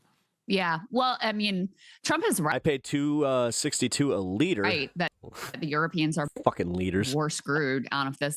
Freedom units. We Come are on because now. we are a net energy exporter. We have more tools at our disposal. If he wanted to, he could say, okay, we're not exporting any more of our oil. We're keeping it here domestically. That would cause an entire global shit show. I mean, if you think about it, for the Europeans, they were very reliant on Russian gas. Obviously, they've largely cut that off. Now you've got the other primary source of their energy, which obviously the Middle East now is imperiled. My gas is down 1,400%. At best. So they are kind of screwed. And, I did see a report this morning, Scott Bessent, Treasury Secretary's. That's what happens when you cut beans out of your diet there, guy. Saying well, actually, we're letting Iranian oil tankers, letting them. Make sure you're getting your fiber somewhere else. Okay. Transit the Strait of Hormuz to continue to supply the global oil markets. And that seems to have led to somewhat of a tick down in terms of the oil futures. And I'm talking a tick down to 96 instead of 98, effectively. But Trump and his regime are thinking that they can effectively bully our allies and the Europeans in particular into taking on this task after we created this whole entire mess. And they may be right because the Europeans are sort of they want us all to suffer. Yeah. Embarrassingly, embarrassing at this point and weak, and they're kind of screwed, et cetera. But thus far, they don't seem too willing to want to join in this one. You've got UN Ambassador Mike Waltz, who was saying that not only do we request that our allies get involved here, we demand it. Let's take a listen to that. Is he hoping that those countries are going to send ships, or have they committed to sending ships? And how soon will those naval escorts be ready? Well, I'll leave those, those conversations to him. The conversations are ongoing. I think there's an important point that's getting, kind of missed in the conversation, and that 80% of the oil, his neck ussy, that's what we call it, coming out of the Gulf heads to Asia. Only about 7-8% heads to the Western. You do know that Trump is still selling our oil to China, right? That's how the global markets work. Hemisphere. And to your point, he wasn't giving them shit, you dumb fuck. On escort. Keep sitting here doing the Biden bad bit. It's only playing yourself at this point. Like I said, we're getting to the actual 2-year mark. You need to step back and pull Trump stick out of your ass. I know it might be, it's only like a split second of discomfort unless you have like the tiniest asshole on the planet, which, I don't know. But once you do that, you might be able to kind of like think like for yourself just enough so you can go, oh yeah, you know what? If a Democrat was doing this, again, this is all you need to do. You need to just put everything that he is doing that we're complaining about in the context of if Biden was doing it, and would you be upset? Look, back in the 80s. Not anymore, dude. Honestly, Trump got us into a new war. Biden tried to get fucking, union workers paid. And then he tried to get us, to have microchips manufactured in America. That was another one. That was like 2 good things he did. Under the tanker wars, then the last time Iran tried the rest of it was just like meh. Strain global energy supplies. You had French, United Kingdom, even Soviet Union forces in their escorting crazy about the anal metaphors. Sorry. Their tankers out that were heading to their markets. And I think that's what President Trump is calling upon the world, saying the entire world is affected. Iran can't hold your economies hostage. And we certainly welcome, encourage, and even demand their participation. Welcome, encourage, and even demand. And, when you put out some rhetoric like that, to your point about the weakness, and then after those comments are made, the UK comes out and says, soccer is starting to look less and less soulless. Like, he already was, minus a soul. But sorry, you're on your own for this one. He looks more again, the sad level of every weakness, time I watch and this him, is really everything for a global empire, declining global empire like the U.S. Everything is about maintaining the facade. Everything is about saving face. And once that image is punctured, dude, Trump is literally screwing everyone in every corner right now. I hope you understand that. And once you're proven, his tax cuts are not fucking balancing what we are fucking paying. Okay. Every day is getting more and more expensive, and I know you feel it, bud. And to be a paper... And you're scared of it because you know that the lefties they're right about this, and you can't admit it. You don't want to admit it. You would die before you even admit that a fucking left-winger might actually be correct about some of the shit that's going on in the world. But whatever, man. Yeah, Trump winning big. Okay. Tiger. And once what is he winning big right now? What exactly is... what are these big wins, and how do they translate into good economy and good times for America? The rest of the world says, we've got our own ideas about things. That is the beginning of the end. Yeah, I think it's really, it's almost like we ceded our influence. We were literally at the head of the table. Unfortunately, it's highly predictable. This is like classic empire behavior. Let's put the German one up there on the screen, for example. Here was Chancellor Merz reacting, skeptical about expanding any EU operation in the Straits of Hormuz. What they talked about specifically, this was the foreign minister. He said he was skeptical about potential widening of the mission in the Straits of Hormuz. We should be clear. They might might make some token sort of announcement that they will help ensure navigation in the Strait of Hormuz after a cessation of hostilities, or Trump might take it as a victory that they'll say that they'll put their ships, you know, somewhere near the Straits of Hormuz. But at the end of the day, if they're not sailing through, if they're not joining some sort of military action that's happening in the Straits of Hormuz, then the way the United States Navy is currently being I think left-wing social policies will be considered. Voters always go to an extreme. Floated. That is a real screw you. And remember, as Crystal said, I mean, these countries are massively, they have massive more at stake here than just the United States. Yes, in a drastic situation, we could just do an export. Just wait until millennials start actually aging. Ban. Like, and I mean, like, and they, well, you know what? No, fuck it. Because right now, we're technically in the statistic side of things. My wife has cancer. My wife is not even 40 years old. And trust me, man, the American healthcare system will not be able to sustain that. 90% of Japan's oil comes from the Straits of Hormuz. I mean, shit.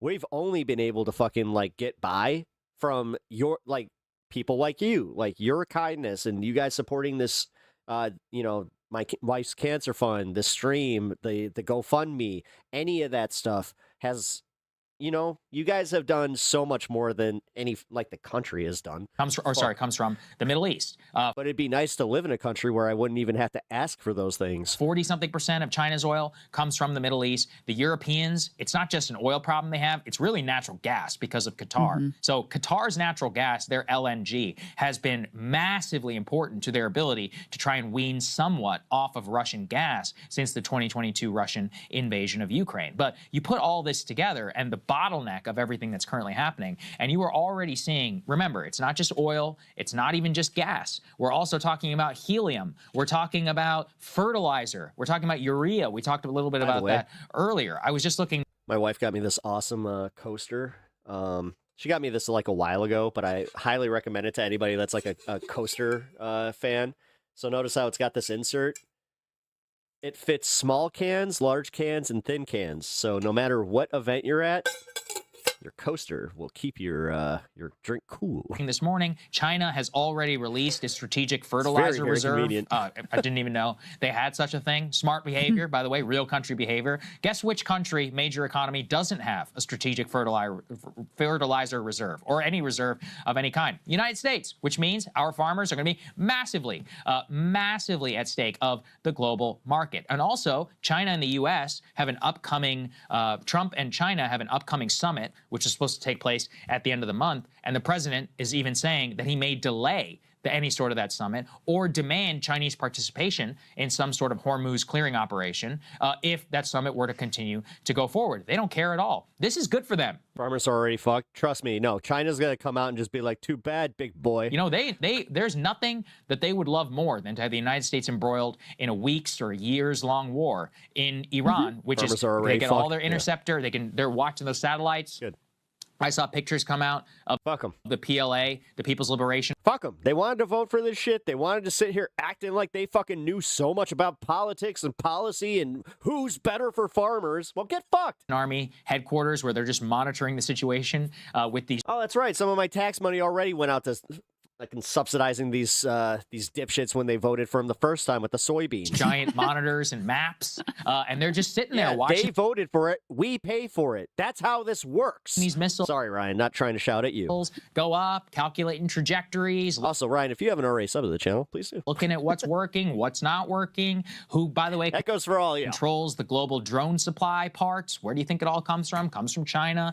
All of these electronics, they're just sitting there quietly and preparing. Meanwhile, there's increased military activity in the Taiwan Strait, just to show you that, you know, they're pushing their proxies as well. Their main proxy is North Korea. North Korea just launched a ballistic missile 2 days ago over Japan. They're freaking. Most farmers in rural areas are Democrats. That's just patently false. Out in East Asia. South Korean press is all over this. President Trump. That's fucking like blatantly false, my man. Apparently had to hold some therapy. Oh, Ryan, thank you. Session Appreciate phone call with the president of South Korea, who is furious, obviously, about the removal. Also, thank you for donating to my wife. I really, really appreciate that. Of THAAD batteries. Like, the global order itself is very, very shaky. She's conked out right now, so it's like, oh. Already as a result of this war. Shall we get to Kevin Hassett?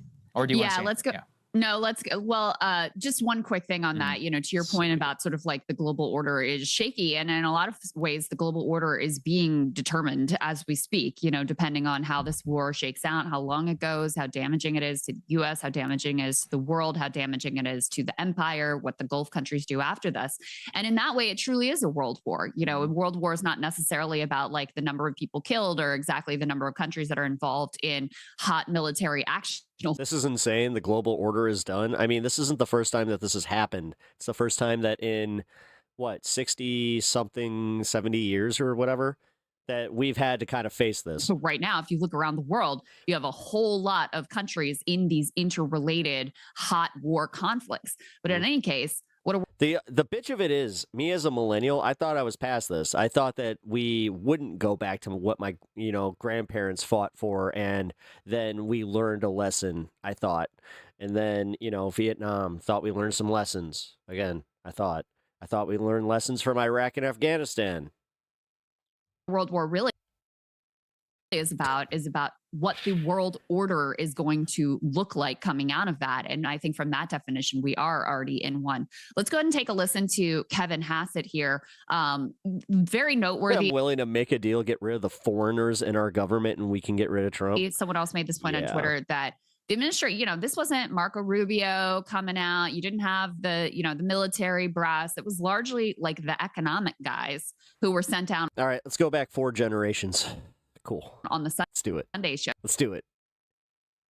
Every 4th generation American, you're gone. To make the case, which tells you a few things. I mean, it tells you maybe the number one thing that they're concerned about is really the markets. And that is an intentional Iranian Well, Dross, we did it to ourselves, Pep. plan. This is as much about the Iranians waging economic warfare as it is about the military conflict. They see that dimension as being the most. I used to think I was Zennial, but I apparently am just like crucial because they need to exact that pain on America to force them to accept their terms and make sure that they don't end up in this situation again. So Kevin Hassett, who's Can I just say, I am glad that we called us, at least we are millennials, because Generation Y, chief economic advisor for Trump, gets asked about, so, hey, if this goes on for months, what is this going to mean for the economy? Let's go ahead and take a listen to how he responds. Nice. If this disruption lasts for months, can the 86. U.S. economy absorb the shock without a recession? First of all, it's not going to last for months. President Trump's team has briefed us that it's going to be 4 to 6 weeks, beginning 2 weeks ago, and that we're ahead of schedule. And so, second, if it did the way this guy smiles, I'm convinced he's one of the most evil men in the entire administration. Last for a long time, it wouldn't really do a lot of harm to the U.S. economy. Now, certainly there'd be pocketbook issues that we'd have to address, but the bottom line is that the U.S. produces so much oil that you can't really get GDP to go negative with an oil shock the way you could in the 70s. So we're in a very strong position. But it's really heightened the strength by the fact that we've got a productivity boom from artificial intelligence, we've got a capital spending boom because of the big, beautiful bill, and we've got incomes growing the fastest we've seen since back around 2018. And so all the fundamentals of our economy are really, really strong. That all has been halted by his stupid fucking war. Dude, he's talking about the trends pre the war. If Iran, this is the reason that they were so hyped about the numbers in January, and now they're not exactly so hyped on the revisions and what's coming from February. Thanks. That they're going to get President Trump to back down because they're going to make our economy weak, then they just don't understand economics. Bro has no idea what's no, but that very smart pink tie, So Zachary basically just dodges there, well, it's not going to last that long. Yeah. They promised this is not going to last. Oh, really? So how's it going to end? Because no one can say that. It's worth even grappling with what he said. He said our GDP won't be affected, and he's not wrong. Yes, Exxon is going to do. I don't think it would take much to convince you that Elvis is still alive. I'm not a conspiracy theorist. Great. Okay. Of Midland, my home's. No, I think that dude took it. I think that dude fucking met God while he was taking that massive drug shit. State of Texas, Houston, it's going to be a fun time, all right, to be a club owner in the city of Houston. It's going to be super fun to own. No, the only people that think Elvis is alive are the ones that actually liked him and his music and just kind of blatantly ignored the pedophilia that he was up to. A Ford dealer. Dude, Priscilla was fucking, what, 14 when he met her? Out in West Texas. Orangadoo, orangadoo-doo-doo. Hey, Priscilla, how you doing? Gonna pick you up from high school. Rangadoo, rangadoo-doo-doo. Texas or in the Panhandle or in in Lubbock or any of these places. That doesn't mean that it's going to be good for the rest of us. Already gas is $3.70 about a gallon nationally. Let's think about the scenarios where it's like By the way, I got to give credit where credit's due. That is a big Jay Okerson bit. $4.50, $5 a gallon. Let's say even average. Yeah. Oh, yeah, dude. That's I would say one of the worst cases. Look up Priscilla. Yeah. Look up how old Priscilla Presley was when he was courting her, and they tried to sell it as a romantic thing. Dude, we're talking about a generation that Benny Mardones literally had a career. And not only had a career, but he sang a song about a girl being 16 years old and him being mad at her parents for be just hey man, why can't I date your daughter? What's up with that? Case scenarios is around $5 a gallon average. That would be probably $6.50, $7 a gallon in California. That is a disaster, I think, for normal American pocketbooks. That also translates into demand destruction. That's what our friend Rory has talked about, where when gas starts to... Jerry Lee Lewis, I forgot about him, yeah. Bizarre food guy. Hello, my friend. I'm in Los Angeles. The gas is close to $7. Holy shit. Take up. Holy shit. Holy shit. Dude, yeah, I just talked to one of my buddies. He lives in, I think, Sacramento. No. San Diego. He lives in San Diego. He was telling me that gas was getting up to there. I can't believe that. That's insane. Yeah, your gas taxes are crazy. Yeah, where's the train? Yeah, where's that high-speed train that was totally needed from Sacramento to fucking LA? That high, people are like, all right, I'm just not going anywhere. I'm not driving to my uncle's house or something like that. But don't forget, we got the July 4th holiday in a few months. Are people going to be driving? Right. So these are times usually when people are always traveling, who are either driving, and plane tickets are about to skyrocket. Not to mention, guys, this is bad, and I hope you understand that this ain't going away by the summer. Trump really fucked up on this. Jet fuel prices in Asia. I think in Singapore, jet fuel is going for $200 per barrel. I'm just a stupid liberal on YouTube. You know what? I just have TDS. I don't know how to look at cause and effect. I don't know how to look at anything in my daily life and understand that it's not good, even though Orange Man bad. Right now, because there's something about the specific. Yes, just because Orange Man bad. And yes, I do. I will admit I'm a little alarmist. I will admit I've played some of the clickbait game. But for real, guys, just because I am ideologically opposed to Trump and you does not mean I'm wrong. Okay? I'm not an expert, but the experts that I have been reading have been warning that this is going to directly translate into air traffic. Also, we got an age of consent dude in here. Ew. So there's been... hey, MAGA, you guys deal with that one. His name's AT1317. None of my audience even fuck with that. Let the maggots deal with that so they can prove that they indeed do not support pedos. Just the war. Because this guy is making a case that it was legal back then. That's not weird. The actual disruption. So while we were all sleeping last night, a bunch of flights which were en route to Dubai had to turn around in the middle of the air and actually go back. That's the one thing I will always say is that's crazy to me is that MAGA will do that way more than any other political faction where they fucking play age of consent games a lot. Back to where they came from. It's fucking gross. Because of a huge fire.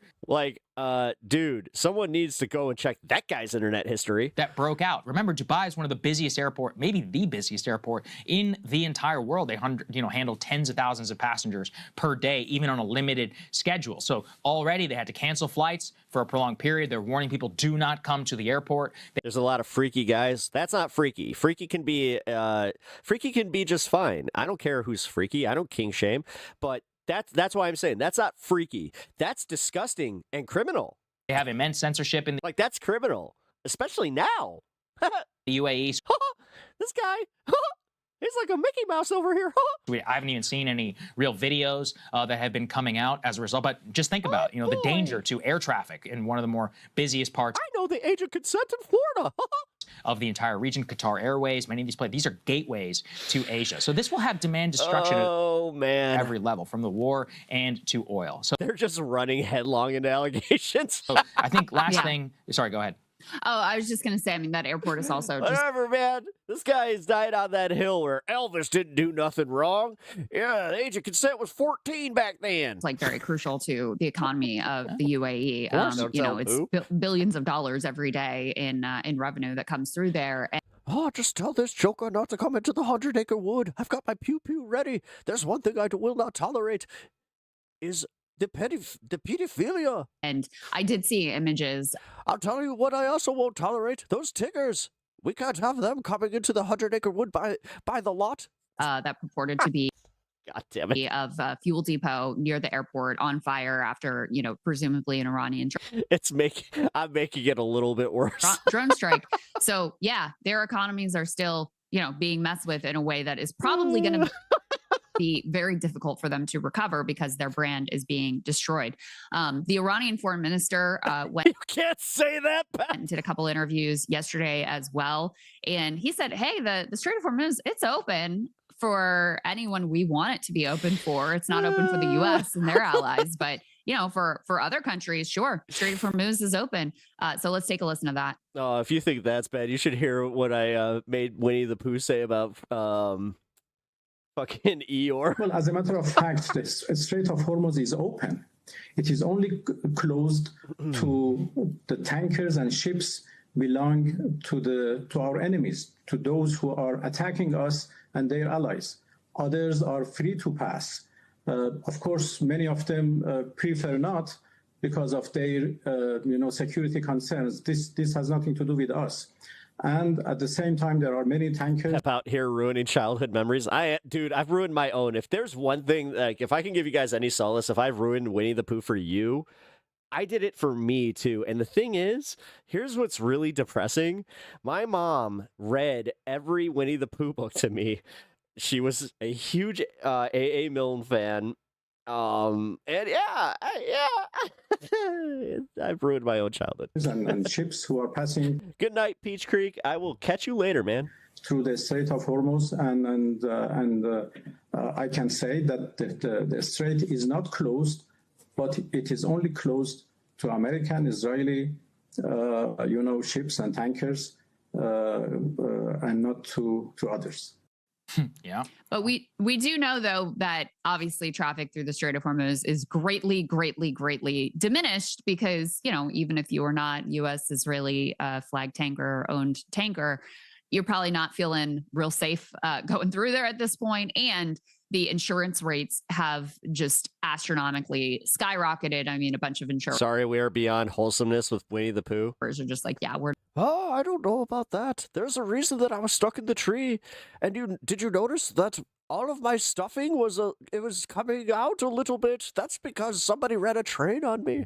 We're not insuring. But I welcomed it. I got stuck on purpose. Don't tell anyone. Actually, your voyage through this area. Hey, if you like that video, I can't do the Pooh voice. God damn it.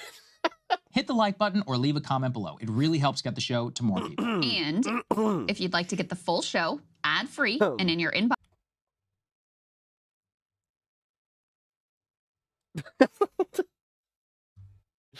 All right. What else we got? All right. You know what? We're getting so close to this. We got 20 minutes. All right. Perfect. Let's do this pondering politics bit.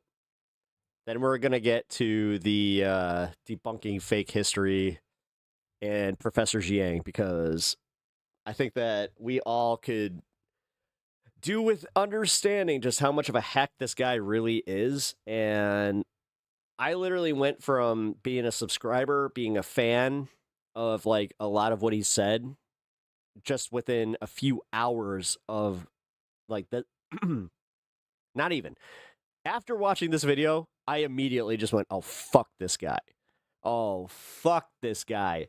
And it was already like confirmation of what I was already kind of feeling, because like I said, I had found another video where I was like a little sussed out because of the way he was talking about like the Roman Empire and Hannibal specifically, where he's like, oh, that might not have happened. It's like,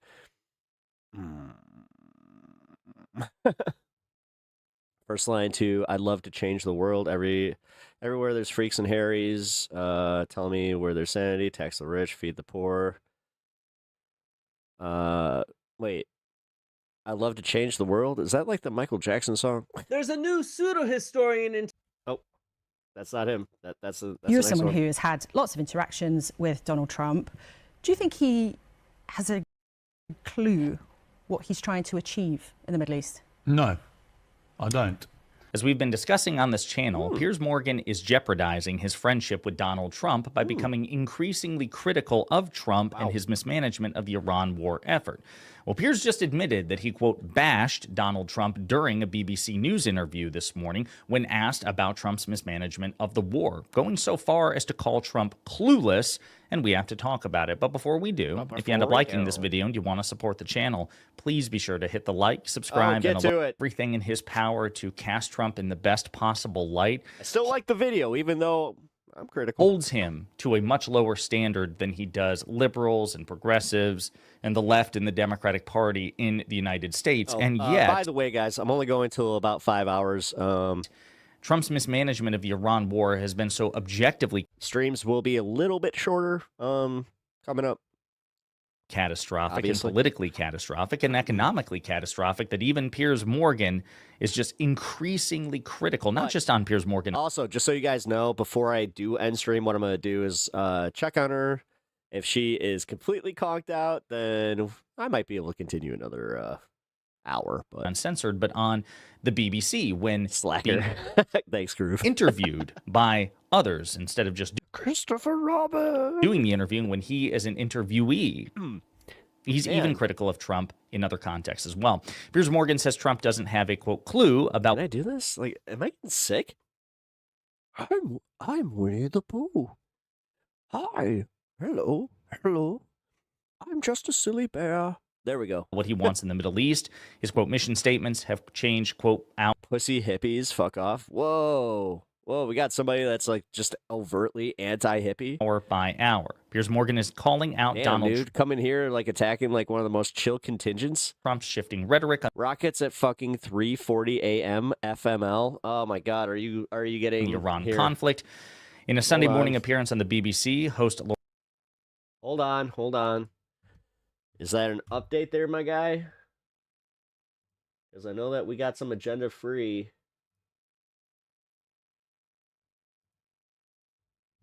Coverage is expected. Meal break. Let's see.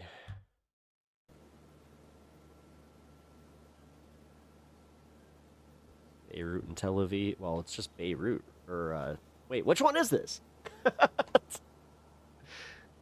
Where are we actually looking? Oh, fuck it. Here. Look at the AP source scan. Because here comes Steve. AP source cam. Tel Aviv.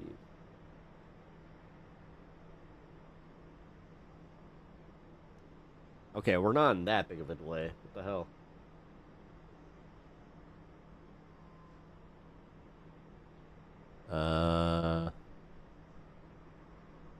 Update, I'm officially tired. They fuse together like Dragon Ball. Steve doesn't eat on stream. He is missing a whole sector of the market. Oh. Hold on. We might have an update. Oh my God! Hold on, guys! We might have an update. That's not the update, by the way, that I just went over to. Alright, we don't. We do not have an update. Screw it. We're going back to the video that we were watching.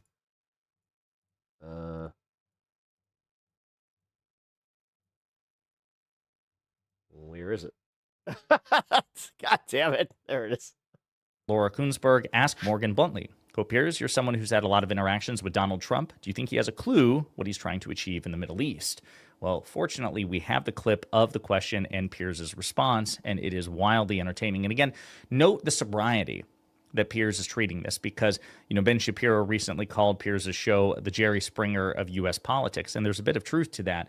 But this shows the different side of Piers, where he comes from the he took the wrong lesson from that one. Professional journalist world. When he's at his best, he is a professional journalist. He asks tough questions, and he's being interviewed by a BBC host. This is his answer. Piers, you're someone who has had lots of interactions with Donald Trump.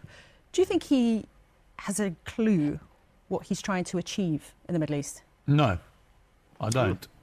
And I think he's thought that he could pull a Venezuela here, decapitate the leadership of Iran, and it would all get settled quite quickly. And I think 2 weeks in, what is very clear is this is not going to get settled quickly. All the mission statements he's laid out have changed day by day, sometimes hour by hour. It was going to be regime change. It was going after the nuclear. I got to see Jerry Springer live. I got to see a 6-hour taping that was for the entire week. Yeah, dude, that was wild. Capability, which we'd been assured only. I remember that so vividly, too, because it was like such a weird day.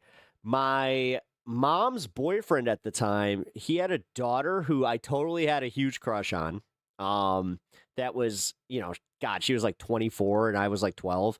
So obviously, that there was, she, her and her boyfriend, I guess they got ditched, and they were just like, do you want to go see the Jerry Springer, like a taping of the Jerry Springer show? And my mom was very like, I don't know, this was one of her cool moments where I was just like, can I go? And she's, oh, fine. I suppose it can't be that bad. It's just entertainment anyway. Fast forward. So I got the update on like when the episodes were going to air, and I told my mom to watch the one that we were on, which was a huge mistake because my mom was so pissed at me because she was like, this is what you saw 10 months ago. Yes, she's like, I wish I had known. Been dismantled already. She knew Jerry Springer as like some interviewer.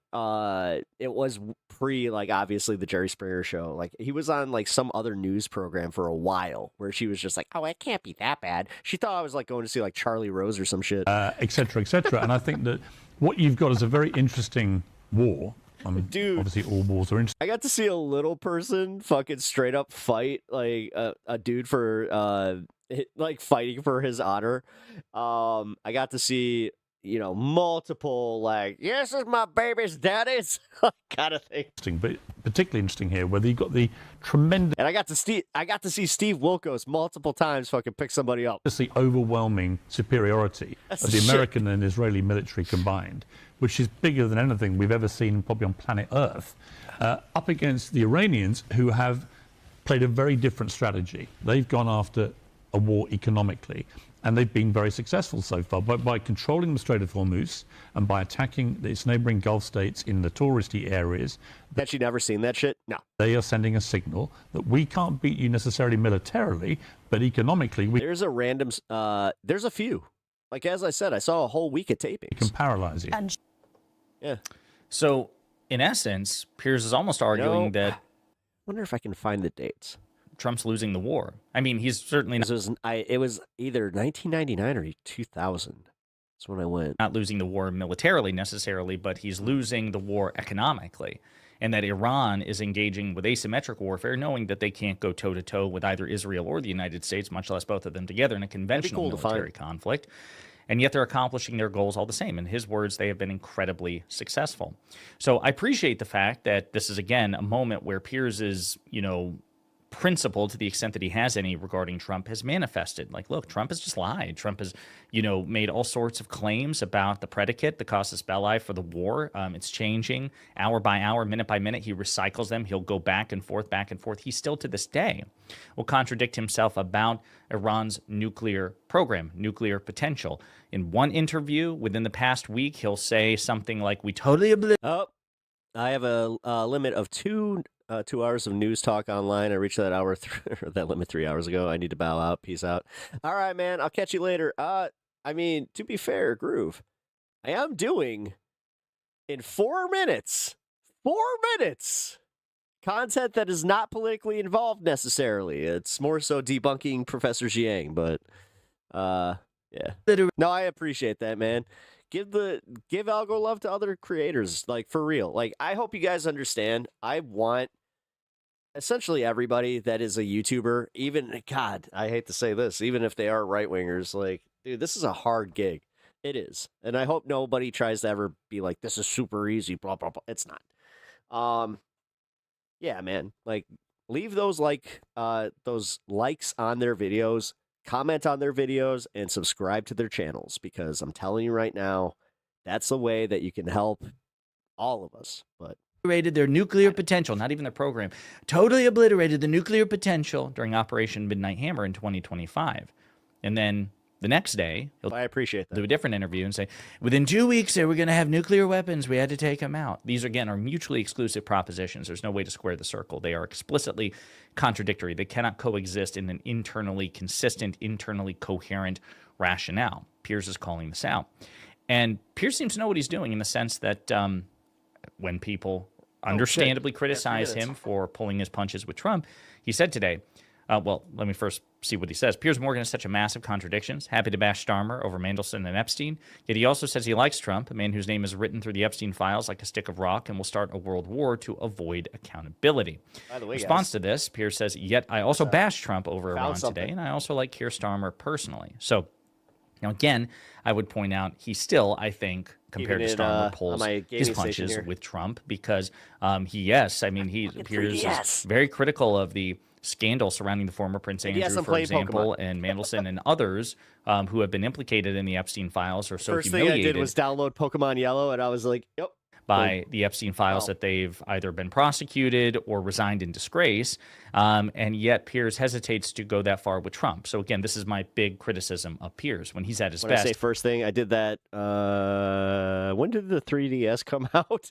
He is a very good interviewer, very good debater, a very good journalist, but Trump just bypasses that in most situations, and he grades Trump on a curve, which is very woke thinking, right? It's almost like moral and political affirmative action. You know Trump can't cut it, and that every Democrat is superior intellectually and in terms of ethics and integrity, and that bothers you, so you have to give Trump an artificial boost when you shouldn't. So I like it when Piers becomes increasingly critical of Trump. It's, again, kind of like seeing that MAGA civil war. It's good to see I hate when he says he grades him on a curve, when instead he just sucks his ass. Friends and allies turn grade him on on a him. curve. I wish they would do so. Unless that curve is a Peroni's dick. More decisively and more frequently, but I think any sort of dissent from Trump from them merits attention. He also says, I'm always honest about Trump. You missed the millennial Pokemon trend? Oh. Wouldn't go that far. He says, well, I say when I agree with him, and when I disagree with him, more people should try it. And the implication has always been, look, when Trump does something right, people should praise him. And yeah, I agree with that. By the way, guys, I do plan on actually playing some Switch games on stream coming up. I think I'm going to tackle a Final Fantasy game. I'm thinking Final Fantasy 11 or Final Fantasy 9.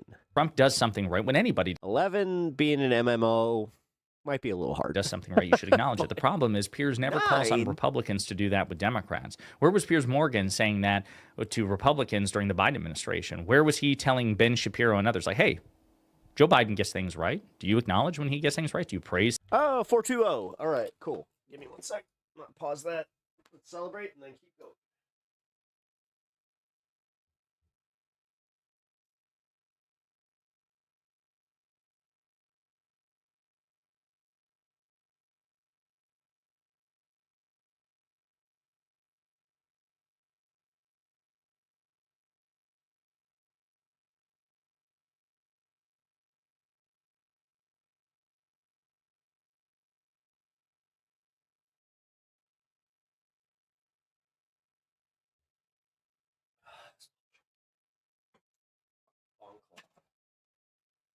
That is such bullshit. I can't believe that just happened.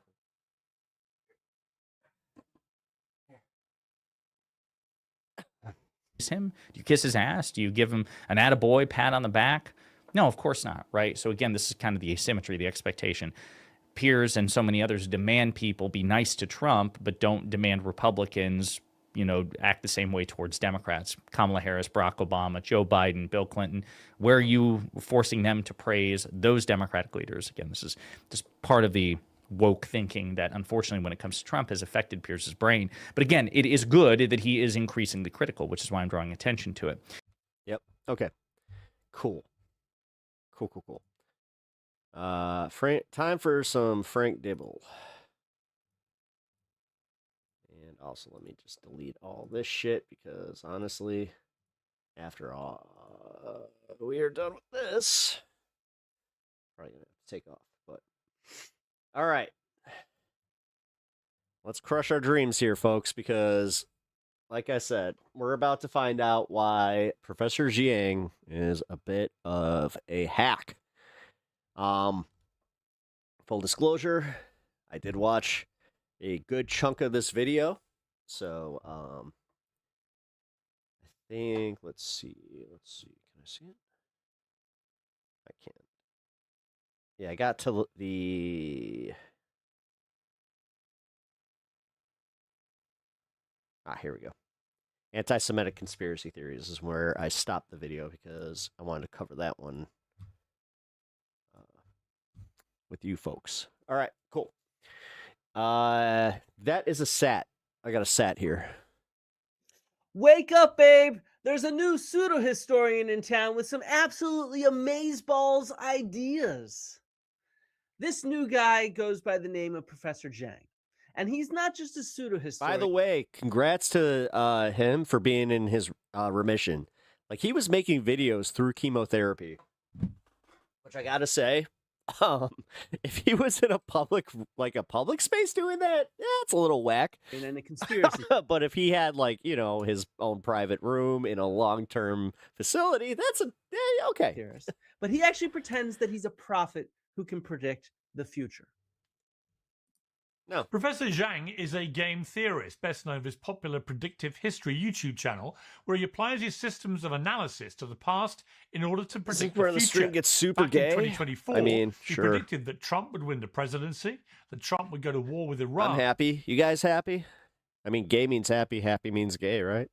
And that the US would lose that war. This has sparked a flurry of interest in both his work and his rather colourful adjacent opinions. Zhang's been appearing everywhere lately. He's the talk of the town ever since this war began against Iran.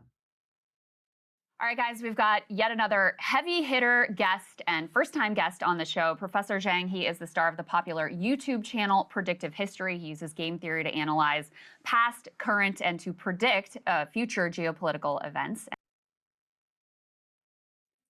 But Jiang really got his start right here on YouTube, where he has nearly 2 million subscribers. He gives lectures on current events and mostly got Rainbow Cadillac? Oh, hell yeah. history topics. So I'm here to tackle all his fake history and archaeology. Welcome back to Archaeology with Flint Dibble. I'm Flint Dibble. Flint, not Frank. And let's debunk the shit out of this fake Professor Jiang.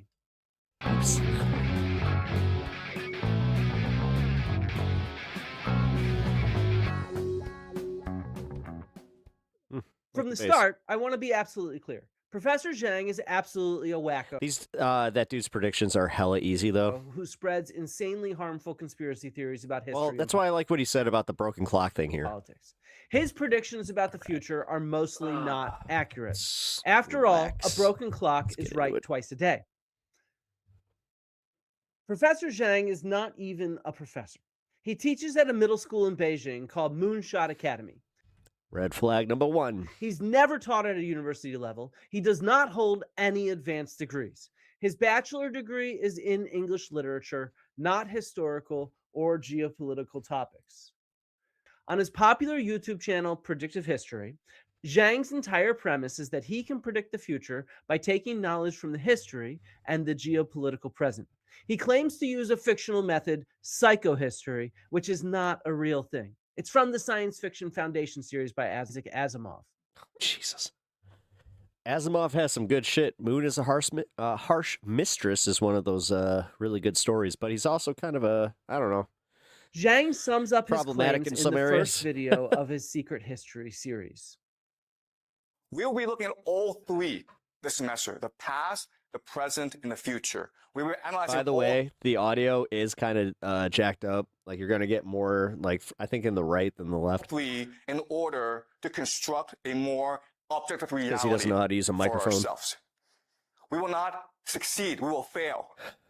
But the process of trying will train our minds to think much more critically about the world. So let me explain how. In the present, we have geopolitics. When we study geopolitics, for example, why is there war in Ukraine? Why is there war in the Middle East? Well, what happened? We'll be studying Tried reading Asimov 4 separate times. geopolitics. Depends on what you find. And we'll try to understand why this is happening. We'll try to formulate an analytical model. There's nothing worse than when like a cool science fiction book you find is written by a complete douche tool, like Ender's Game. Of geopolitics. Okay, an analytical model. But Frank Herbert was based, and he died based, and you know what? That's why Dune is based. And use this analytical model to make predictions about the future. Why do we do this? Because these predictions will tell us if our analytical model is correct or not. Okay, does that make sense? It's no different from artificial intelligence. How do you know if your artificial intelligence, the model is correct or not? Well, you test it against reality. Okay. Okay? There's no difference between that artificial intelligence system and what we're trying to do here. And why are we doing this?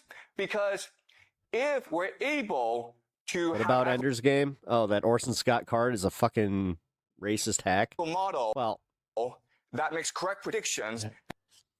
Insinuating that he was a hack means he didn't do anything good, which I just kind of proved wrong because Ender's Game is good. And we take all it's just annoying that he's such a piece of shit. This and go back and analyze the past to reveal the secret history of the world. That is a project we are undertaking this The Machine semester. War series. I know you said that. No, you got me interested in it. I'll probably check out the book because it's the Butlerian Jihad, which I know takes place in only one book. Discover for ourselves the secret history I'm of fine with that. humanity. Because you may not know this, but all the Push in your chair. Push in your chair. Oh my god, dude. We had this like aside just like this in my high school. You know what? Fuck it, I'll just say it. He was my Spanish teacher, Mr. Mitchell.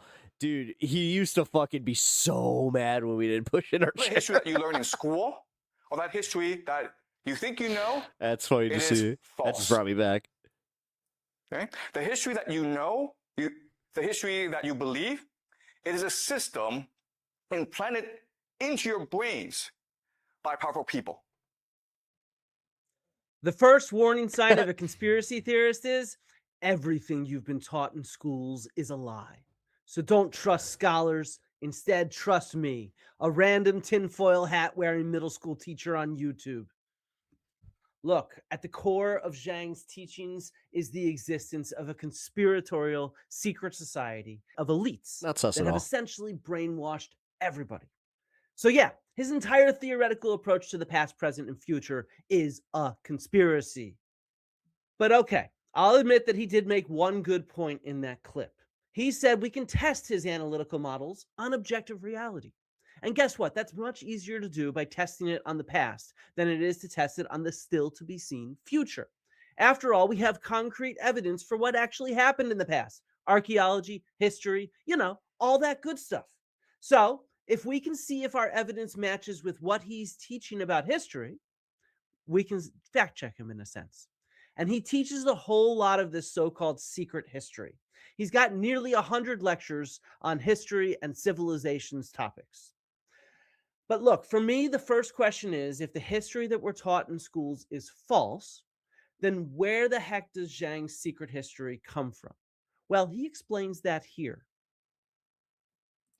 Now, when you see me teach, you think, oh, you must have a script. You must have outlined the class. I don't do that. I have a conception, I have a framework in my head. I come to class and I teach. How do I teach? I watch your observations. I watch your facial expressions. Oh, Dibble, I'm joining late, but I'm glad to see this. Hell yeah. Yeah, Robin, And based on your responses, I then... He tears them apart Like I said, I got recommended this video after watching one of Professor Jiang's videos on history, and I was just like, huh. Start to flip. It's almost like the algorithm was figuring out that I was just like, that's a bit sus. It's like, well, you think that's sus, you should try this. Flesh out the framework. And how do I do that? Because I'm always accessing a higher force, and I'm receiving this information that I can then articulate to you in class.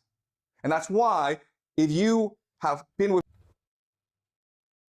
a higher, he's always accessing a higher source.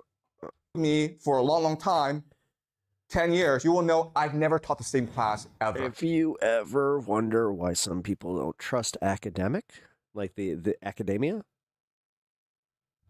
you can go on YouTube and watch all my videos. I teach this class different each time.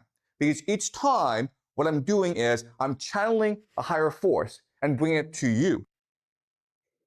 Yeah, Okay. there you have it. From fake Professor Jiang himself. He is channeling a higher force and bringing it to you. His approach is quackery. It's not based in evidence. He's hearing fucking voices. Jiang is absolutely a false fucking prophet, a cultist nutjob, and not an actual historian or political analyst. Don't believe me? Let's look at his historical analyses to see just how far off his rocker he is. He has a video called Roman Anti-Civilization. He talks through how he applies his so-called analytical models to history. So it's a perfect place to test them. He's going to start off by claiming that the Battle of Cannae, where Hannibal slaughtered a Roman army in 216 BC, that is fictional. It's invented. From there, he will claim that Hannibal and the entire Second Punic War is fiction. And from there, that all of Roman history is a lie. So let's put this together step by step. Let's see how he does that. How do we know what history is true or not? Okay? Now, you would think the answer is, you just ask historians whether it's true or not. You know the answer. The problem is that every historian that you talk to tells you the Battle of Canal must be historical fact. It must be, even though we don't have any evidence for it. So given that, how can we understand or figure out if it's true or not? Well, in this class, what I teach you is a new historical framework to understand history, okay? So this is predictive history, and we ask ourselves, does the Battle of Cannae fit into a larger historical pattern, okay? Second question we ask is, does it make sense according to game theory? And the third question is, does religion explain the battle, okay? And when we do this, when we use this framework to understand the Battle of Cannae, our conclusion must be, it didn't happen, it was completely made up. Okay, so this is his analytical model. Sounds real clever, but do you notice something that's missing? It doesn't. Evidence. Actual evidence? Yeah. Like, hey, everyone, let's not look at the archaeological or historical evidence closely that we actually have. Instead, let's just apply game theory and look if it makes sense in terms of religion. Like, Jesus fucking Christ, because the reality is that we actually have a lot of evidence. You know, firsthand historical evidence, the writings of the people who were alive at that time. We have a detailed book-length account of the wars between Carthage and Rome by Polybius, an enslaved Greek historian. He was alive at the time. He was an eyewitness to these events. And this... Yeah, but hold on. This is what a lot of people use in, like, trying to prove Jesus existed. book is confirmed by a wide range of other archaeological and textual sources. For example, there was also a detailed account of this war written by the first Roman historian, Fabius Pictor. Unfortunately, his book has been lost, but he is quoted and cited extensively by later Romans, historians such as Livy and others. How do you know that book wasn't a psyop designed by a time traveler? Similarly, there's the Roman annalist Lucius Quinctius Alimentus. Very convenient that they can't find it. Who was also actually captured by Hannibal. A primary source, an eyewitness. And again, his lost work is cited by later historians like Livy. All of these citations and sources corroborate one another. But let's go watch and see if Jiang's analytical model makes sense or not. Okay, the Battle of Cannae did not happen. the same why? video I was watching. Well, first of all, when we have these great military generals like Hannibal Barca, they tend to become a king, okay? So think of Napoleon or think of Julius Caesar. Hannibal Barca is the first general that we have that conquered all of Rome and decided, I'm gonna sit back and like retire for the next 50 years, okay? Never happened before. Why didn't he go back to Carthage and claim the kingship, right? Okay, that's the first problem. Second problem. This is fucking idiotic. This is not a problem. Plenty of generals have not tried to be kings. Hello? Have you ever heard of George Washington? Or wait, we have... Oh, but Sylvie, have you not heard of, oh God, what was that fucker's name? examples from ancient Rome, like good old... We used to use them all the time. Fuck, not Nostradamus. It was another fucker. old Cincinnatus, who was a hugely successful general. Wait, no, wasn't Nostradamus? In Rome over 200 years before Hannibal. The Romans made him dictator so he could fight off invaders. He won the battle. Absolutely glorious. He was the top person in Rome. And then he famously set down his own power to go back to farming and return the power to the Republic. You notice the plow in that statue here from Cincinnati? Yes, Cincinnati's named after Cincinnatus, by the way, because he wanted to go be a farmer. And guess what? George Washington deliberately modeled himself off of Cincinnatus.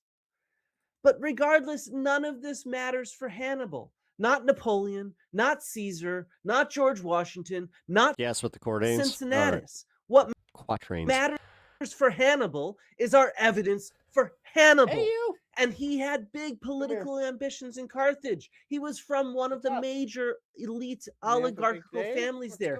He was leading the fight against the Romans and was getting a lot of fame and prestige from doing so. To claim he had no political ambitions is to just make shit up. Okay, that's the first problem. Second problem is game theory, okay? So if you read Roman history, what they will tell you is that Hannibal, after the Battle of Canal, he was stuck in Italy without resources. Then the question is, when he go to Carthage, conquer the place, and demand the resources he needs to win against Rome? Why is he sitting back? Okay? Also remember, this is a guy who crossed the Alps on his own initiative. The Carthaginians told him, don't start a war with Rome, Hannibal. And Hannibal was like, nah, I'm going to go across the Alps. Thank you very much, okay? So this makes absolutely no sense whatsoever. Okay. No, what the hell doesn't make sense, dude? Hannibal had marched his troops across the Alps in a sneak attack on Italy. We have lots of evidence for this march and what was going on. Hannibal won a whole bunch of battles in Italy. A whole bunch of them. Trasimene, Trebia, Cannae, the one we're talking about. But guess what? He had not won the war. You keep saying he beat Rome. Rome still had an enormous army. And to get back to Carthage, that meant retreating and abandoning his successes. He did eventually loop around and go back to Carthage, but that's because Rome was able to levy yet another army and a fleet under Scipio Africanus. You ever heard of Scipio Africanus? Who led an attack on Carthage. It was that attack that forced Hannibal to give up his successes in Italy. And that's why Carthage ended up losing in the end, because he had to surrender his successes in Italy. But of course, there's even more insanity from this fake Professor Jiang.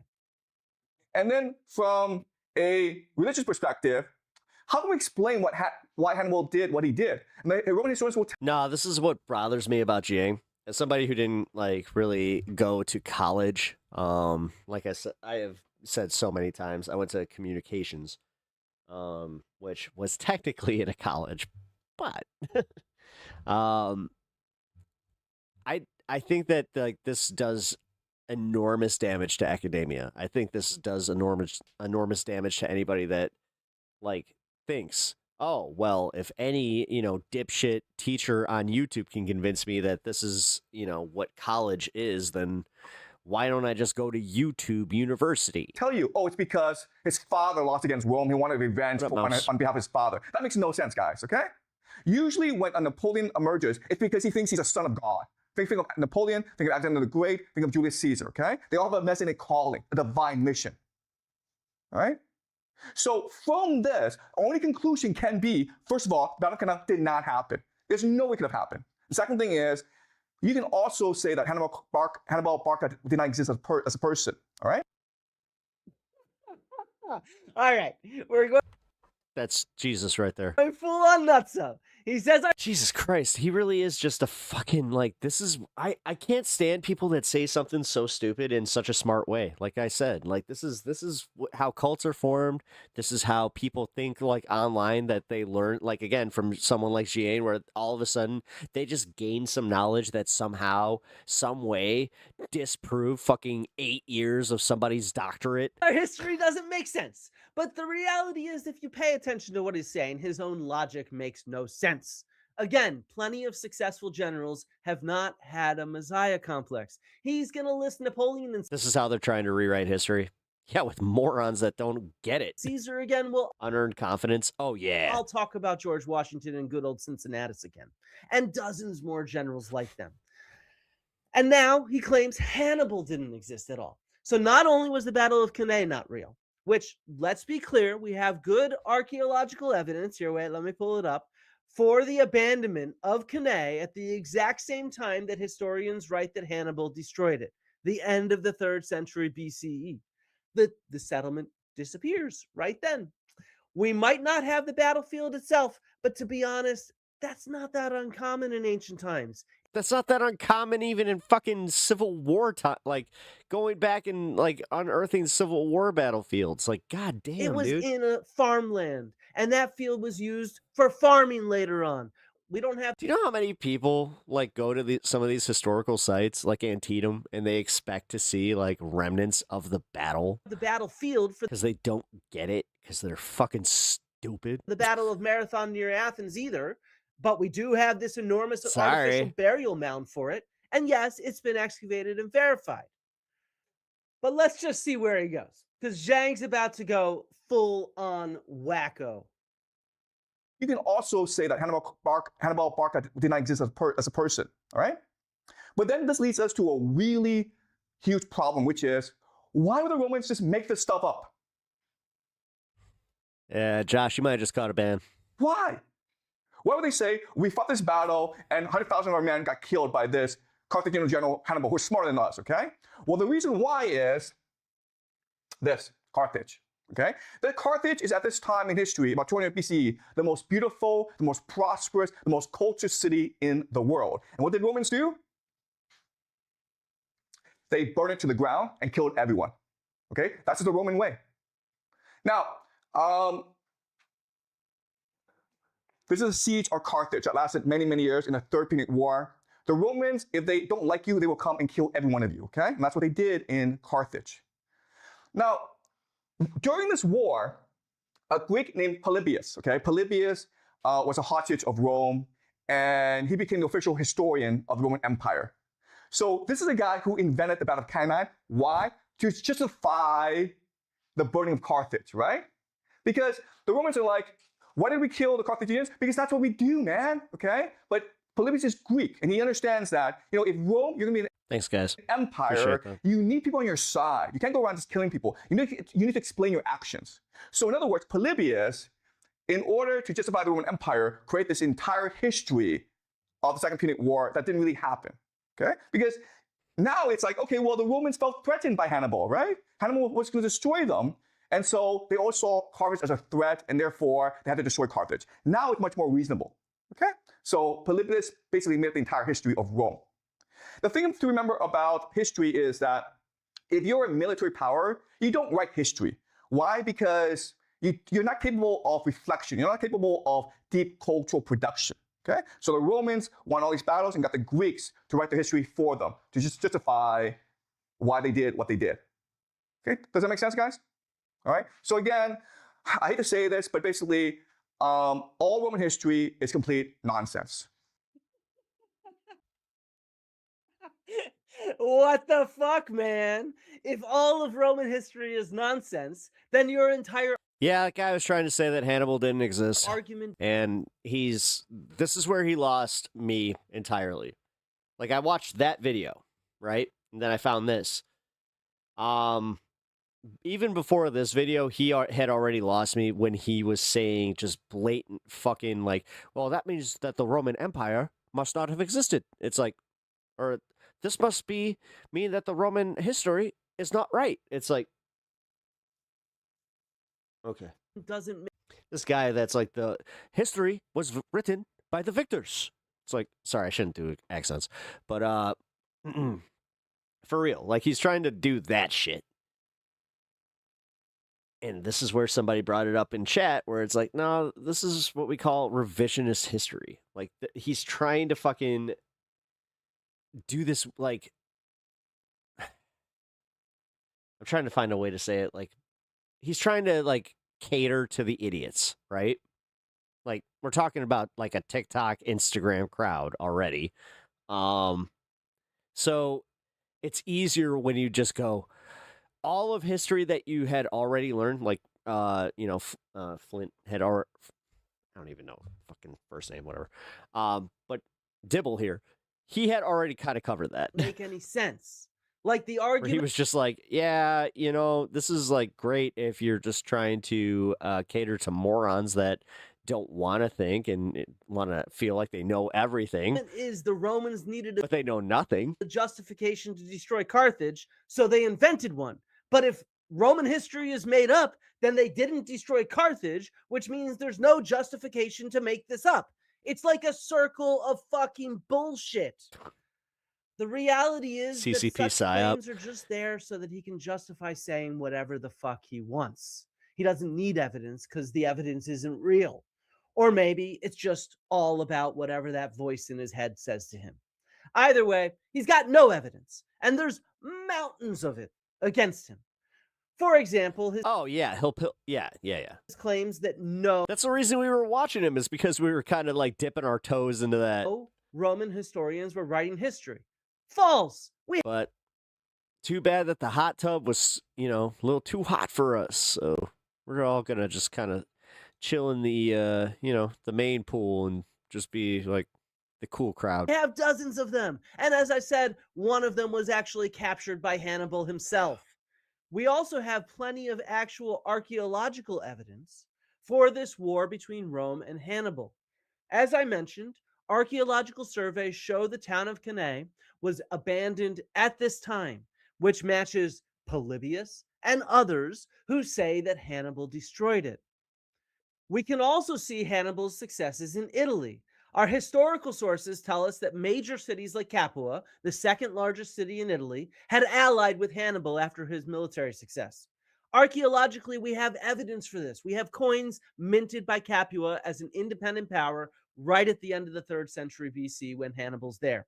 And we even have coins minted by Hannibal and the Carthaginians in southern Italy so they could pay off locals and stuff like that there and soldiers. All of this is reported, for example, in an article like this one from 1953 by Charles Hirsch, which, by the way, has nothing to do with the Punic Wars. It just has to do with coins in the Roman Republic. We also have archaeological sites in the Alps that document Hannibal's crossing. The residue of dung left behind by the horses and elephants. For example, the increase of organic carbon and moisture originated from trampling vegetation and dung from animals, provided an organic base supporting the ingress of Clostridia, a prominent endospore-producing bacterial component of the mammalian gut. This is right there in the Alps at a camp set up by Hannibal on his way in. We also have, for example, an elephant bone in Spain that was probably from the elephants of this journey. It's like direct physical evidence. This is well dated along the route that Hannibal took. And then finally, we do have evidence of some battles. For example, the Siege of Ugento, where there's 450 excavators. My buddy just texted me that Pedro Pascal sling bullets and bolts. He said that somebody asked him about his lack of facial hair, and he said without missing a beat that he donated it to fucking Ben Shapiro's eyebrows. From Roman scorpions from this war. Dude, if that's true, that's legendary. I hope that's true, but you never know in this post-truth era we live in. The sum total of historical, archaeological, artistic, and numismatic evidence for the Second Punic War would fill a small library. And instead, Jiang is like, nah, Roman history is just nonsense, just like other bullshit artists on TikTok. It always blows my mind talking to people who have invested their lives in the study of ancient Rome, because y'all don't seem to realize it didn't exist. It was bred in circuses. It's a circus, man. Yeah. That's you, fake Professor Jiang. You're a nut job just like her. And if you somehow think that Jiang has anything interesting to say, well, you've been misled. He's just making up shit non-stop. He's a wacko. But hey, at least we can have some fun laughing at him. Let's put on our conspiracy theory hats and laugh at the clown. Okay, I think the greatest secret out there is that the history that we've been taught. Oh my God, he did an interview with Sneeko. That says everything I need to know. I didn't know about that. the development of humanity. It's all fake. Okay. We have about 10,000 years of human history. That's it. But we know that we Homo sapiens have been around for about 200,000 years. 200,000 years. Okay, that's the best estimate. So what are we doing? Oh my God, he understands that he's talking to morons. Oh, this guy. Oh my God. He really is like the grifter. He's the grifter's grifter. Like, he gets it. Of this time. Oh, Okay, man. that's a Oh my God. Yeah, no, that makes it hurt a little bit worse, right? Knowing that this is fucking like this is the audience that he's actually trying to garner. question that science has never really answered for us. Okay, that's point number one. Point number two is that we have some TikTok destroyed everybody's attention span. I can agree with that. archaeological sites that I'll start with Vine, though. Don't forget. that are close to us. Okay, so Göbekli Tepe in Turkey. It was fucking Logan Paul. Thanks for that. Okay, Göbekli Tepe, Turkey. Tepe in Turkey. We've only uncovered 5% of all of it. And we have, and so why we haven't uncovered the rest of it? It's not about money issue. It's because the truth will destroy the traditional narrative. Then you have the Amazon in Brazil, and how we're discovering how these ancient civilizations existed in the Amazon before, and also these ancient civilizations were the ones who actually created the Amazon. Oh my God. Do you understand that Sneeko is so dumb that he's listening to this, and this is literally like you're watching in one ear, out the other with Sneeko. Because the Amazon itself is not an organic creation; it was a man-made creation. So if you do, I mean, like if you just work from first principles, what you recognize is that we've probably had civilizations before this, okay, that were destroyed in the Great Flood, okay, or what was technically called the geomagnetic excursion, the magnetic pole excursion. Would you say that he has no idea what you're fucking talking about? Now you're just fucking, dude. You might the magnetic poles, the north and south. You could literally describe the science of like puking, and he would just be like, "Yeah." Switch every 6,000 years, okay? And when you do that, you change the geography, the topology of the Earth. You cause massive floods. You cause climate change, and these civilizations were destroyed. So we are not part of the first civilization. Okay. Another thing is the pyramids, the Egyptian pyramids. We are not able to create the Egyptian pyramids using the technology that we have today. Okay. It's incredible to think about how, we have the most advanced spaceships and computers, but we're not actually able to recreate the pyramid.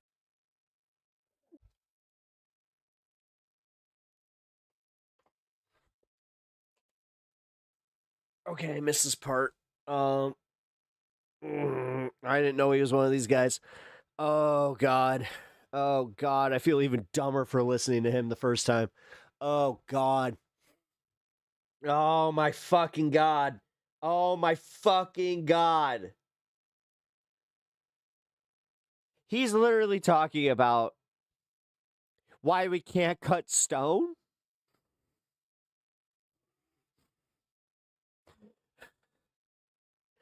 What the fuck?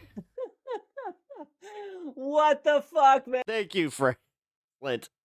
And how many stupid fake history conspiracy theories can you cram into 2 minutes? It's like listening to Jimmy Corsetti on steroids.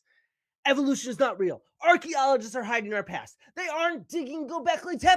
No, it's even worse though, because this guy is going out there posturing like he is actually an academic, like he actually has accreditations that we should respect.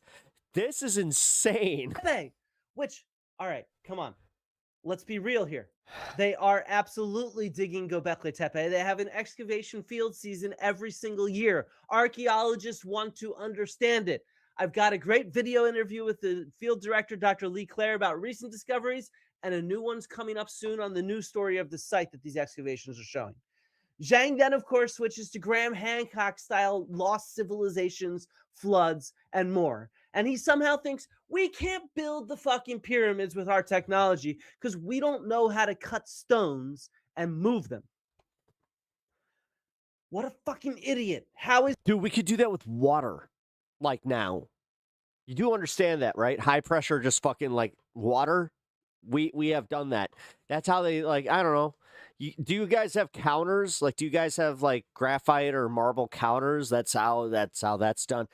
I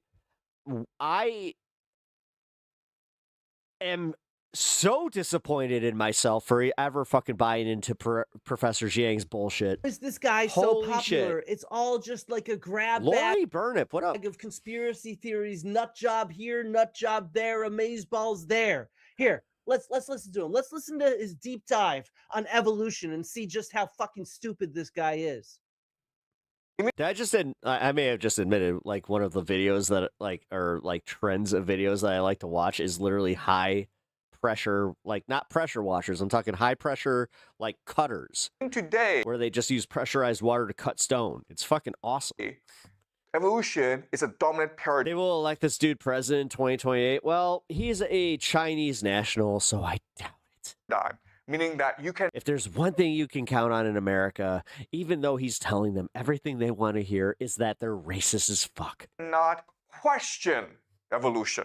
If you question evolution, it means you're crazy. Trust me, I know enough people that would just be like, I can't listen to him because of his accent. Okay, but I'm crazy, so we're going to question evolution today. All right, so you've studied this in school, but... The hydraulic press channel. Hey, what's up, Chuck? Evolution means... Hey, we probably enjoyed some of the same videos. We came from monkeys, apes, and then there were different species of humans, and eventually the best, our species, the Homo sapiens, won out. Okay? So what evolution says is that we are just a monkey, guys, okay? We're just a monkey. Okay. And what do monkeys do? Monkeys like to have sex, monkeys like to eat, monkeys like to fart. That's all we are. We're just monkeys. Look at this stupid fucking monkey here. Can you believe this guy actually got a BA in English literature from Yale? No. No, I can't. He clearly didn't learn a goddamn thing while there, or else professors at Yale in the 90s weren't teaching shit. Because, you know, monkeys fart and we don't. Evolution does work, and it works for most animals, except when it comes to human beings. Okay? Because that the idea of evolution is... Oh my god. Oh my god. No, this is I missed this entire part of this video. He's about to... Gradual progress. No way. But we don't He's know how about we to go went from after the evolution ape, now. Okay. To the human. We share with the ape, other monkeys, 99.9% of DNA. But we don't know why we're so different from the ape. Okay? That's the first problem. Second problem is humans have been around for about 200,000 years. Okay? That's a long, long time. We only have maybe 50,000 years of history. So where did the other 100,000, 150,000 years go? We don't know. Okay? So this is a... Oh my god, this guy just archaeology, not a thing to him. Oh my fucking god. I hate that I bought into this guy's bullshit. Also another huge problem with the theory of evolution. The third problem is, according to evolution, there should be many different types of human beings. But in fact, there's only one, Homo sapiens. Now, what scientists will tell you is, well, before there were different species, the Neanderthal, the Cro-Magnon, and then gradually Homo sapiens took them over. And you can believe that, but it's problematic because according to evolution, there should be... Did I get sucked in before or after he went full Alex Jones? I got sucked in with the Piers Morgan and Breaking Point's platforming him, which actually kind of brings up a whole new topic of platforming and how dangerous it is when you platform somebody that is a blatant fucking hack. Holy shit. And they went to him because he was saying exactly what they wanted to hear, that Iran, we were going to let that Donald Trump would get elected, that we would go to war with Iran, and then we would fuck up the war and lose the war. That they wanted that last part. That's a confirmation bias that made them ignore everything else about this asshole. Many different types of humans, okay? Maybe some with 6 fingers. Oh my some God. Oh, this. Yeah, okay. Yeah, Benjamin Netanyahu. That's who has that 6th finger. That's it. Israel loves you right now. With 3 eyes. Holy like shit. animals. Holy. God so damn it. The lack of diversity in the human species, it doesn't really fit into the evolution model, okay? Okay. Yeah, man. All those fucking animals with 3 eyes and 6 fingers, keep channeling those voices. I mean, oh, I wish I could have a conversation. Where are you, voices? Come on. It sounds like such a fun time, right? So, okay, look, none of these are problems. What's up, I mean, Daniel? none of them. Cheers, First of all, man. human history did not start 50,000 years ago. It only started a few thousand years ago. And we have archaeological evidence for humans and our ancestors. Oh, see, that's the thing. He's not working off a prompt. You know, this YouTube fucking teacher isn't even working off a basic prompt. Ancestors going back millions of years. Oh my we God, have he fossils, sucks. we have He stone sucks. tools. We have discovered dozens of species of our ancestors and cousins in our evolutionary timeline. We've discovered that we've interbred with them. They've interbred with each other. Look, I've got an excellent interview with Dr. Chris Stringer covering some of the recent advances in human evolution and fossils and things like that. I have other videos on similar topics as well. Again, I don't know what else to tell you. This dude is just vibing with voices in his head. He's ignoring all the actual evidence that we have. Do you know what sucks But hey, about that, though? People would totally pay the thousands of dollars to take his course because they think that he's smart.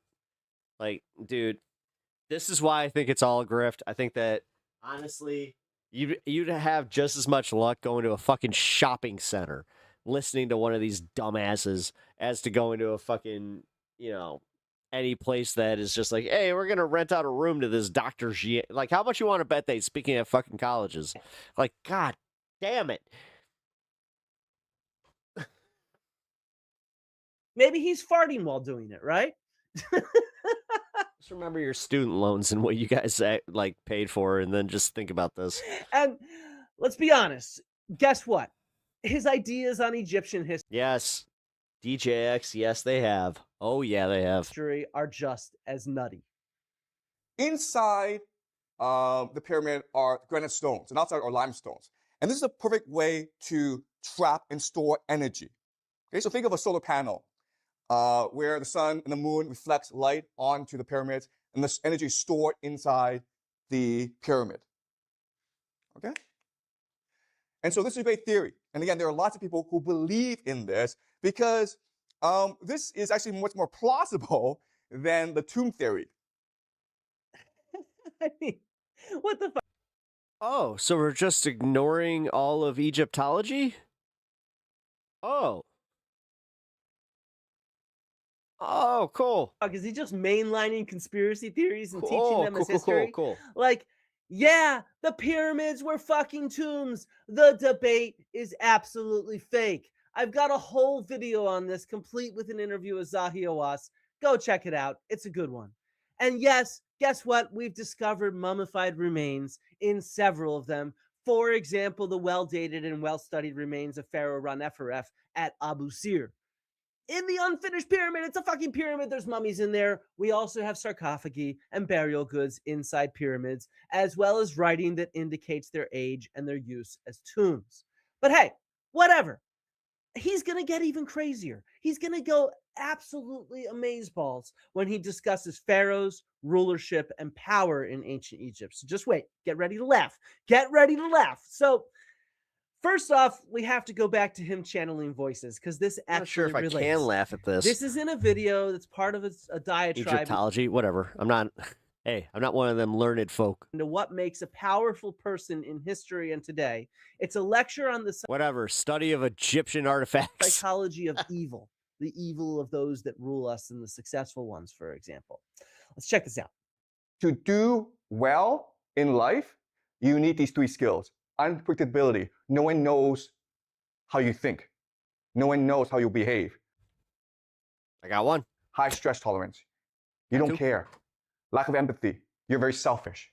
Well, damn. Okay? And these are the 3 skills that leaders need in order to do well. But you know what? We can just use one word to describe all 3 skills. The word we can use is dissociation. Dissociation just means that your mind is part of your body. When you dissociate, what literally happens is your mind leaves your body so that you don't think that what's happening is happening to you. It's happening to someone else. No, it's a protection. Oh, I hate this fucking guy. I just went from like, I don't know, thinking, oh, this is unfortunate that we watched him and platformed him, and I even subbed to him. I'm going to unsub live on the channel after this. Wow. Wow, now he's saying that trauma responses aren't even fucking real. It's like you become an observer in a movie, okay? You're in the movie, but you're also watching the movie. And this is what leads to these... Oh, wait. So he's not saying it's not real. He's just saying that it's like watching a movie of yourself, and that's just... 3 things. It's not. Predictability, okay. High stress tolerance. No, it's like experiencing everything, but you don't actually feel anything or process like the severity of what's going on in that moment. Tolerance and it's like your brain's protecting you in a high stress moment so you can still be, you know, useful, or just in general, like not let it, you know, take you down at that very moment. But lack of empathy. Wow. Okay. Another word. No, it doesn't, because it eventually, like, no, it's like if you're at war and you dissociate from watching, I don't know, your best buddy, like, get, you know, blown apart by an IED. Yeah, you complete your task, but then eventually you stop dissociating. And then comes the realization of everything that happened. Then comes PTSD and all the others. Like, this guy... it's almost like he's acting like dissociation is like a constant state. For dissociation that we use is... You want to see his credentials? He's apparently a middle school fucking professor at a private education institute. Do with that what you will. Multiple personality disorder. I don't even know what's going on. So, this is Jiang's theory of political success. You need to be unpredictable, handle stress well, and lack empathy. I guess that sounds like a bunch of asshole politicians, but he claims that this is accomplished through dissociation or multiple personality disorder. Maybe he's channeling those higher voices again? Look, I don't know what to tell you. Professor Jiang is a whack job. Stop taking him seriously. Like, this is like, if you heard this from anybody else that wasn't like standing in front of a fucking whiteboard that had, you know, a nice like projection, or not even projection screen, like that's like one of them really fancy ones. Yeah, he sucks. Look, he sucks. Beijing. All right, well, fuck him. He sucks. Fuck this guy. I don't know what to like. Fuck him. Tell you. Professor Jiang is a whack job. Stop Officially done with him. Seriously.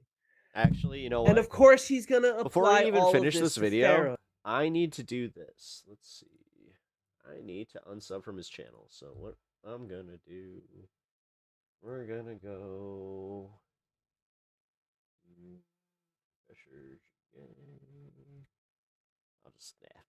I'll just back in ancient Egypt. Every human brain can be programmed in a certain way. Okay? So let's go back to the story. What's going on here? This is a recipe for programming the pharaoh into separate identities. all three of these individuals, Ra, Osiris, Horus, represent different identities. Ra represents the virtuous hero, right? Osiris represents the passive victim. And Horus represents the vengeful child. Okay? Angus, if you believe that, you're dumb. Does that make sense? Like, for real. There's no reason that we need to go rebuild a fucking pyramid. Okay? So... You understand that, like, that much fucking rock at some point? Like, I mean, if they want to fucking do the experiment just to prove you wrong, oh, God, if I had billions of dollars, I might just do it. By doing these different rituals, I can get the pharaoh to believe he's a different person in different circumstance. So while the pharaoh is drugged up, the pharaoh is dressed up as Ra, and he will take an effigy or a real person, and he will stab, lance, burn, or strangle that person to feel as though you're a virtuous hero. And also what will happen is that the pharaoh will then be asked to be Osiris. And guess what? The person will be put in a tomb, cut up, and have sex with a prostitute, okay? Pretending to be a priest. And then Horus will be, of course, this, okay? So this is all to create trauma, which creates disassociation, which allows the priest to program the pharaoh. Okay? Does that make sense? I hate that that part does. Like, as far as, like, looking at the Epstein stuff. No, that does not make any fucking sense. I don't know. Some of these rich fucks, I could see them thinking like that and carrying that for thousands of years. You are absolutely nuts, man. And his videos have 60 million views. Who cares? None of this is what happened in ancient Egypt. There is zero evidence for any of that. Yeah, Flint, it's almost like, I don't know, studying all these facts and, yeah, it doesn't actually matter. Breaking in, like, do you think that teachers saw, like, the advent of, like, YouTube, Instagram, all this bullshit, and did they think they saw this coming? Because, goddamn, I think back to my history teacher and how, like, pretentious that motherfucker was about how, like, if you don't pay attention, you're never going to be able to learn this again. My math teacher, you're never going to have a calculator in your pocket. Hey! He is literally just making it all up as he goes. Or rather, it's told to him from voices on high. I don't know, because I think he's probably the one who's dissociating. Like, seriously, Jiang, seek help. And you know what's really weird is that there's actually an audience there, like a live audience for these lectures. The claim, the fiction, I think, is that these are middle schoolers that Jiang teaches, but I really don't think that's the case. It sounds more like a group of followers, adults, they're definitely adults, who sometimes ask him questions that he answers in the middle of a lecture, like this one on the pharaohs. Are there any questions so far? Yeah? Sorry. Can you speak in the microphone, please? So they only trained the pharaoh by this method and not his relatives, no, his brothers or something. Okay, that's a great question. So who's being trained into this system? And the answer is everyone, right? Because the people really in control are the priests. They're what we today call the deep state. And it's possible the pharaoh gets an accident and dies. Okay, so you need someone right away to replace the pharaoh. So everyone in the royal family is being trained into this. The problem arises when the priest class divides into different political factions who all want power. Then they program the pharaoh's brother to create a civil war. Yeah, it's the deep fucking state. Of course it is. Everything is a conspiracy to this dude. This is just, amazeballs, nutso, wacko. I am absolutely running out of words to use here. And yeah, I'd like to say we can just stop here when it's all just kind of funny. Ha ha ha ha, 60 million people, 60 million views, 2 million subscribers on this kind of stuff. But it gets worse. It gets like much fucking worse. Because the ultimate conspiracy theory of all, that a secret cabal of Jewish people control the world, is at the heart of Jiang's secret histories. It's just I'm extremely pleased that this dude's not letting Jiang get away with his lies and rhetorical bullshit. outright anti-Semitism. The thing is, so I know that what got me into Flint Dibble is him going on Joe Rogan. Hate to say it, but that's where I found this guy. Getting into a fight with him because Rogan tried to call him like a pseudo archaeologist because he was talking about the aliens guy. And it was just like, no, that guy's bullshit. And he was just like, oh yeah, well, Flint Dibble is a fucking bullshitter, blah, blah, blah, blah, blah, blah, blah. Turned out that Dibble was in like chemo, which I do have a special, sympathy for, where it's just like, dude, you attacked this guy while he was like going through the worst time of his life and he had to make a fucking video while getting chemo. Well, fuck you. And also, I'm glad that he did that to prove you wrong. But yeah, this is important because Jiang is going on Piers Morgan. He is going on like all these like larger shows and he's being taken seriously, which is a problem. Now, breaking points, I want to know if Crystal feels like a dumbass for doing this. Right. At the heart and the head of the American economy is the President of the United States. You've argued that Trump is not the most powerful person in America, and you've inferred that actually the real power base is Israel. Explain that. Right. So I actually don't say the real power base is Israel.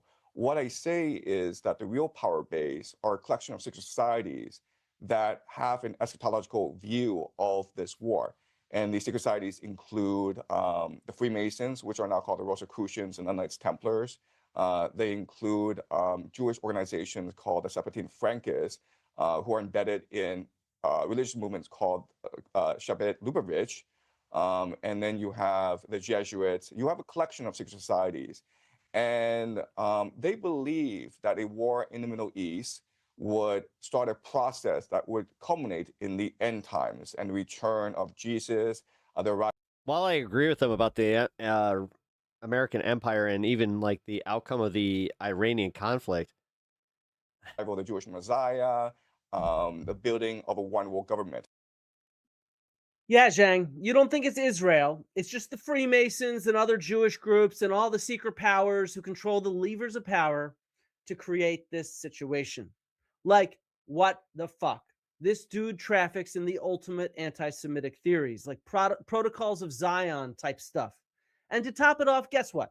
He's a Holocaust denier too, of course. Of course. We don't actually have any concrete evidence for the Holocaust. Yeah, we don't have any. I don't care that there's missing context. Concrete evidence. Come on, man. We have a lot of concrete evidence for the Holocaust. We have photographs. We have concentration camps, like physical remains. We have documentary sources. Nearly 200,000 people who survived the Holocaust are still alive, as are many million more people who witnessed it in some form or another. Yep.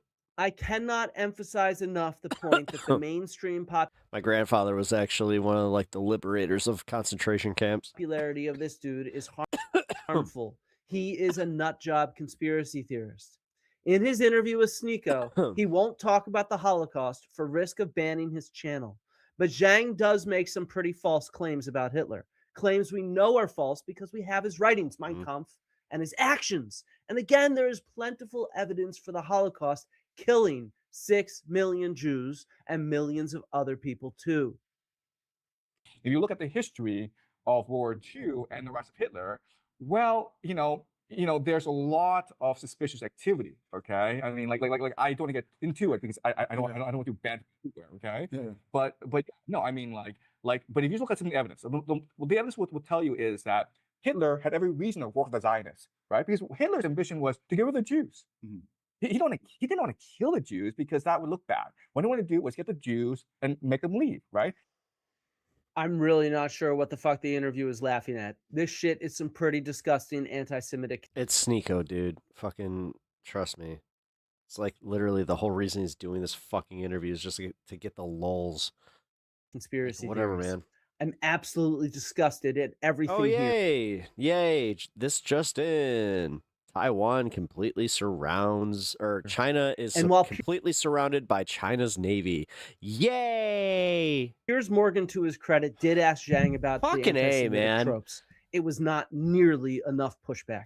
Can I go one day, just one day, where we're not just edging towards World War III or, kind of flirting with it? I mean, a lot of people say a lot of what you've just said is a load of fantastical baloney and driven by anti-Semitic tropes. What do you say to that? Look, I completely sympathize with this argument. 5 years ago, I would have said the same thing about this sort of argument and thinking. Yeah, 5 years ago. Whatever, man. It's All right. So China takes Taiwan, and then guess what, motherfucker? Then they become an even stronger super. Dude, are you America first or not? Like, this is what I don't get about you dumbasses. still fucking anti. You do understand that that's bad for America, like, just blanket. Not Democrats, not Republicans. Like, this is, like, just all of us. But sure, whatever, man, because you don't have even, like, the basics down on geopolitics. You're just like, yeah, give it to them. Anti-Semitic. You fucking asshole. Get off my channel. Today, denying recent Seriously, get off my channel. You're too dumb to even be here. history. Which is saying a lot, because I don't think a lot of myself here, but holy fuck. Suggesting there's a secret society of Jewish-controlled groups that run history and Proving that IQs can go in the negative, some dumb beats here. education. That is anti-Semitism in a nutshell. The reality is we just have to listen to what Jiang says to know that we can dismiss him. He is quite clear and quite open about the fact that his bullshit is only just speculation. Now, when I teach, I don't engage in historical analysis. I engage in speculative analysis.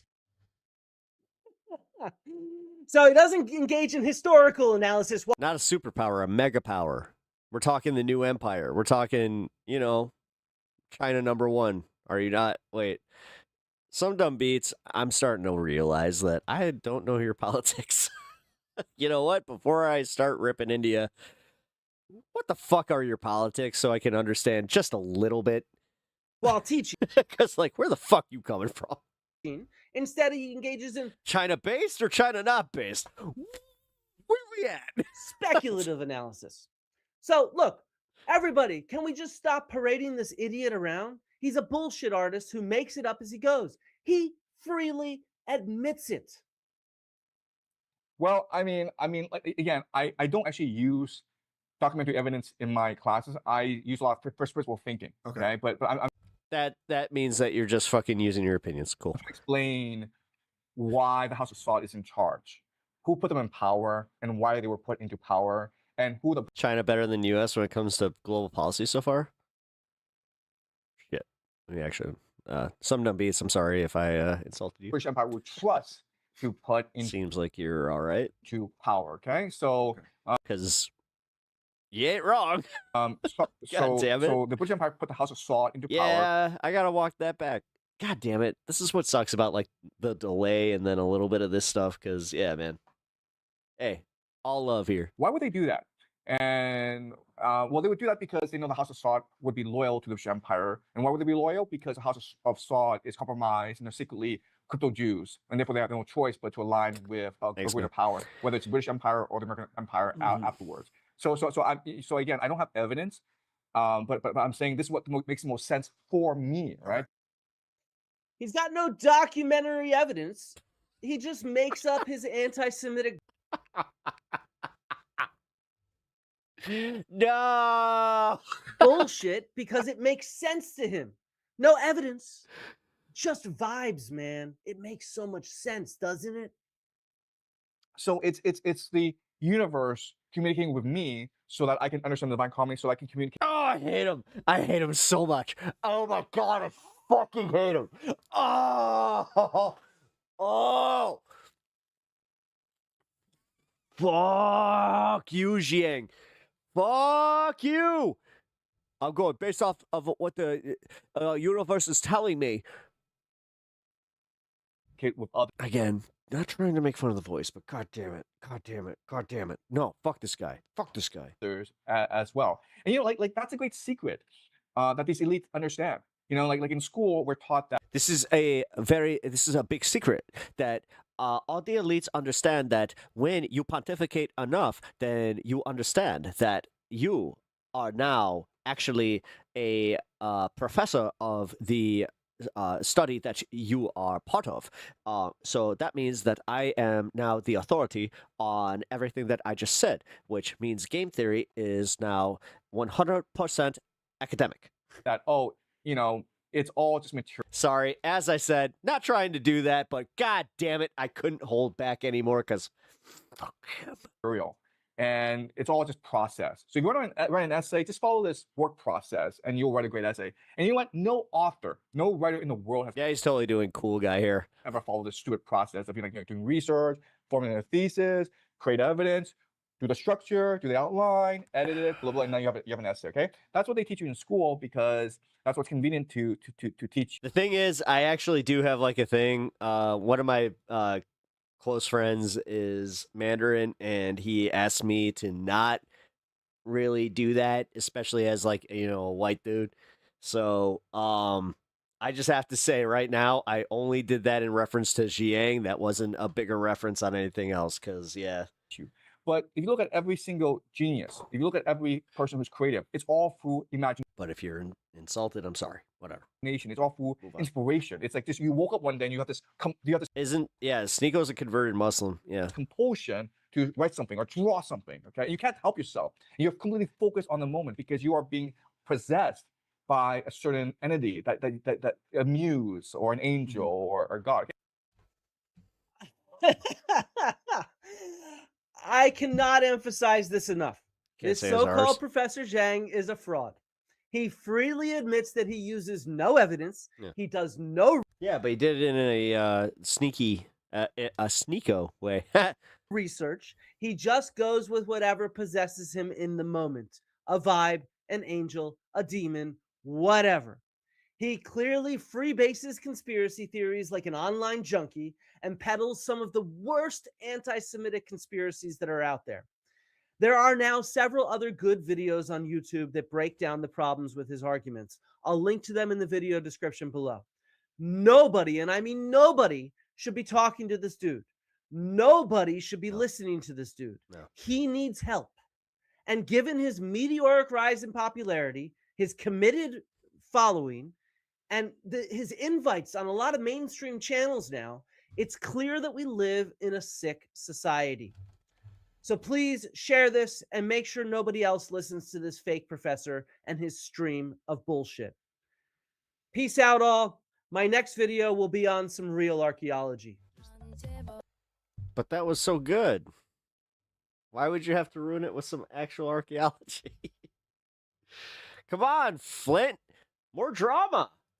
We need more drama content. Nobody likes Nico because he's a racist piece of shit. Yeah. Racism is fun. Quit being pussies.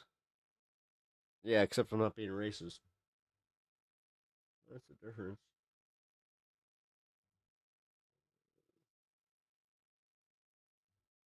Like, if you're doing that to be a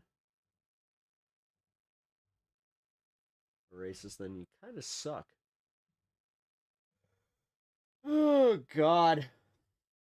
Ooh, I wanted to watch this. But at this point, I don't have any faith in Keg's Breath or Diaper Dawn to be planning anything of this out strategically or having any idea what they're doing, because they haven't demonstrated, like I showed you, any foresight or any real knowledge to anything regarding this country before we decided to start this to begin with.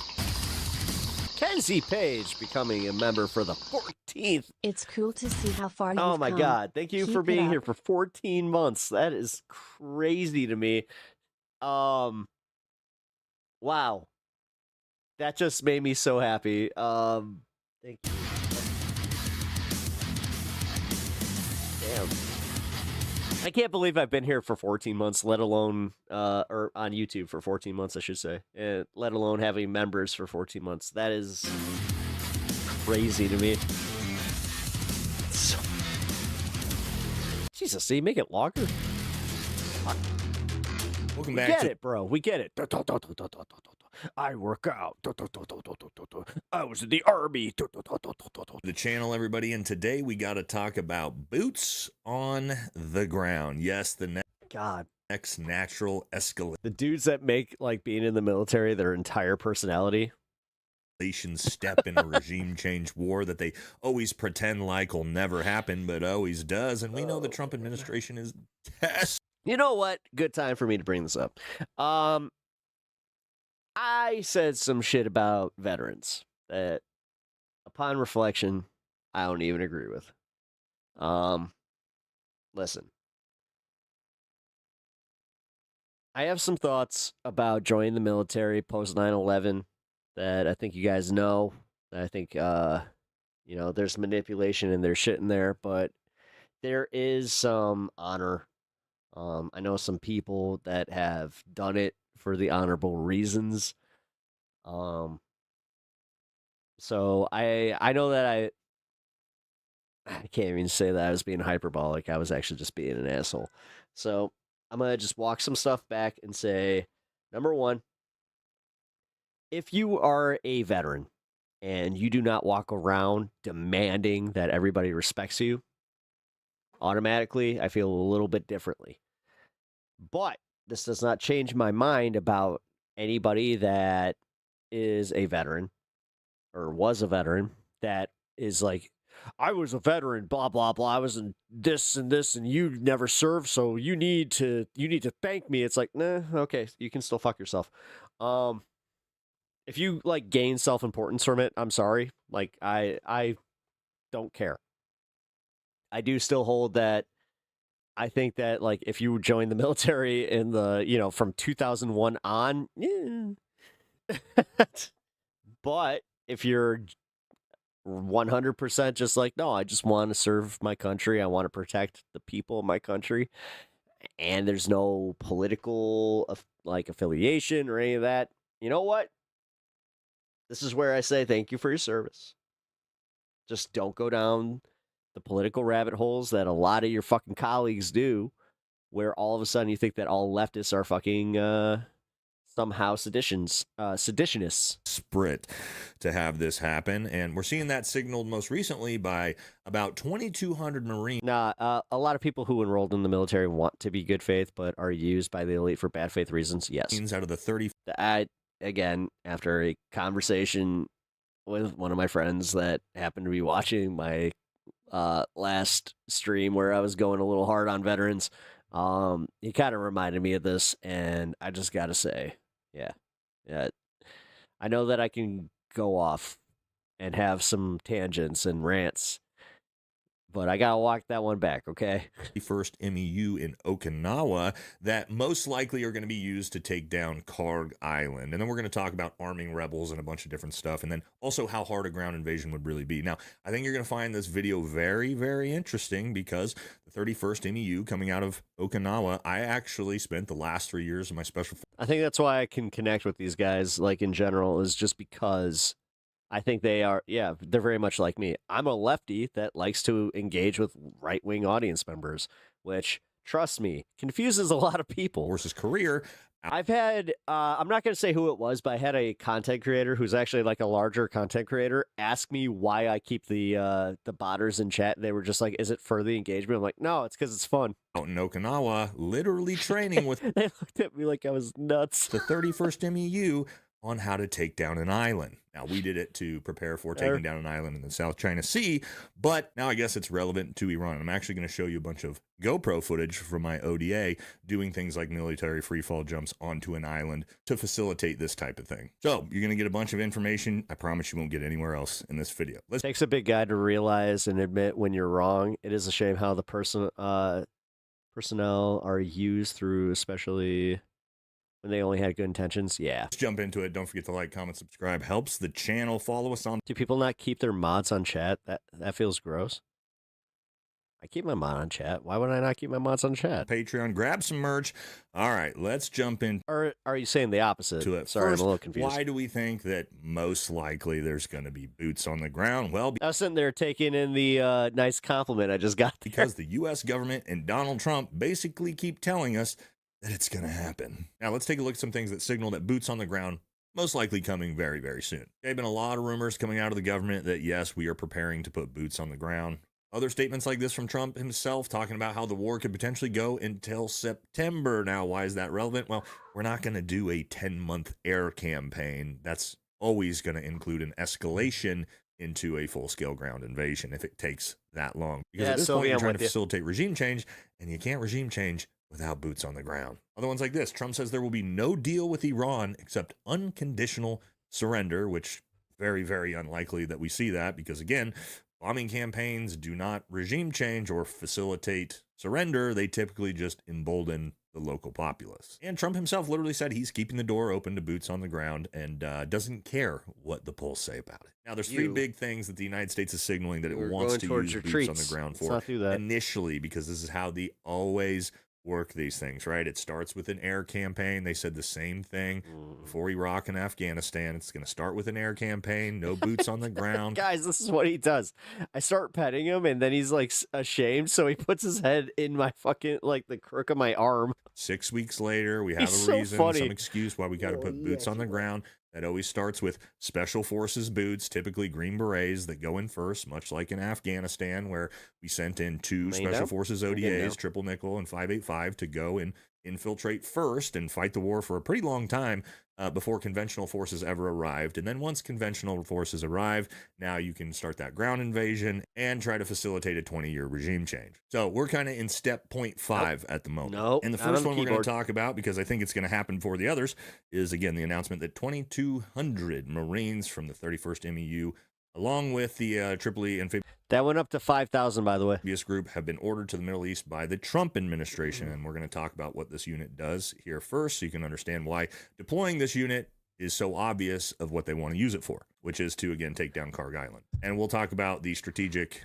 importance of that island as well. Second, of course, arming resistance groups. This is the Green Beret mission set in a nutshell, which means if we're talking about arming the Kurds, we probably already have CIA operatives on the ground and most likely Green Berets as well. And third, we'll talk about the overall difficulties of a full-scale ground invasion. Diego, what's up, dude? All right, so let's talk about the 31st MEU and why this is such a big signal that we're potentially going to put boots on the ground. So the 31st MEU Marine Expeditionary Unit actually has a bunch of different mission sets, but the one we're looking When I was younger, I never used arm deodorant, so my cat would bury his face in my armpit and act like it was catnip. Ew. looking at here is, yes, taking down. Pap, I enjoyed the show tonight, but I have to go. Oh, hey, man, I appreciate that. I don't say anything too over the top. I come from a military family, but I respect other people's opinions. Hey, man, like I said, I admitted my whole thing on that one where, you know what, respect. So respect your family, and you know what, take care. Thanks for being here. I will see you tomorrow. Islands. And what's that island going to be? I'm sure you've heard about it in the media. Karg Island, which is this island right here, which is all the way up to the most northern part of the Strait of Hormuz. And why this island? No, that's why I like this guy. He not only did he serve, but he was part of like the original team that went into Afghanistan and Iraq during the first wave, which I happen to know was not public. So some massive shit happened there, and I'm talking like, you know, WC type shit, if you know what I'm getting at. Island is so strategically important is that close to 95% of Iran's oil has to flow past that island. So if you're the United States and you can take control of that island, you can essentially completely shut down the Iranian oil exports. And that doesn't mean it's going to be easy, but that is the idea behind why this is so strategically important. Location-wise, why do I have this feeling that we're about to see a very big increase in casualties here for this conflict in the Strait? But if you're the United States, how are you going to do this? Because it can be pretty complicated, but I'm going to walk you through, because my Special Forces ODA was actually the first Special Forces ODA to proof of concept this type of mission in the South China Sea, and I'll show you video of that here in a little bit, thanks to our Team Sergeant Heath getting this one across the board and doing this with the 31st MEU. So what you can't most likely do is just float your happy ass with the U.S. Navy all the way up here through the strait, right on the coast of Iran, and think that Iran is not going to schwack your ships with ballistic missiles and drones if you try to do that. So an actual like vehicle boat landing to this would be nearly impossible, most likely, without sustaining heavy casualties. So what we developed was a plan with the Marines that would allow us to sort of bypass this. Again, this was for islands in the South China Sea, but it's completely the same thing that you could apply here. What we did is used Special Forces ODA, a military freefall team, doing hey-ho, high altitude, high opening jumps. What that means is you can jump Special Forces operators out of an aircraft like skydiving, but you can do it from 20 plus miles away. You can do it under the cover of darkness, and you're actually just going to float in across the ocean and land on this island to initially take down the island, take out any threats that are there before you really let Iran or anyone know that you've deployed any troops there. That way you can facilitate a bigger conventional unit so that you can come in on aircraft with HIMARS, and then that unit can then posture HIMARS, which are incredibly effective. These are HIMARS. So this is going to allow you incredible strike capabilities from that island to pretty much stop anything in the region. Like if Iran has ballistic networks or anything like that, these HIMARS units are going to be very, very good to take those down. And you can actually fly those in on things like C-17s, drop them off very, very quickly, get them into position, camouflage them, and then basically stand by and wait before Iran even has any idea that anybody is there, and then carry out those strikes as need be. It also allows you to get everybody back off that island very, very quickly after you send those HIMARS rockets up. Because once you send those HIMARS out to hit targets, Iran is then going to know, and they're most likely going to strike your island. And let's take a look at GoPro footage from my ODA actually doing this on an island in the South China Sea. So this is what it actually looks like from the Special Forces operator's point of view.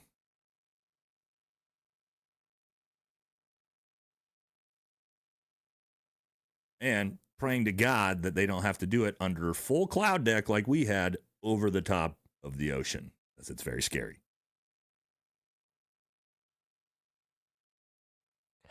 That's a no for me, Doc. Yeah.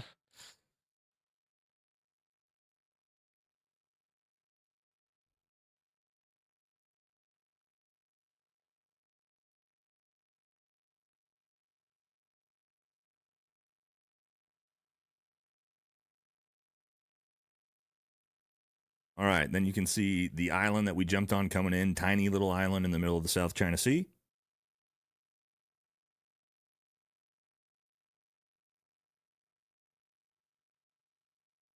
And landing. So that's what you do first with your Green Berets or Delta Force operators or I've been skydiving. Fuck no. Rangers, whoever you want to use to actually take this island down. Make sure my mom wanted to take me, and that was one thing that we never got to do together. So there's no enemy combatants, nothing that's going to shoot down these aircraft that are going to come in, bring in the HIMARS units and the 31st MEU and those Marines, things like that. So yeah, my solution to that is when I die, I'm gonna make somebody take like a little baggie of some of my ashes and her ashes, and just like dump them off like a even like 4-story tower. That will most likely be if we're actually going to put boots on. We skydove, Mom, on the ground, where I think we're going to see it first and initially. One, because again, it's an island; it's off the actual continental portion of Iran, so it'll be easier to take and deal with. The problem, though, still is even if you try to take that island, it's right next to Iran. You can't really establish that island as a foothead to like operate out of, because again, they can just drone and ballistic missile strike that island. So it's going to be extremely difficult to try to fortify or hold that island. But it is something you could do strategically to try to, again, launch some HIMARS from and hit some different targets or things like that. But to actually hold it, yeah, that's going to be real dangerous.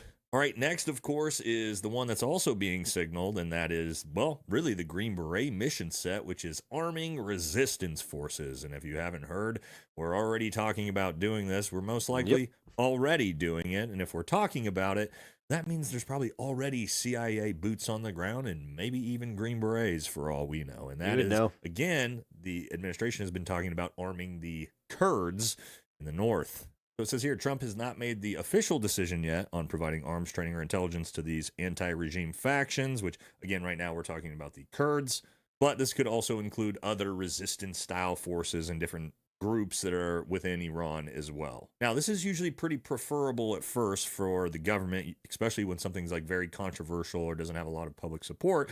The idea, and we saw this with Obama during the drawdown of Afghanistan, Iraq in 2011-2012 timeframe, that we actually removed most of the conventional military, but left the special forces boots on the ground because, like Obama said, special forces boots don't count as boots. And the reason why is typically Green Berets, Delta Force operators are much... From my understanding, the Kurds even know not to work with us. Much but older. whatever. And so while I've never liked the thought process behind it, it takes the sting out of losing service members if they're special forces for some odd reason. But because, again, they mark that you're there for special reasons. It's also a big benefit for...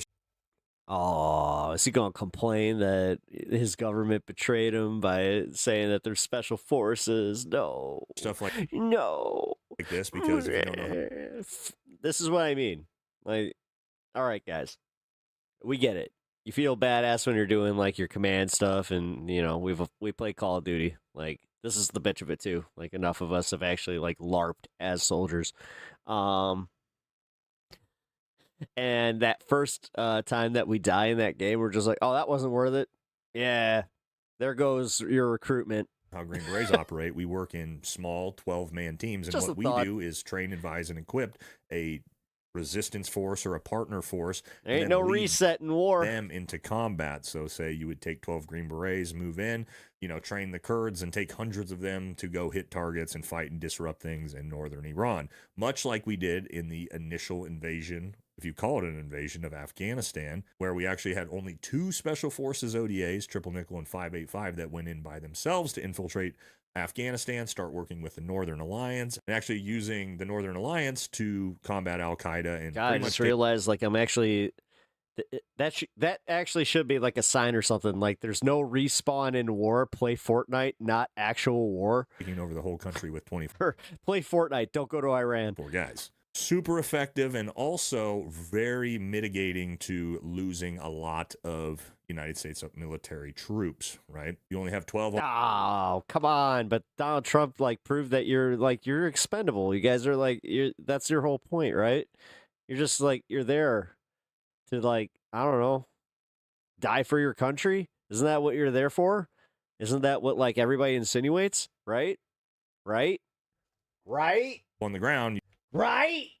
You gonna complain? I don't fucking think so, bitch. I don't think so. You can only lose 12, but if I deploy 1,000 Marines or infantrymen, you can take a lot higher casualties. Now, what I will say, if you know your history with the Kurds, which I'm not going to get into, we've done this multiple times with the Kurds, and every single time we hang them out to dry and leave them for dead. So I really am not sure if the Kurds are going to get on board with this again to try to, I don't know, engage in a war with Iran this time. It's almost like we had 20 years of pretext to this, too. Did it in Iraq, but yeah, it's very, very questionable to me that this could actually... Don't send your kids to die in a war. ...have any real feasibility yet. But again, you can use this for unconventional warfare, small units going in, sabotaging things, finding targets, lasing in ballistic missile sites, all sorts of different stuff like that. But that will never be a big enough force to overthrow the regime of a country with 100 million people. It's just not realistic. But like I said, if we're talking about it, it's probably already happening, because typically we don't forecast when we're going to do stuff like this. Usually the CIA just goes ahead and arms them, and then we show up to... Nancy Mace said it's your honor and duty to make the ultimate sacrifice in war. Train and fight for Valhalla. But as for possibilities for boots on the ground, that one is extremely, extremely high for sure. And third, we have to talk about a full-scale... I'm so glad he's got the lion tattoo. Have you guys seen that that viral TikTok going around about the lion tattoo and how lame it is? Grand invasion, because if you want to regime change Iran, again, a massive country 4 times the size of Iraq, nearly 100 million people, you have to do it through massive force. You're not going to do it through an air campaign or unconventional warfare. It's not going to happen. But what's the problem with that? Well, regardless of what Fox News tells you, Iran is most certainly not Iraq, and we're going to... It's upsetting me to hear people say that. Look at that. Iran is a logistical and geographic nightmare. There's a reason why the Persian Empire has pretty much never fallen since Alexander the Great, and I'm going to show you that now, and all the complications that are going to go into trying. Yay! Historical context for our enemy, quote unquote, that, yeah, we're going to ignore because we think we're better because reasons. To ground invade if we actually decided to go for it. All right, first things to look at, the topographical map. As you'll see here, yes, Iran, the entire country for the most part is surrounded by mountains, by massive mountain ranges. You see these white peaks? The elevation here is Yeah, so high. They only bring that up. That most likely we won't even be able to get helicopters to fly over it, much like it is in northern Afghanistan out here. And what you'll see is so much different than Iraq. You see all this green. This is sea level. And we'll talk about how we were able to invade Iraq here in a second. But again, really the only easy way into this country, especially if you're trying to get up here to Tehran, is in through the east side of the country, right here through this massive valley, which connects to Herat here in Afghanistan. All right, and so when we look at Afghanistan, you can see the majority of the country is very, very mountainous in central and northern Afghanistan in that Hindu Kush area. But down here in the south is Kandahar, Helmand, Farah, and out through Herat. You can actually drive tanks and everything you would need to from Kandahar on this what's called the Heroin Silk Road that comes up through Pakistan, Kandahar, Helmand, Farah, out through Herat. You could actually bring in a massive ground force through here. But what's the big problem with that? Oh, that's right. We don't own Afghanistan anymore. We gave up all our bases. We don't have control of Kandahar Air Base anymore. So that's obviously a huge, huge problem. And we also left the Dude, I'm pretty sure Trump didn't ever want to leave Afghanistan. And he thought that's why he was so butthurt when he lost that election. He's like, they stole it from me. They stole it from me.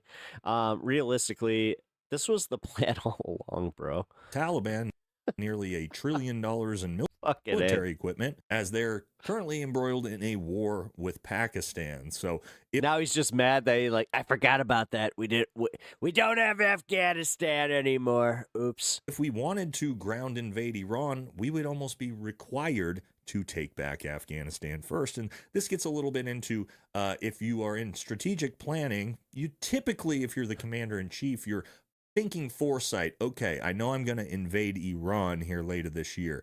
Well, an actual 4D chess brain would have said, I need to take back Bagram Air Base and Kandahar Air Base, and most likely the entire portion of southern Afghanistan if I want to invade Iran. No, but this retard thinks that fucking destroying the biggest city is what's going to get him the win because optics. But we didn't do that, did we? No, because, well, we're flying by the seat of our pants on this one for sure. All right, so, and if you can't walk in through Afghanistan. Dude, that's what drives me nuts. I'm literally a fucking stoner on the internet that's just like having the right take on this shit. Then what do you have to do?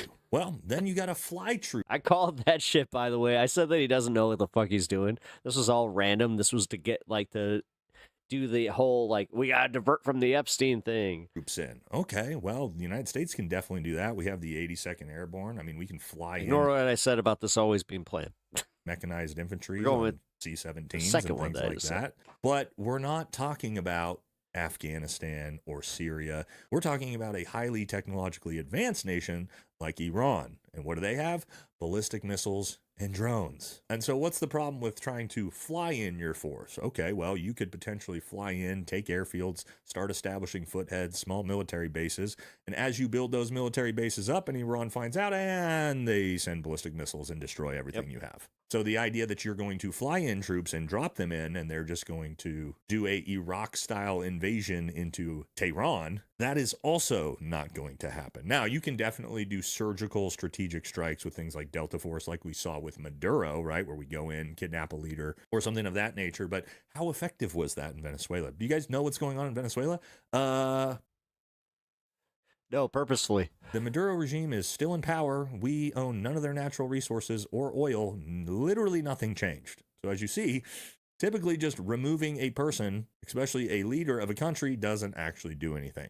All because he made a fucking tweet making fun of Trump dancing. You have to forcefully go in and remove the entire apparatus, which would in this case... Do you realize that there is a good possibility that's the reason we did that? This would be the entire Revolutionary Guard. And what would that actually take? Even, let's say, if you could come through Herat in Afghanistan, if we still owned it, you're still probably looking at taking... It's going to be way worse than Vietnam, just due to the nature of modern warfare as it is right now. So probably 100,000 plus U.S. soldiers are going to have to die to try to reach Tehran. And then, even if you can reach cities like Tehran, if you know anything about the battles for Baghdad or Ramadi, fighting in these giant other cities is absolute chaos as well. And all for what? For Israel? I'm case 01. Does that really seem like it's going to be worth it? I don't know. Now, let's look at why this is so much harder comparatively to something like Iraq. Because again, as Fox News will shove down your throat, the United States can just walk in there just like we did Iraq and remove Saddam. Well, that's because Iraq is a very different country. And when we look at Iraq as it is here and borders... It's almost like we've been saying this. Again, I'm a stoner on the internet and I've been fucking saying this like...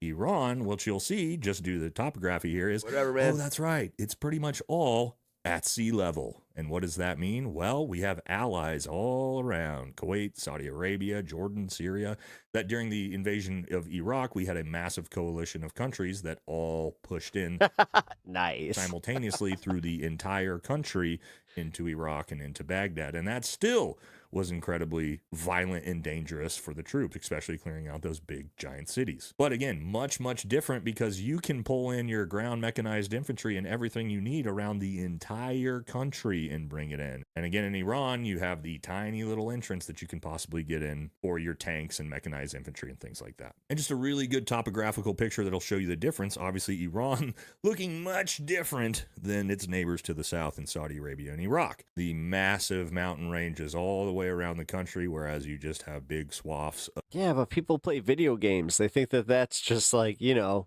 I'll get through that in a day. Of open desert and green zones, and again, all at sea level that you can just drive up in. So what does that mean? Well, invading Iran is... What you've been up to? It's going to be an absolute nightmare. Oh, I thought you were asking me. Because again, just I had a good weekend. Geographically, it's going to be very, very difficult. You're also dealing with logistic problems because, again, our allies in Saudi Arabia, UAE, Kuwait are now cutting us off and no longer allowing us to use their airspace or their military bases. That's also going to make it far, far more difficult. Not owning Afghanistan anymore, making this far, far more difficult. It's almost like strategically, we did all the opposite things you'd want to do to shape the battlefield for an invasion in Iran. So maybe we should just leave. But I don't think that's what's going to happen, because what I will think may happen is we might use a Hiroshima-style excuse for this, because we'll portray this in the way I just portrayed it to you here, that, well, if we have to lose hundreds of thousands of U.S. lives to do this, well, to save all those lives, well, maybe we just need to nuke Tehran. Because that way then we'll force them to capitulate and surrender, just like the Japanese did in World War II. God, I hope we are not that insane. But at this point, I don't have any faith in Keg. Whatever. Probably are. All right, guys, so there is a... It's probably happening, and who cares at this point? Like, I mean, I hope you do. I hope you care enough to actually protest with us. I hope you care enough to actually fucking get on board with some of this shit. God damn. Raging debate currently happening online, and the debate is... Guys like him, though. That's where I end up getting really upset, where I'm just like, oh, okay, so if they do, are you going to, I don't know, do anything about it? Are you going to fucking protest? Are we going to, like, I don't know, like, we going to do anything that's meaningful, or are we just going to sit here bitching about it online? Which, if that's the case, I'm good at that. Is Benjamin Netanyahu alive, or is he not alive? Okay, so in the middle of this war, he kind of just disappeared. He was gone for a number of days, and then he popped back up and gave this speech where, you know, he has the Israeli flags behind him, and it looks like a very professional setting. And in that video, it raised a lot of questions because it looked like one of the AI-generated videos when, like, you know, your leader can't actually give a speech, either because he's hurt, undergoing surgery, dead, or whatever. And people paused and pointed out at certain points of the video, there's a moment where it looks like he has 6 fingers. It could also be his palm that looks like an extra finger, but a lot of people said, no, it looks like there's 6 fingers. Then there was another portion where his teeth look kind of like shark teeth, like there's too many, and then one portion of his teeth on the side of his mouth kind of goes away as he's speaking, right? Now, is it possible that everybody's now a paranoid schizophrenic and we're reading too much into videos and like things that are actually normal, we're like overanalyzing and convincing ourselves it's AI? Of course that's possible, right? But there were massive conspiracy theories around that. We actually talked about it on the show the other day. Well, since then, he was still gone for a number of days after that, where everybody, like, it kind of grew to a fever pitch where people thought he was dead, because for like 2 or 3 days after that video, like, he was still nowhere to be found. He wasn't at the cabinet security meeting that he always does, for example. There were, I believe now there's been at least 2 of them, and he hasn't been at those, okay? And so it was very curious, and it started to become, I think, like probably the majority position on social media that people thought he was dead. Okay, then the other day, they're trying to, the Israeli government is trying to lay these fears to rest, and Benjamin Netanyahu comes out of hiding, and you get this video where he's proving he's alive. Watch this. מה שאלת אותי? ראש הממשלה אומרים ברשת שאתה בכלל מת? אני מת על קפה, אתה יודע מה? אני מת על העם שלי. איך הם מתנהגים, פנטסטי. אתה רוצה לספור את מספר אצבעות? אתה יכול להראות לנו? פה. So he showed his hands there going, see, I have 5 fingers, not 6 fingers. פה. ראית? יפה מאוד. לחיים. אתה חושב של המסר לאנשים שיוצאים ומתאווררים? לצאת להתאוורר, אבל ליד מרחב מוגן. והעמידה שלכם היא מדהימה, נותנת כוח לי, לממשלה, לצה"ל, למוסד. אנחנו עושים דברים שאני לא יכול לשתף ברגע זה, אבל עושים דברים מכים באיראן חזק מאוד, גם ביום הזה, גם בלבנון, ממשיכים. אתם אומרים לי להמשיך? אני אומר לכולכם, גם אתם תמשיכו. תמשיכו להישמע להוראות פיקוד העורף, כל הזמן, להישמע להוראות פיקוד העורף. God, you know, somebody said it earlier because I was like, I thought I was losing my ability to see what is AI and what's not. וגם לראשי הערים, להיות תמיד ליד מרחב מוגן. ואנחנו נקל ככל שהדבר ניתן. ותודה לך על הקפה, הוא מצוין. אני לא יודע לגבי הקלוריות, זה נראה לי מסוכן מאוד. Okay, so when I first saw this, I go, okay, he's alive. Like, it just looks like he's alive. This video passes the smell test to me, where I'm like, yeah, it just looks like. Yeah, but me and Kyle are about the same age. See? A video, right? But wait a second. People online start going through this video with a fine-tooth comb, bro. And social media erupts with various theories as to, hey, they say this video is AI. Okay? Now I'm going to walk you through the points that they make. Let's start with this one right here. I'm going to lay out all the new theories about Netanyahu's latest video, which once again reignites doubts about its authenticity. Some of them are very disturbing. 1, the date indicates it's 2024. Okay, so let me click this. So if you were to pause the video at one point here, okay?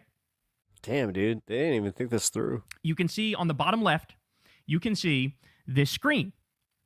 Okay? And then... You know, this tracks boomers. And when I go to the next... Yeah, think about it. Like, a younger generation would have been like, yo, no, you got to make sure that everything in the background is, like, covered. Next one where they zoom in, it says 2024 on the top right of this... No, this is wild. Screen. You see that?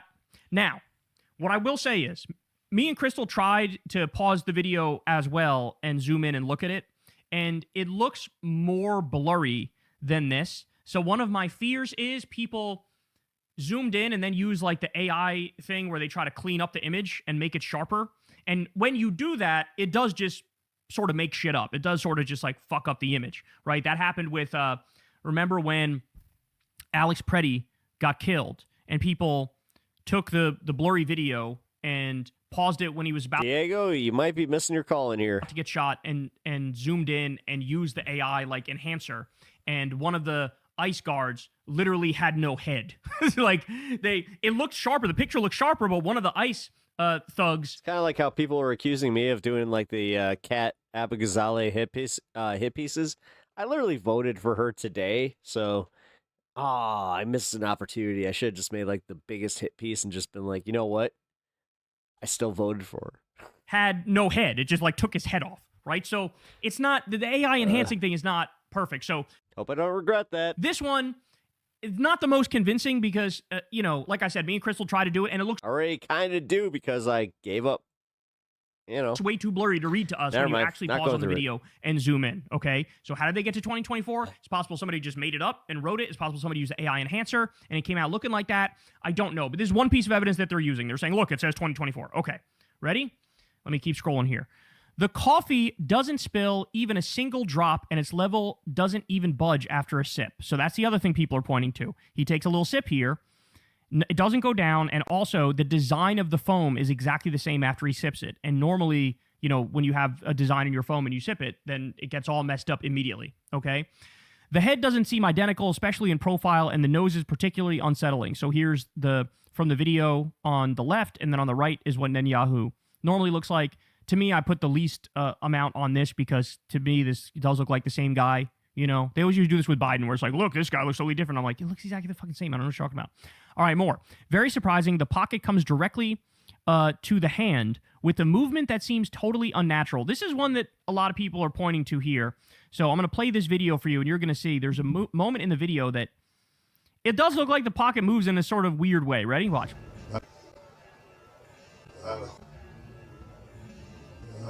Now, it's possible that the fabric is like a thicker fabric, a harder fabric, and so like he had pushed on it a little bit, and then it like, you know, popped. The bitch of it is, if this is real, we all just analyze this like it was AI. Like, we're cooked. Back open. We're cooked. You know what I'm saying? But this is one people are pointing to. Like, that seems like the pocket's moving weird. It kind of smells like AI. Ready? Look. Okay, so then there's that. Rumors are circulating that the photos shared by Sataf on Instagram, that's the coffee place he went to, show that Netanyahu was present today. However, according to Google's AI, the visit was part of a campaign to support businesses affected by COVID-19. Did they therefore use old photos and stage the video? Yeah, so that's the theory. The theory is like, you see all these guys wearing masks, What's up, GMA? all his people wearing masks. He went here during the COVID pandemic and shot some video like this. Did they feed that into AI and say, give us like a newer video, like with this being, you know, the starting point for it? I don't know. I don't know. Yeah, he's been missing because he got a nose job. They also say Yair Netanyahu, this is his son, of course, hasn't posted anything for 6 days, whereas he is usually very active on Twitter. I've seen a lot of people talking about that. And then they bring up there's these different programs that say, oh, it's, you know, very likely to be artificial intelligence. Some of them are as low as like 75% chance. Some of them are as high as like 98% chance. But I've seen that a lot. Left before Netanyahu takes a sip, right just after Netanyahu has taken a sip. So you can see it's the same foam thing on both sides. The trace of coffee appears on the upper lip, then disappears. Yes, so I'll play that video for you in a little bit where we get a zoom in. So that's the general breakdown, but there's more specifics. Okay, Sataf is only one coffee shop in Jerusalem, which is currently closed due to Iranian strikes. So where did Netanyahu drink this coffee in Tel Aviv? So they're saying, well, the place is closed, so how could he have gone? Well, I don't know. He's the fucking prime minister. They would probably open it for him so he could do his little propaganda video, right? So that's a possibility there. Two reasons it's AI. First, the coffee doesn't spill. Next, the screen doesn't have that screen flicker that's caused by the mismatched frame rates between it and what should have been the device that supposedly recorded this. It's not there because it was constructed, not recorded. Okay. So, yes, this is a point people are talking to where it looks like the liquid goes over the top, but it doesn't spill. And they say that's like an unnatural movement for liquid. And then the other thing is the screen in the background doesn't flicker, and there should be a difference between the frame rate of the camera and the frame rate of that screen. Okay? That's what they're saying here. This guy says Netanyahu is left-handed. In today's coffee shop video, he's drinking the coffee with his right hand. Okay. So here he is, holding the coffee in his right hand, showing his left hand. And here he's in the past, eating, holding with his left hand. Here's another one of him eating with his left hand. Here's another one of him signing something with his left hand. There's another thing that people are pointing to. All right, and then That's a big one. Dude, you realize that, like, in Inglourious Bastards, that the big tell was him doing this instead of this? we also have this one. So very similar. Oh, this is where they say, oh, he's got foam on his lip, and then it just goes away immediately after he takes the sip. All right, watch this. So he takes the sip. Obviously, this is slowed down massively and zoomed in quite a bit. And you'll see like a little tiny line of foam on his lip. And then it's gone. Yeah, there's a cut. And then it's gone right there. Okay. Now, I don't know. Did he wipe it off or I have no idea. Yeah, because you literally see it cut and then whatever. Did he lick it? I have no idea. So the internet's exploding over that. They tried to prove that he was alive, and this also looks like it's AI. I should also point out that Ariel Sharon, a former Israeli prime minister, he was like on life support for fucking 8 years. They kept him alive. Okay. So Israel does sort of have a track record of doing shit like that. You know, not wanting, during the war, not wanting to make it look like, oh, you know, you guys got us. You guys got the prime minister or whatever. But then they see the backlash over that video, right? And they're like, motherfucker, okay. So then Israel releases another video where they go, no, seriously, he's alive. Watch this. So here's the new one that they put out. פה עם שיר ושיר. I'm gonna speed this one up. איזה יופי. תודה רבה. תודה לכם. תודה רבה. תודה לכם. טוב, קצת לספוג שמש. תודה לכם. של מי הכלב? איזה סוג זה? נענית, ישראלית. נענית ישראלית, כל הכבוד. טוב, גם לה מגיע קצת. ישראלית אמיתית. לכולכם מגיע. יצאתם להתעורר קצת? כן. יפה מאוד. תראה, על ירושלים יש משהו יותר יפה מזה? אין על ירושלים. אין על ירושלים, נהדר. הוא השתגע מזה. תשמע, אני זוכר את זה. אתה זוכר? קוראים לו גיא. זה היה במטוס, תמסרו לו דש. איזה יופי. שלום. שלום לכם.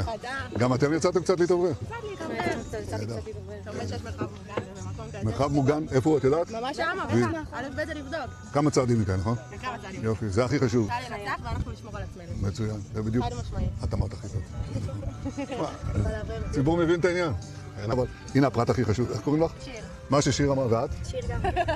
יש לנו שני שירים כאן. מה ששיר ושיר אמרו, זה הדבר. So now they literally just dropped this right before I came on air, and like I'm positive there's going to be a whole new list of things that they're like, this video is AI, right? And so the one thing I did see right before I came on air is there's one part where you see his ring on his hand, and then he moves it, and then when you zoom in on it, the ring is gone, and then he moves it back, and the ring is there again. So I'm telling you, they're already working on the next, like, hey, here's why this is bullshit, right? Like, I already know there's going to be at least 5 different things when I get off air. Like, here's why this one is also AI, right? Now, here's my overall point. So is Bibi alive? Is Bibi dead?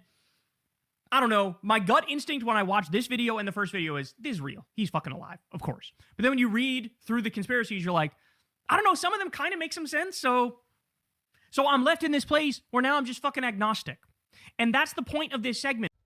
If he shows up in public in the next 2 days, fine. I'll give it up. Is to tell you guys, look at what AI has done to our ability to determine facts from fiction, to determine what's reality and what's bullshit.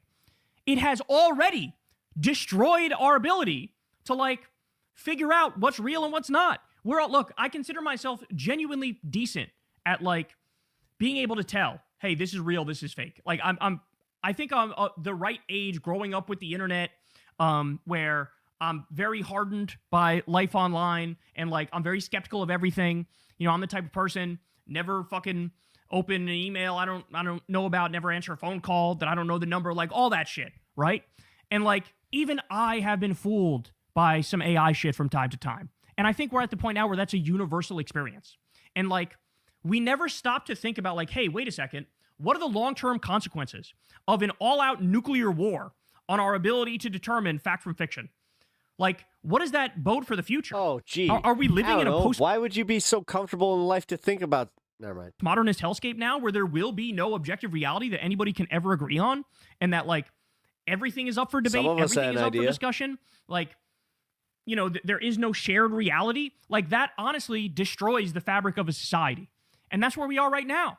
Like, the AI is already advanced enough where it's already so good that now it's like you have to micro-analyze every little thing to maybe see something that might debunk it. And then, like, when you do that, maybe 30% of people will say it's fake, and, you know, the rest will say it's not. But, like, look at what you just did to the fact, like, it used to be back in the day, I know this is crazy, something would happen and everybody would know what happened, right? Like, now it's like, I don't fucking know. I don't fucking know. It really is. And so, look, All right. Good on that. The first thing that we've got to talk about is we are now more than 2 weeks into the U.S. and Israel's war in Iran. The death toll is rising, the fallout is growing, and Donald Trump, he is asking for help from allies that he has continuously insulted, bullied, and threatened. And as he You know the economy's getting bad when Philly D doesn't have a fucking Airbnb. continues to make threats, at least some are now refusing to get roped in, and the president, he might be considering another option. U.S. troops on the ground. And so let's start there, because it's believed that any potential ground operation, it's likely to target a place called Karg Island. And the military actually... By the way, for those keeping track, this is his 4th vacation. Just attacked it for the first time during this war.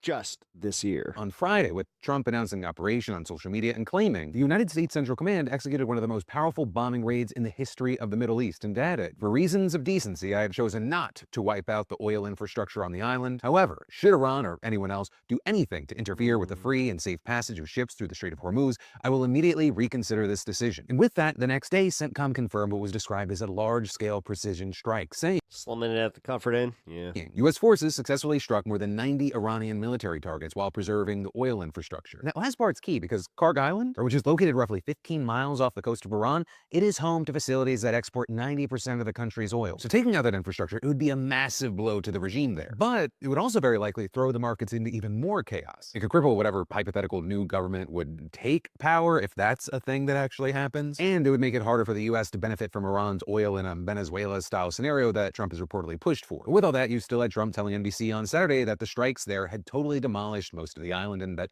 the U.S. may hit it a few more times just for fun. But you then also had a senior White House official telling, just for fun, gonna kill some people, just for fun. You know, war. Axios. No one should read into anything more than what the president announced, and that the president has made no decisions on Karg Island. But that official also said that could change if the effort to clear the strait drags on. Saying the president is not going... I'm so sick of the fact that daily I have to fucking play these games of just like, hey, he's just saying something. He's just saying something. Yeah, don't you understand? It's an existential crisis. He's just saying something. He's just saying something. Just for funsies, whatever. Fuck it. The whole world. Just let it all go. You want the ultimate black pill? Fine. You got me. Oh, look at that. Come get some fucking free viewers over on Twitch. To wait around and let the Iranians just when things weren't getting dystopian enough dictate the pace of the conflict. And so with that, we're now seeing reports that Trump is seriously considering trying to seize Karg Island. And he's reportedly drawn to this idea because it would constitute quote, economic you fucking pussy out of the regime, essentially defunding the Iranian government without all the downsides of destroying the oil infrastructure there. But of course, there are still downsides. One, the move would... Like, what am I supposed to do? Sit here and be like, I'm so upset, guys. I'm so upset. I'm so upset about the lives lost by Donald Trump. I'm so upset by all the chaos he's causing. Dude, seriously, let him cause all the fucking chaos. Let's see if anything comes of it. If we can't win an election after this shit, I'm going to be real, guys. I don't know if we really should continue fucking following politics as much if nothing comes out of this shit. Would require U.S. Like, we are primed to not only win the Senate, the House, but we're also primed to win some minds on this one. But if we can't, I don't know if there's any saving this fucking country anymore. I don't think that I even care to anymore. Boots on the ground there. Two, we could still push Iran to launch even more aggressive strikes against oil facilities. My grandmother taught me one lesson in life. Only help those who want to help themselves. Facilities and pipelines across the region, especially in Saudi Arabia. Despite the risks, the U.S. is now deploying 25,000 more Marines to the Middle East, adding to the 50,000 Sorry, not trying to get there. like existential or anything on you guys, but for real, like, I'm getting a little fucking... Just listen. My wife, if she survives, she's gonna survive this. And I'm gonna just say, if she kicks cancer's ass, and this is what I have to deal with. Well, officials declined to say what their mission actually is. They're like, for real, man. I don't even know anymore. Reportedly equipped to join a potential operation to seize the island. And notably, that's not the only boots on the ground scenario being considered. The U.S. and Israel have also reportedly discussed sending special forces. Because it's not like we're doing anything about this. It's not like the rest of the country actually gives a fuck about any of this. Into Iran to secure its stockpile of highly enriched uranium. And two American officials told NBC News last week that... Yeah, you mean the stuff that he already blew up? Trump has privately expressed... No, I can't. Well, I mean, unless he does a second wave, which... I think it's 35 to 44. Yeah, I can. Interest in deploying troops inside Iran, either for an when she does. Thank you. Operation like that, or one aimed at enabling the U.S. to benefit from Iran's. Sorry, that was like the existentialism of the cancer stuff kind of coming out. Oil production, like what came out of the operation in Venezuela. Trump also claimed in that NBC interview this weekend that Iran is ready to negotiate a ceasefire, but he's not ready to make a deal. But Iran's foreign minister then told CBS News that politics is bitter and emotionally draining. Sometimes his country was ready to defend. Like I said, I said this earlier in stream that, yeah, when you're going through like real shit, this is all kind of tertiary, you know? But this is the first time in my lifetime, even with Trump, the first time where all of like every decision he makes affects us on a daily basis. Defend ourselves as long as it takes, and denied Trump's claim that Iran wanted to make a deal, saying, "We never." Sure.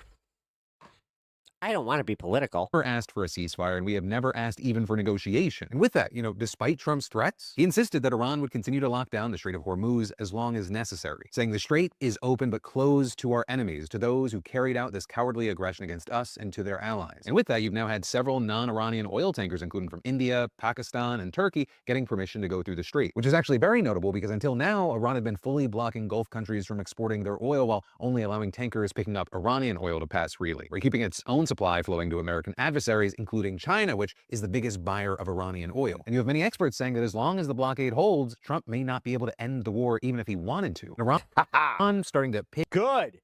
Fuck them. Pick and choose. At this point, I really am just like, fuck them. Who they're letting through. If Trump doesn't get his way, I want to see it happen. It might actually give them more leverage, especially if traditional U.S. allies decide that negotiating with Iran directly is the better move, right? Rather than having to rely on Trump. And actually, on that note, you had Trump claiming in a social media post over the weekend that the U.S. and several other countries will send warships to the Gulf to reopen commercial shipping. And with that, he also called on China, France, Japan, South Korea, the UK, and others to send ships so that the Hormuz Strait will no longer be a threat by a nation that has been totally decapitated. And adding, in the meantime, the United States will be bombing the hell out of the shoreline and continually shooting Iranian boats and ships out of the water. One way or the other, we will soon get the Hormuz Strait open, safe, and free. With him then following up a few hours later saying, the countries of the world that receive oil through the Hormuz Strait must take care of that passage, and we will help a lot. The U.S. will also coordinate with those countries so that everything goes quickly, smoothly, and well. This should have always been a team effort, and now it will be. It will bring the world together toward harmony, security, and everlasting peace. But then you had Trump demanding that NATO countries help the U.S. secure the strait, while telling the Financial Times it will be very bad for the future of NATO if they refuse. Words that were seen by many as a threat. And with that, while he claimed that he was getting a good response, so far, at least as of me recording this, no country is publicly committed. And in fact, some have outright rejected the idea. Right, with Germany's defense minister, for example, saying, "This is not our war. We did not start it." What does Donald Trump expect from, say, a handful or two of European frigates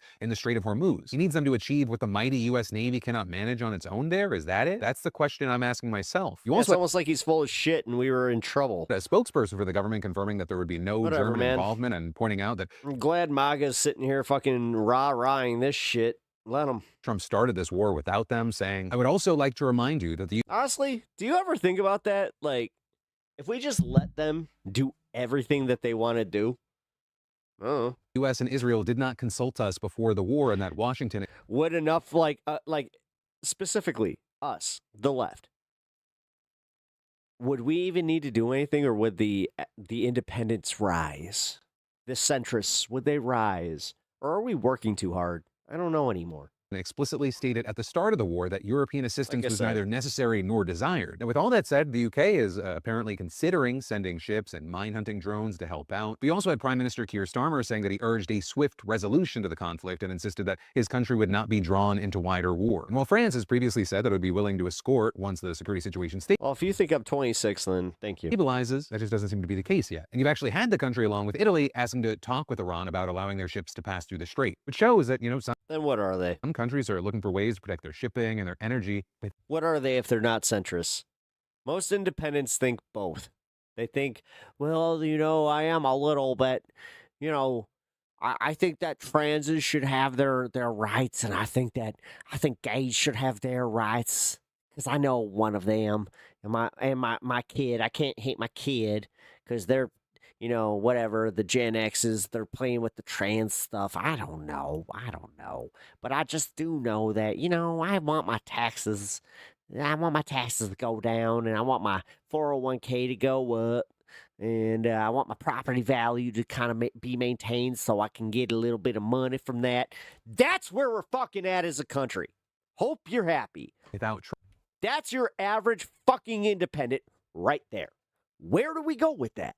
I don't have the answer. Trump. But also, of course, in the meantime, the war just continues. Overall, more than 2,100 people have reportedly been killed so far, including 1,300 Iranian civilians, 850 people in Lebanon, 13 American service members, and at least 12 people in Israel. And today, U.S. and Israeli forces have continued to bombard Iran, while Iranian counterattacks across the region have kept up as well. And notably, with all this, you had an Israeli spokesperson telling reporters there are detailed operational plans for the war with Iran for the next 3 weeks, along with additional plans extending further. Although what the timeline is actually going to be, that still remains unknown right now. Or with Trump saying that the war will end when he feels it in his bones, as experts also... Sylvie, can I just say something?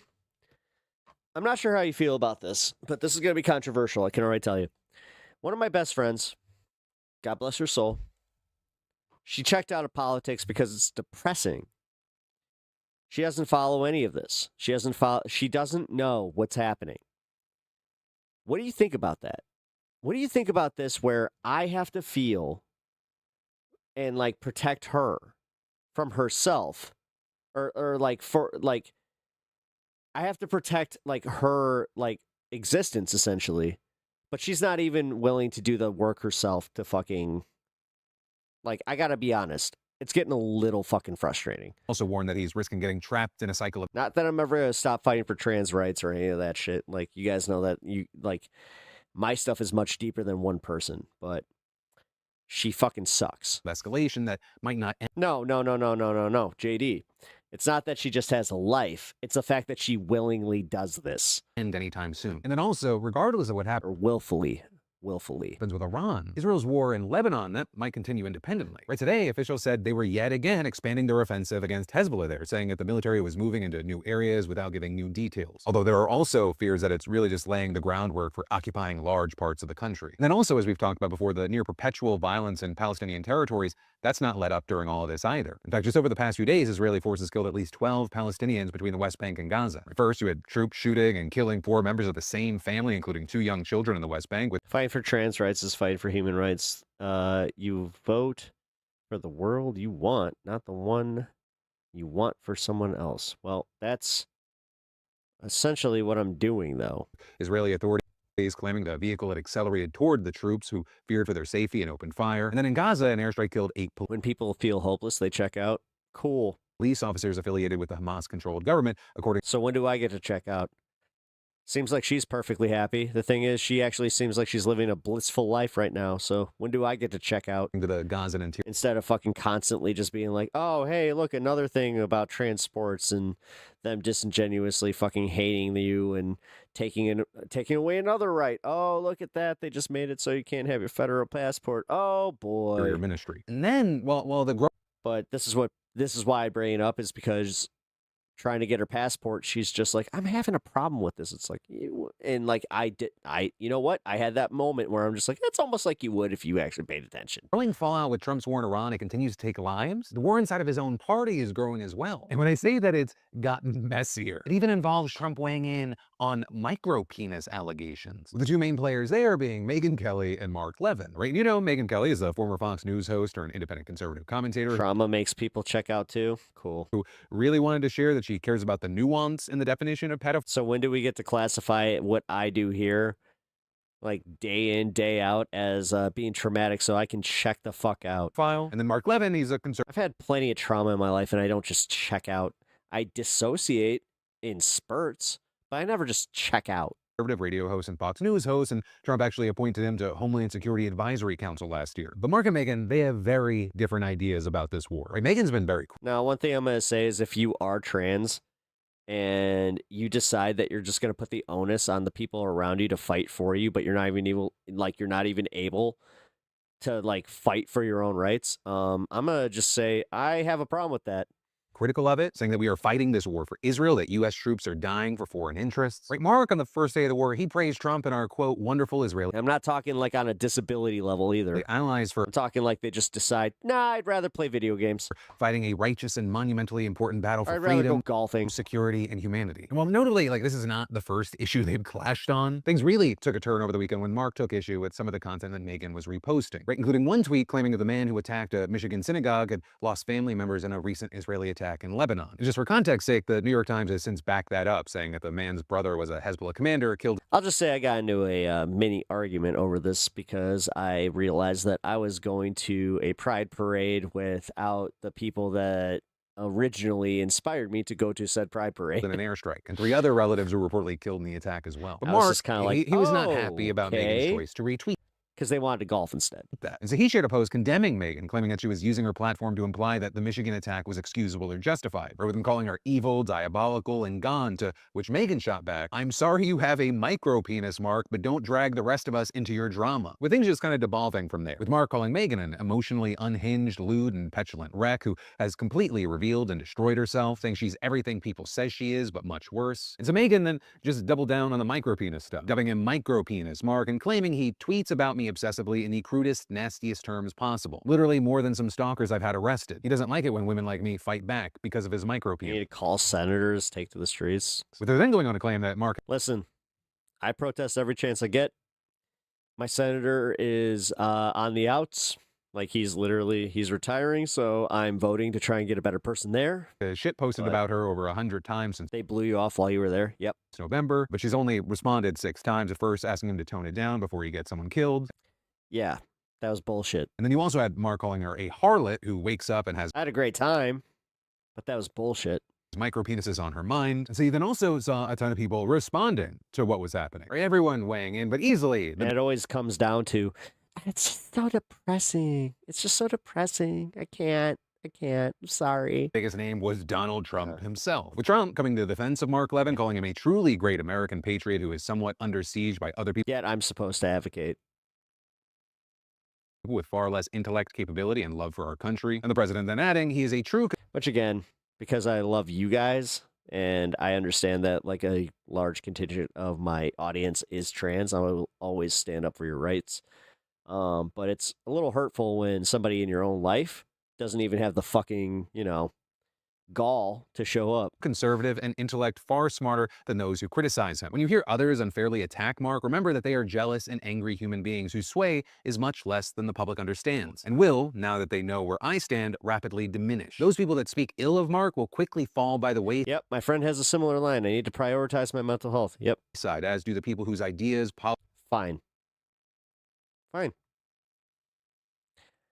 Sylvie, again, I'm going to say something that's going to come off as kind of disrespectful. I get it, but I'm going to just say it. So, had the wherewithal to go through with everything, to know that this was going to cause some issues, but don't have the wherewithal to fucking engage, to fight for yourself, because you got to protect your mental health.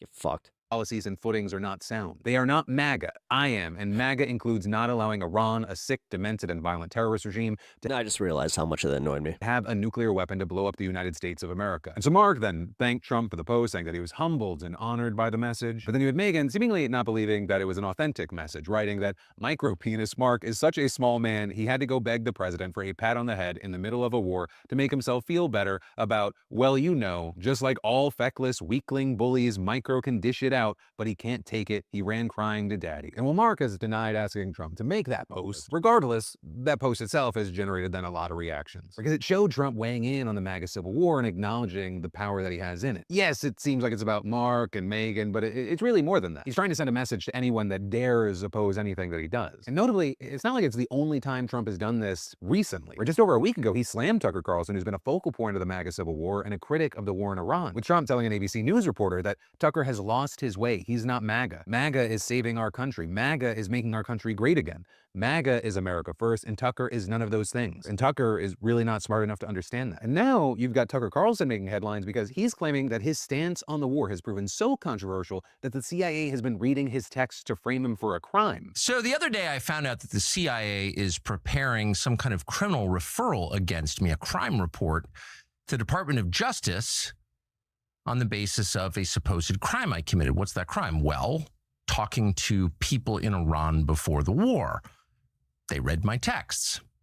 So the crime under consideration apparently would be the Foreign Agent Act or something like that, acting as an agent of a foreign power. Now he didn't provide any evidence to prove that there is an investigation or pending charges, but he did deny that he is an agent of a foreign power, and he suggested that any alleged investigation into him would be politically motivated. Countries tend to become more authoritarian in wartime. It's just the nature of war. There's much less tolerance for any kind of dissent in the homeland. While there were then a lot of different reactions to that, there was also a lot of support for him, including from Candace Owens, saying that if they come for Tucker, we ride at dawn. Really nothing else to say here. But for now, that is where we are, and this is going to continue to be an area that we should watch, right, to see how Trump's words affect the MAGA infighting here. Right, these aren't politicians, so him condemning a personality, does that actually affect their livelihood or their audience? Or, are the people that are watching those personalities that are willing to call the president out different from those that would, support Levin and Trump kind of unconditionally? And then kind of in respect to that, is he losing more and more of his base, even if it's kind of like slow and incremental?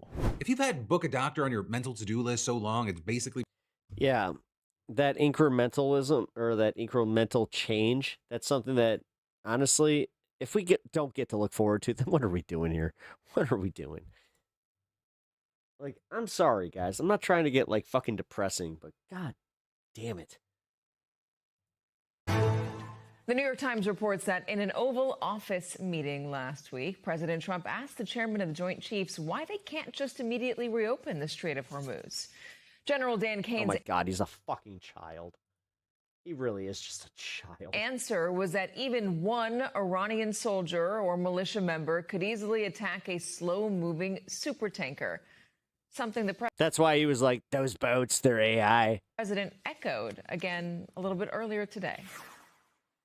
I said, we've already taken care of Iran, but now, because of the fact that literally a single terrorist can put something in the water or shoot something or shoot a missile, a small missile, and it's fairly close range because it is a tight area, and which is one of the reasons they've always used that as a weapon.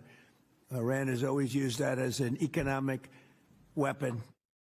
All right, joining us, retired four-star general and MS Now military analyst, General Barry McCaffrey. Given that, General, what can be done in the Strait?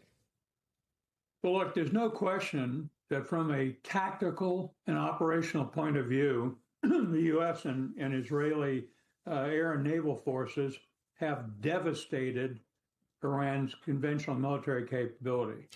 Struck 7,000 some odd targets, minimal losses, comparatively from what you would expect on an air campaign of this. Let's listen to one of these old fucks tell us about this bullshit that honestly doesn't really fucking matter unless we get, I don't know. Are we pulling out? No? Cool. Doesn't matter. It really doesn't matter. Fuck.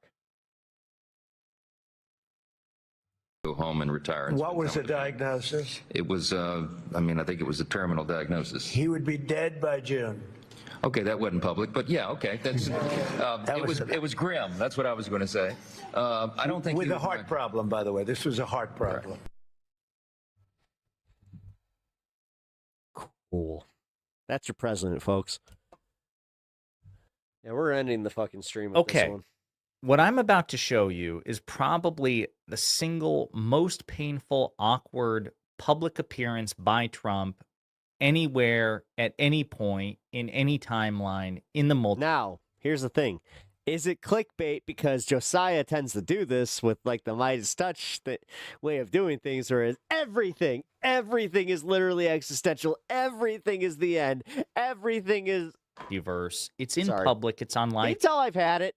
No fun half, no fun half. TV. It's so bad that MAGA Mike Johnson, Republican Speaker of the House. No, my fun half was this weekend where I actually had a reminder that there are things that are great in life that I don't have to think about as far as in the context of politics. And then I come back to this and literally all day it's just okay, so we got this fake professor that's doing his shit, and we got Trump lying and then calling everybody else liars, and then we got my fucking, the bots coming in here doing their thing, and just reminding me that it's holy shit. over this fabricated reality. I really am too. Is visibly uncomfortable. At Westbrook, me too. Well, he's so uncomfortable that he actually kind of rebukes Trump because of what Trump does. Spoiler alert, Donald Trump just publicly discloses the terminal diagnosis of a Republican member of Congress. Good. Gives the month that the... Oh, he did something that's so out of pocket that he might lose respect of his base? Guy is projected to die and makes it all about... My biggest thing is like guys like this that make fucking, videos day in, day out where it's cut up just to fucking get you outraged about him. I'm not that guy. Like, if we get outraged about him, it's because there's genuine outrage to be had. But this shit, let's see. Him and the political needs he has in his rapidly thinning Republican... Got an early morning ahead of me. Got it. Oh, good night, Bloodstone. Good night. ...majority in Congress. Again, even... Just so you know, I'm not going to be on much longer. I'm not going till... if I go till 7 hours, that'll be by accident. By Trump standards, this is painfully awkward. And unfortunately, we have to go through every single painful moment. But before we unpack all that, if you end up liking this video and you want to support the channel, please be sure to hit the like, subscribe, and alert bells before you go. Okay, folks. Again, this is awkward. I'm just expressing how we all feel. I'm glad that I'm not the only one. God damn. By Trump standards, in ways I like when I'm off stream and I see these videos, I'm just like, okay, shut up, get to the point.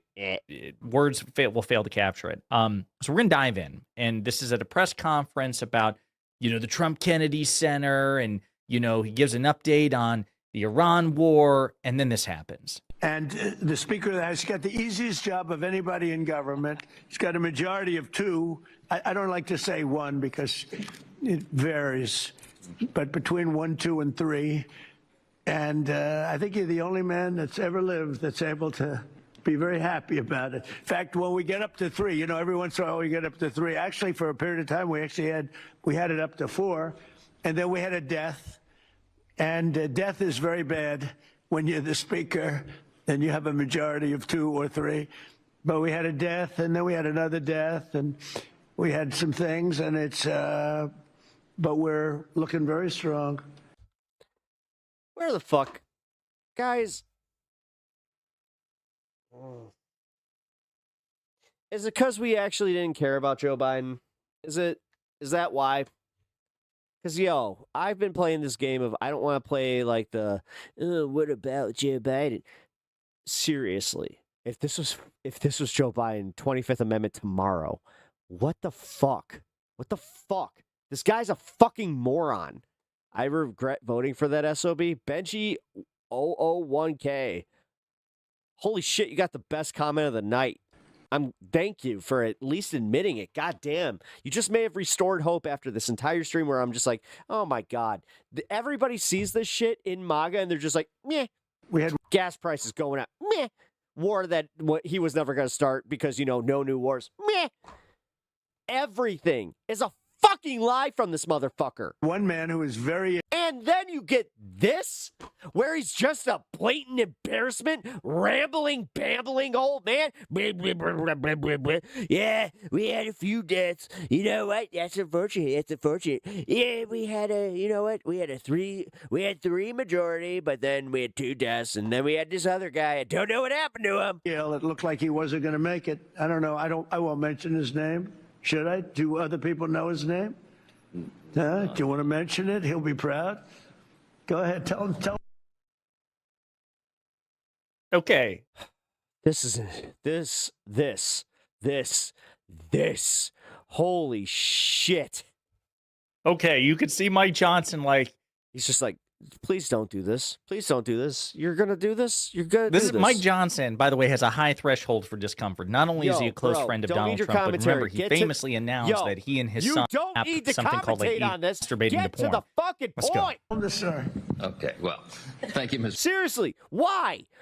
Why did he need to pause there and fucking give his commentary for fucking 2 minutes? President, Congressman Neil Dunn of Florida had some real health the way he just laughed and then just like challenges, and it was very serious, and had a pretty grim diagnosis. And I mentioned it to the president, and I said, Congressman Dunn is a real champion and a patriot because he's still coming to work. And if others got this diagnosis, they would be apt to go home and retire. And What was the diagnosis? it was, I think it was a terminal diagnosis. He would be dead by June.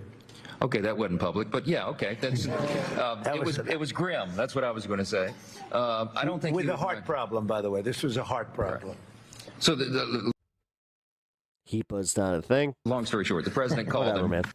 man. Whatever. This is your fucking president. If you're a Trump supporter, this is your guy. Good. To encourage him and thank him. Like, for real. Good. You know what? Fuck it.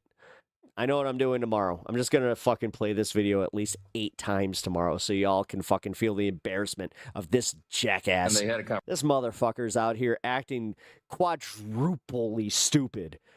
Or more stupid than fucking Joe Biden. He's more embarrassing than Joe Biden on any given subject. But this shit, really?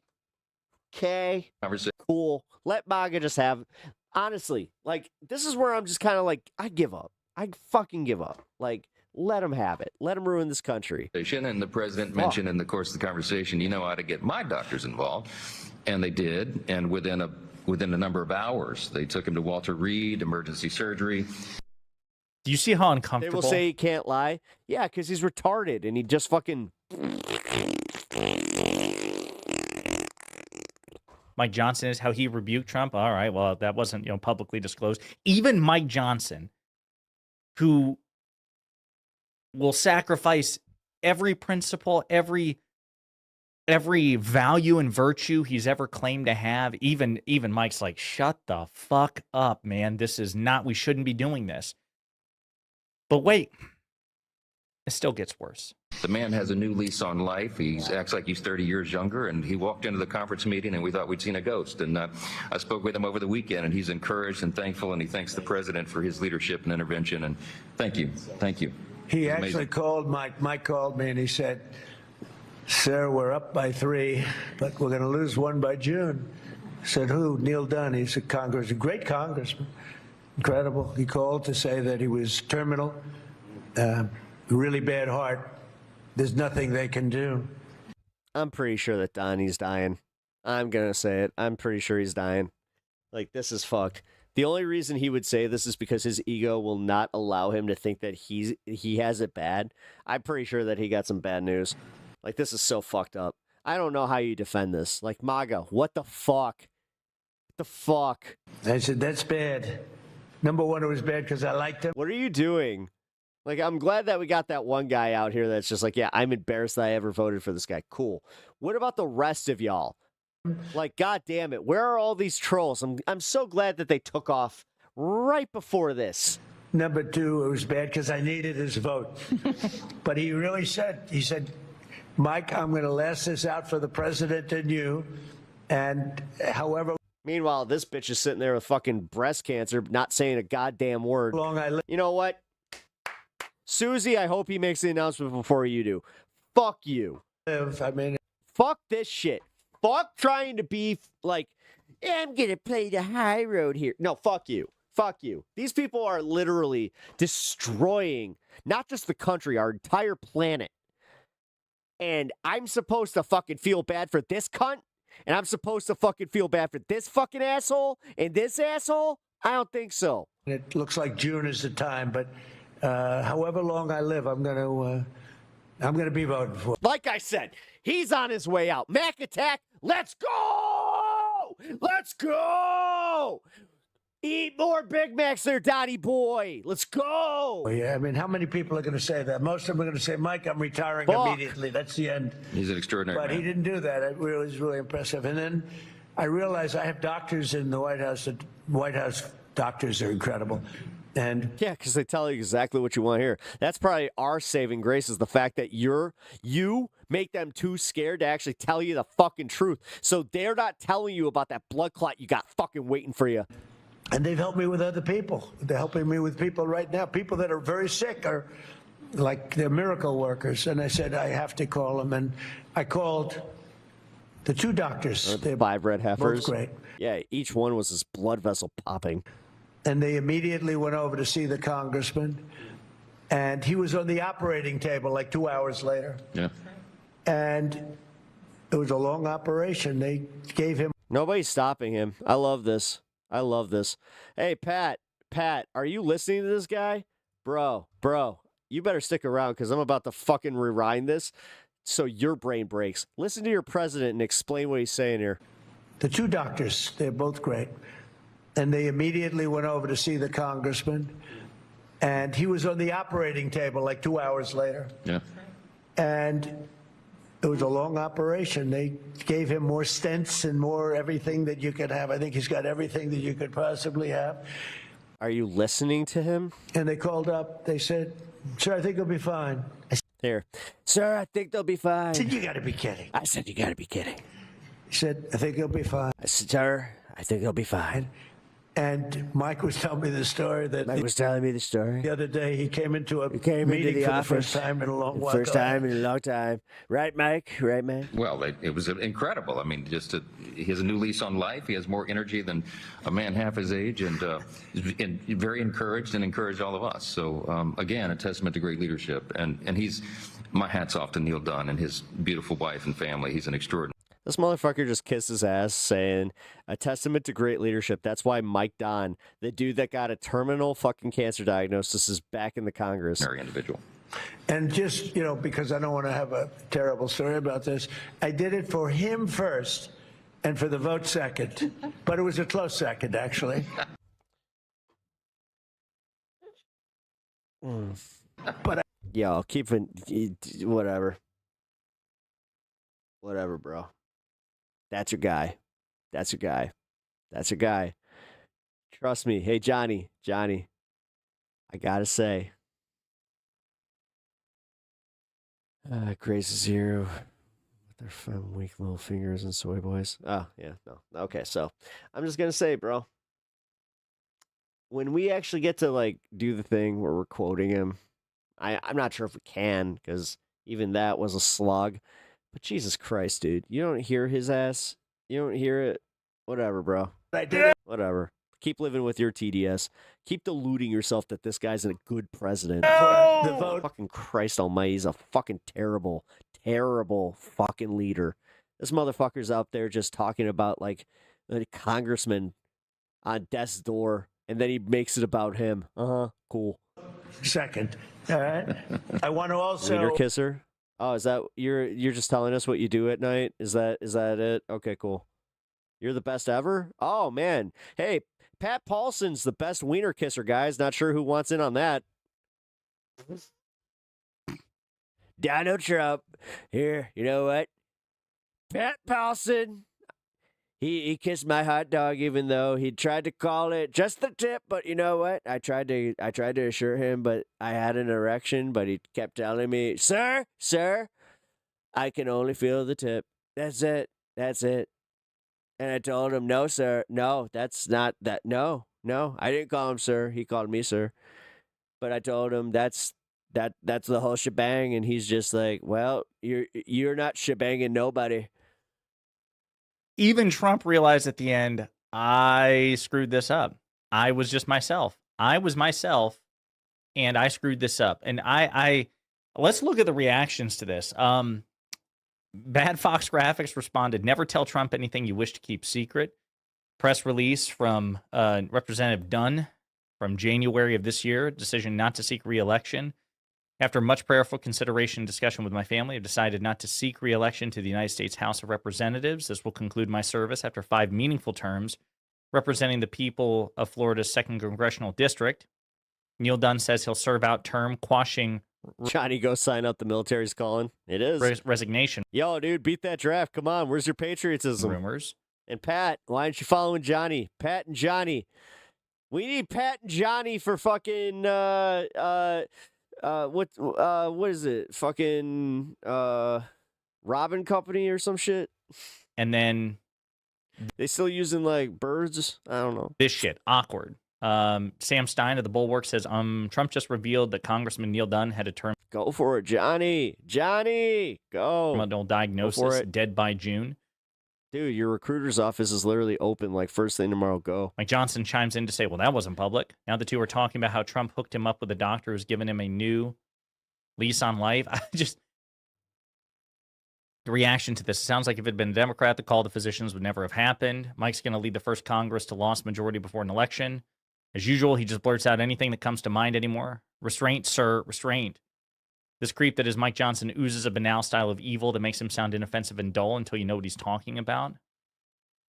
Never mind the Trump just leaked a terminal prognosis, which is a HIPAA violation, deplorable.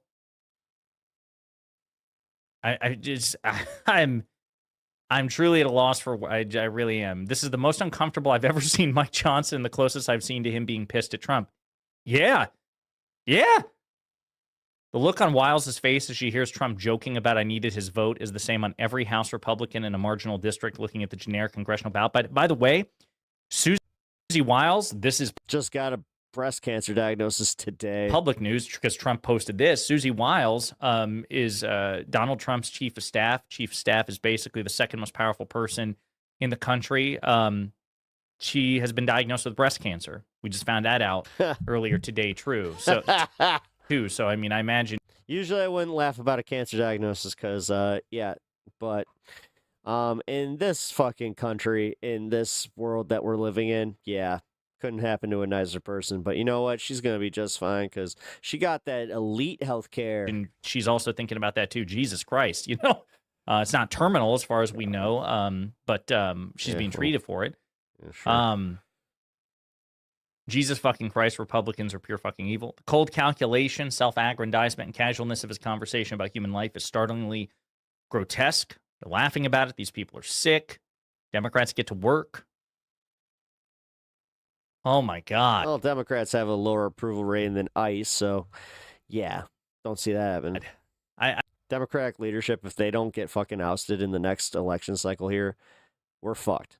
I hope you know that. Like, we can win this election cycle, but if the same two dipshits are in power, I'm going to just tell you right now, nothing's going to happen. Hakeem Jeffries and Chuck Schumer need to go. I've just, like I said, yes, that's how healthcare works. Tell Trump you have a bad heart, bada bing, bada boom, heart surgery from the White House. Wow. Let's look at some of the reactions. Watch this all the way through to the end. We did, and it was painful. So essentially, he doesn't care if someone's dying just to get to work and do nothing. Isn't this a HIPAA violation? And are they both not liable for fines? You mean I'm sure Neil them being liable for something that you'd be liable for? Welcome to the USA, buddy. loves the fact that Trump just blasted his personal health details to the world. Good Lord. Amazing dark comedy here. Yeah, I mean, there are other things to talk about from this press conference, but I just this one took the cake. It's just trending everywhere now. I mean, this is something out of there was a great show on HBO called Veep with Julia Louis-Dreyfus. It was a dark political commentary. It's hilarious. This, I mean, you could just put like the Arrested Development, not the Arrested Development, the Curb Your Enthusiasm theme song over this, because I mean, this is just this is like something out of a really dark comedy sketch writing room. I mean, it's stunning. Trump has made it abundantly clear he only cares about himself, his margins. He doesn't give a shit about this person. Even he recognizes at the very end, oh my God, this makes me look, well, exactly like how I am, and I can't. So, I care about him first, and only my needs a second, but actually it's a close second. Mike Johnson, visibly uncomfortable. This should be a big story. Trump just leaked important personal medical information. Mike Johnson, visibly uncomfortable, pissed off at Trump. Trump himself won't stop putting his foot in his mouth, catches himself at the very end, tries to spin it. It's not going to work. But there you have it, folks. That was the most painfully awkward public appearance by Trump I've ever seen in my years of covering him. This guy, the slain Ayatollah.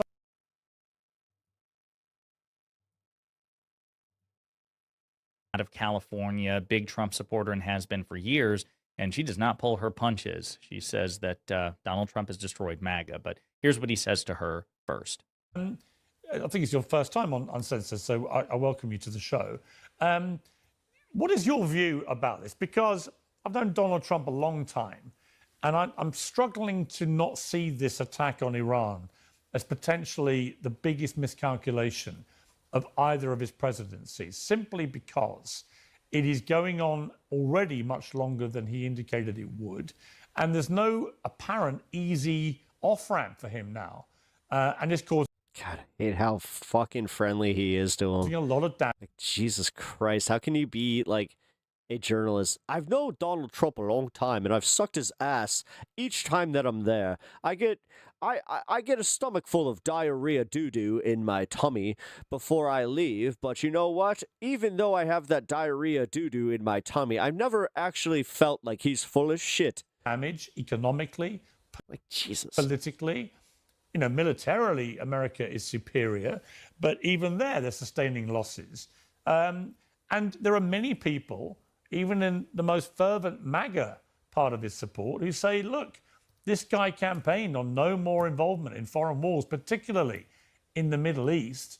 What is he doing? Staking everything on the biggest war imaginable in the Middle East.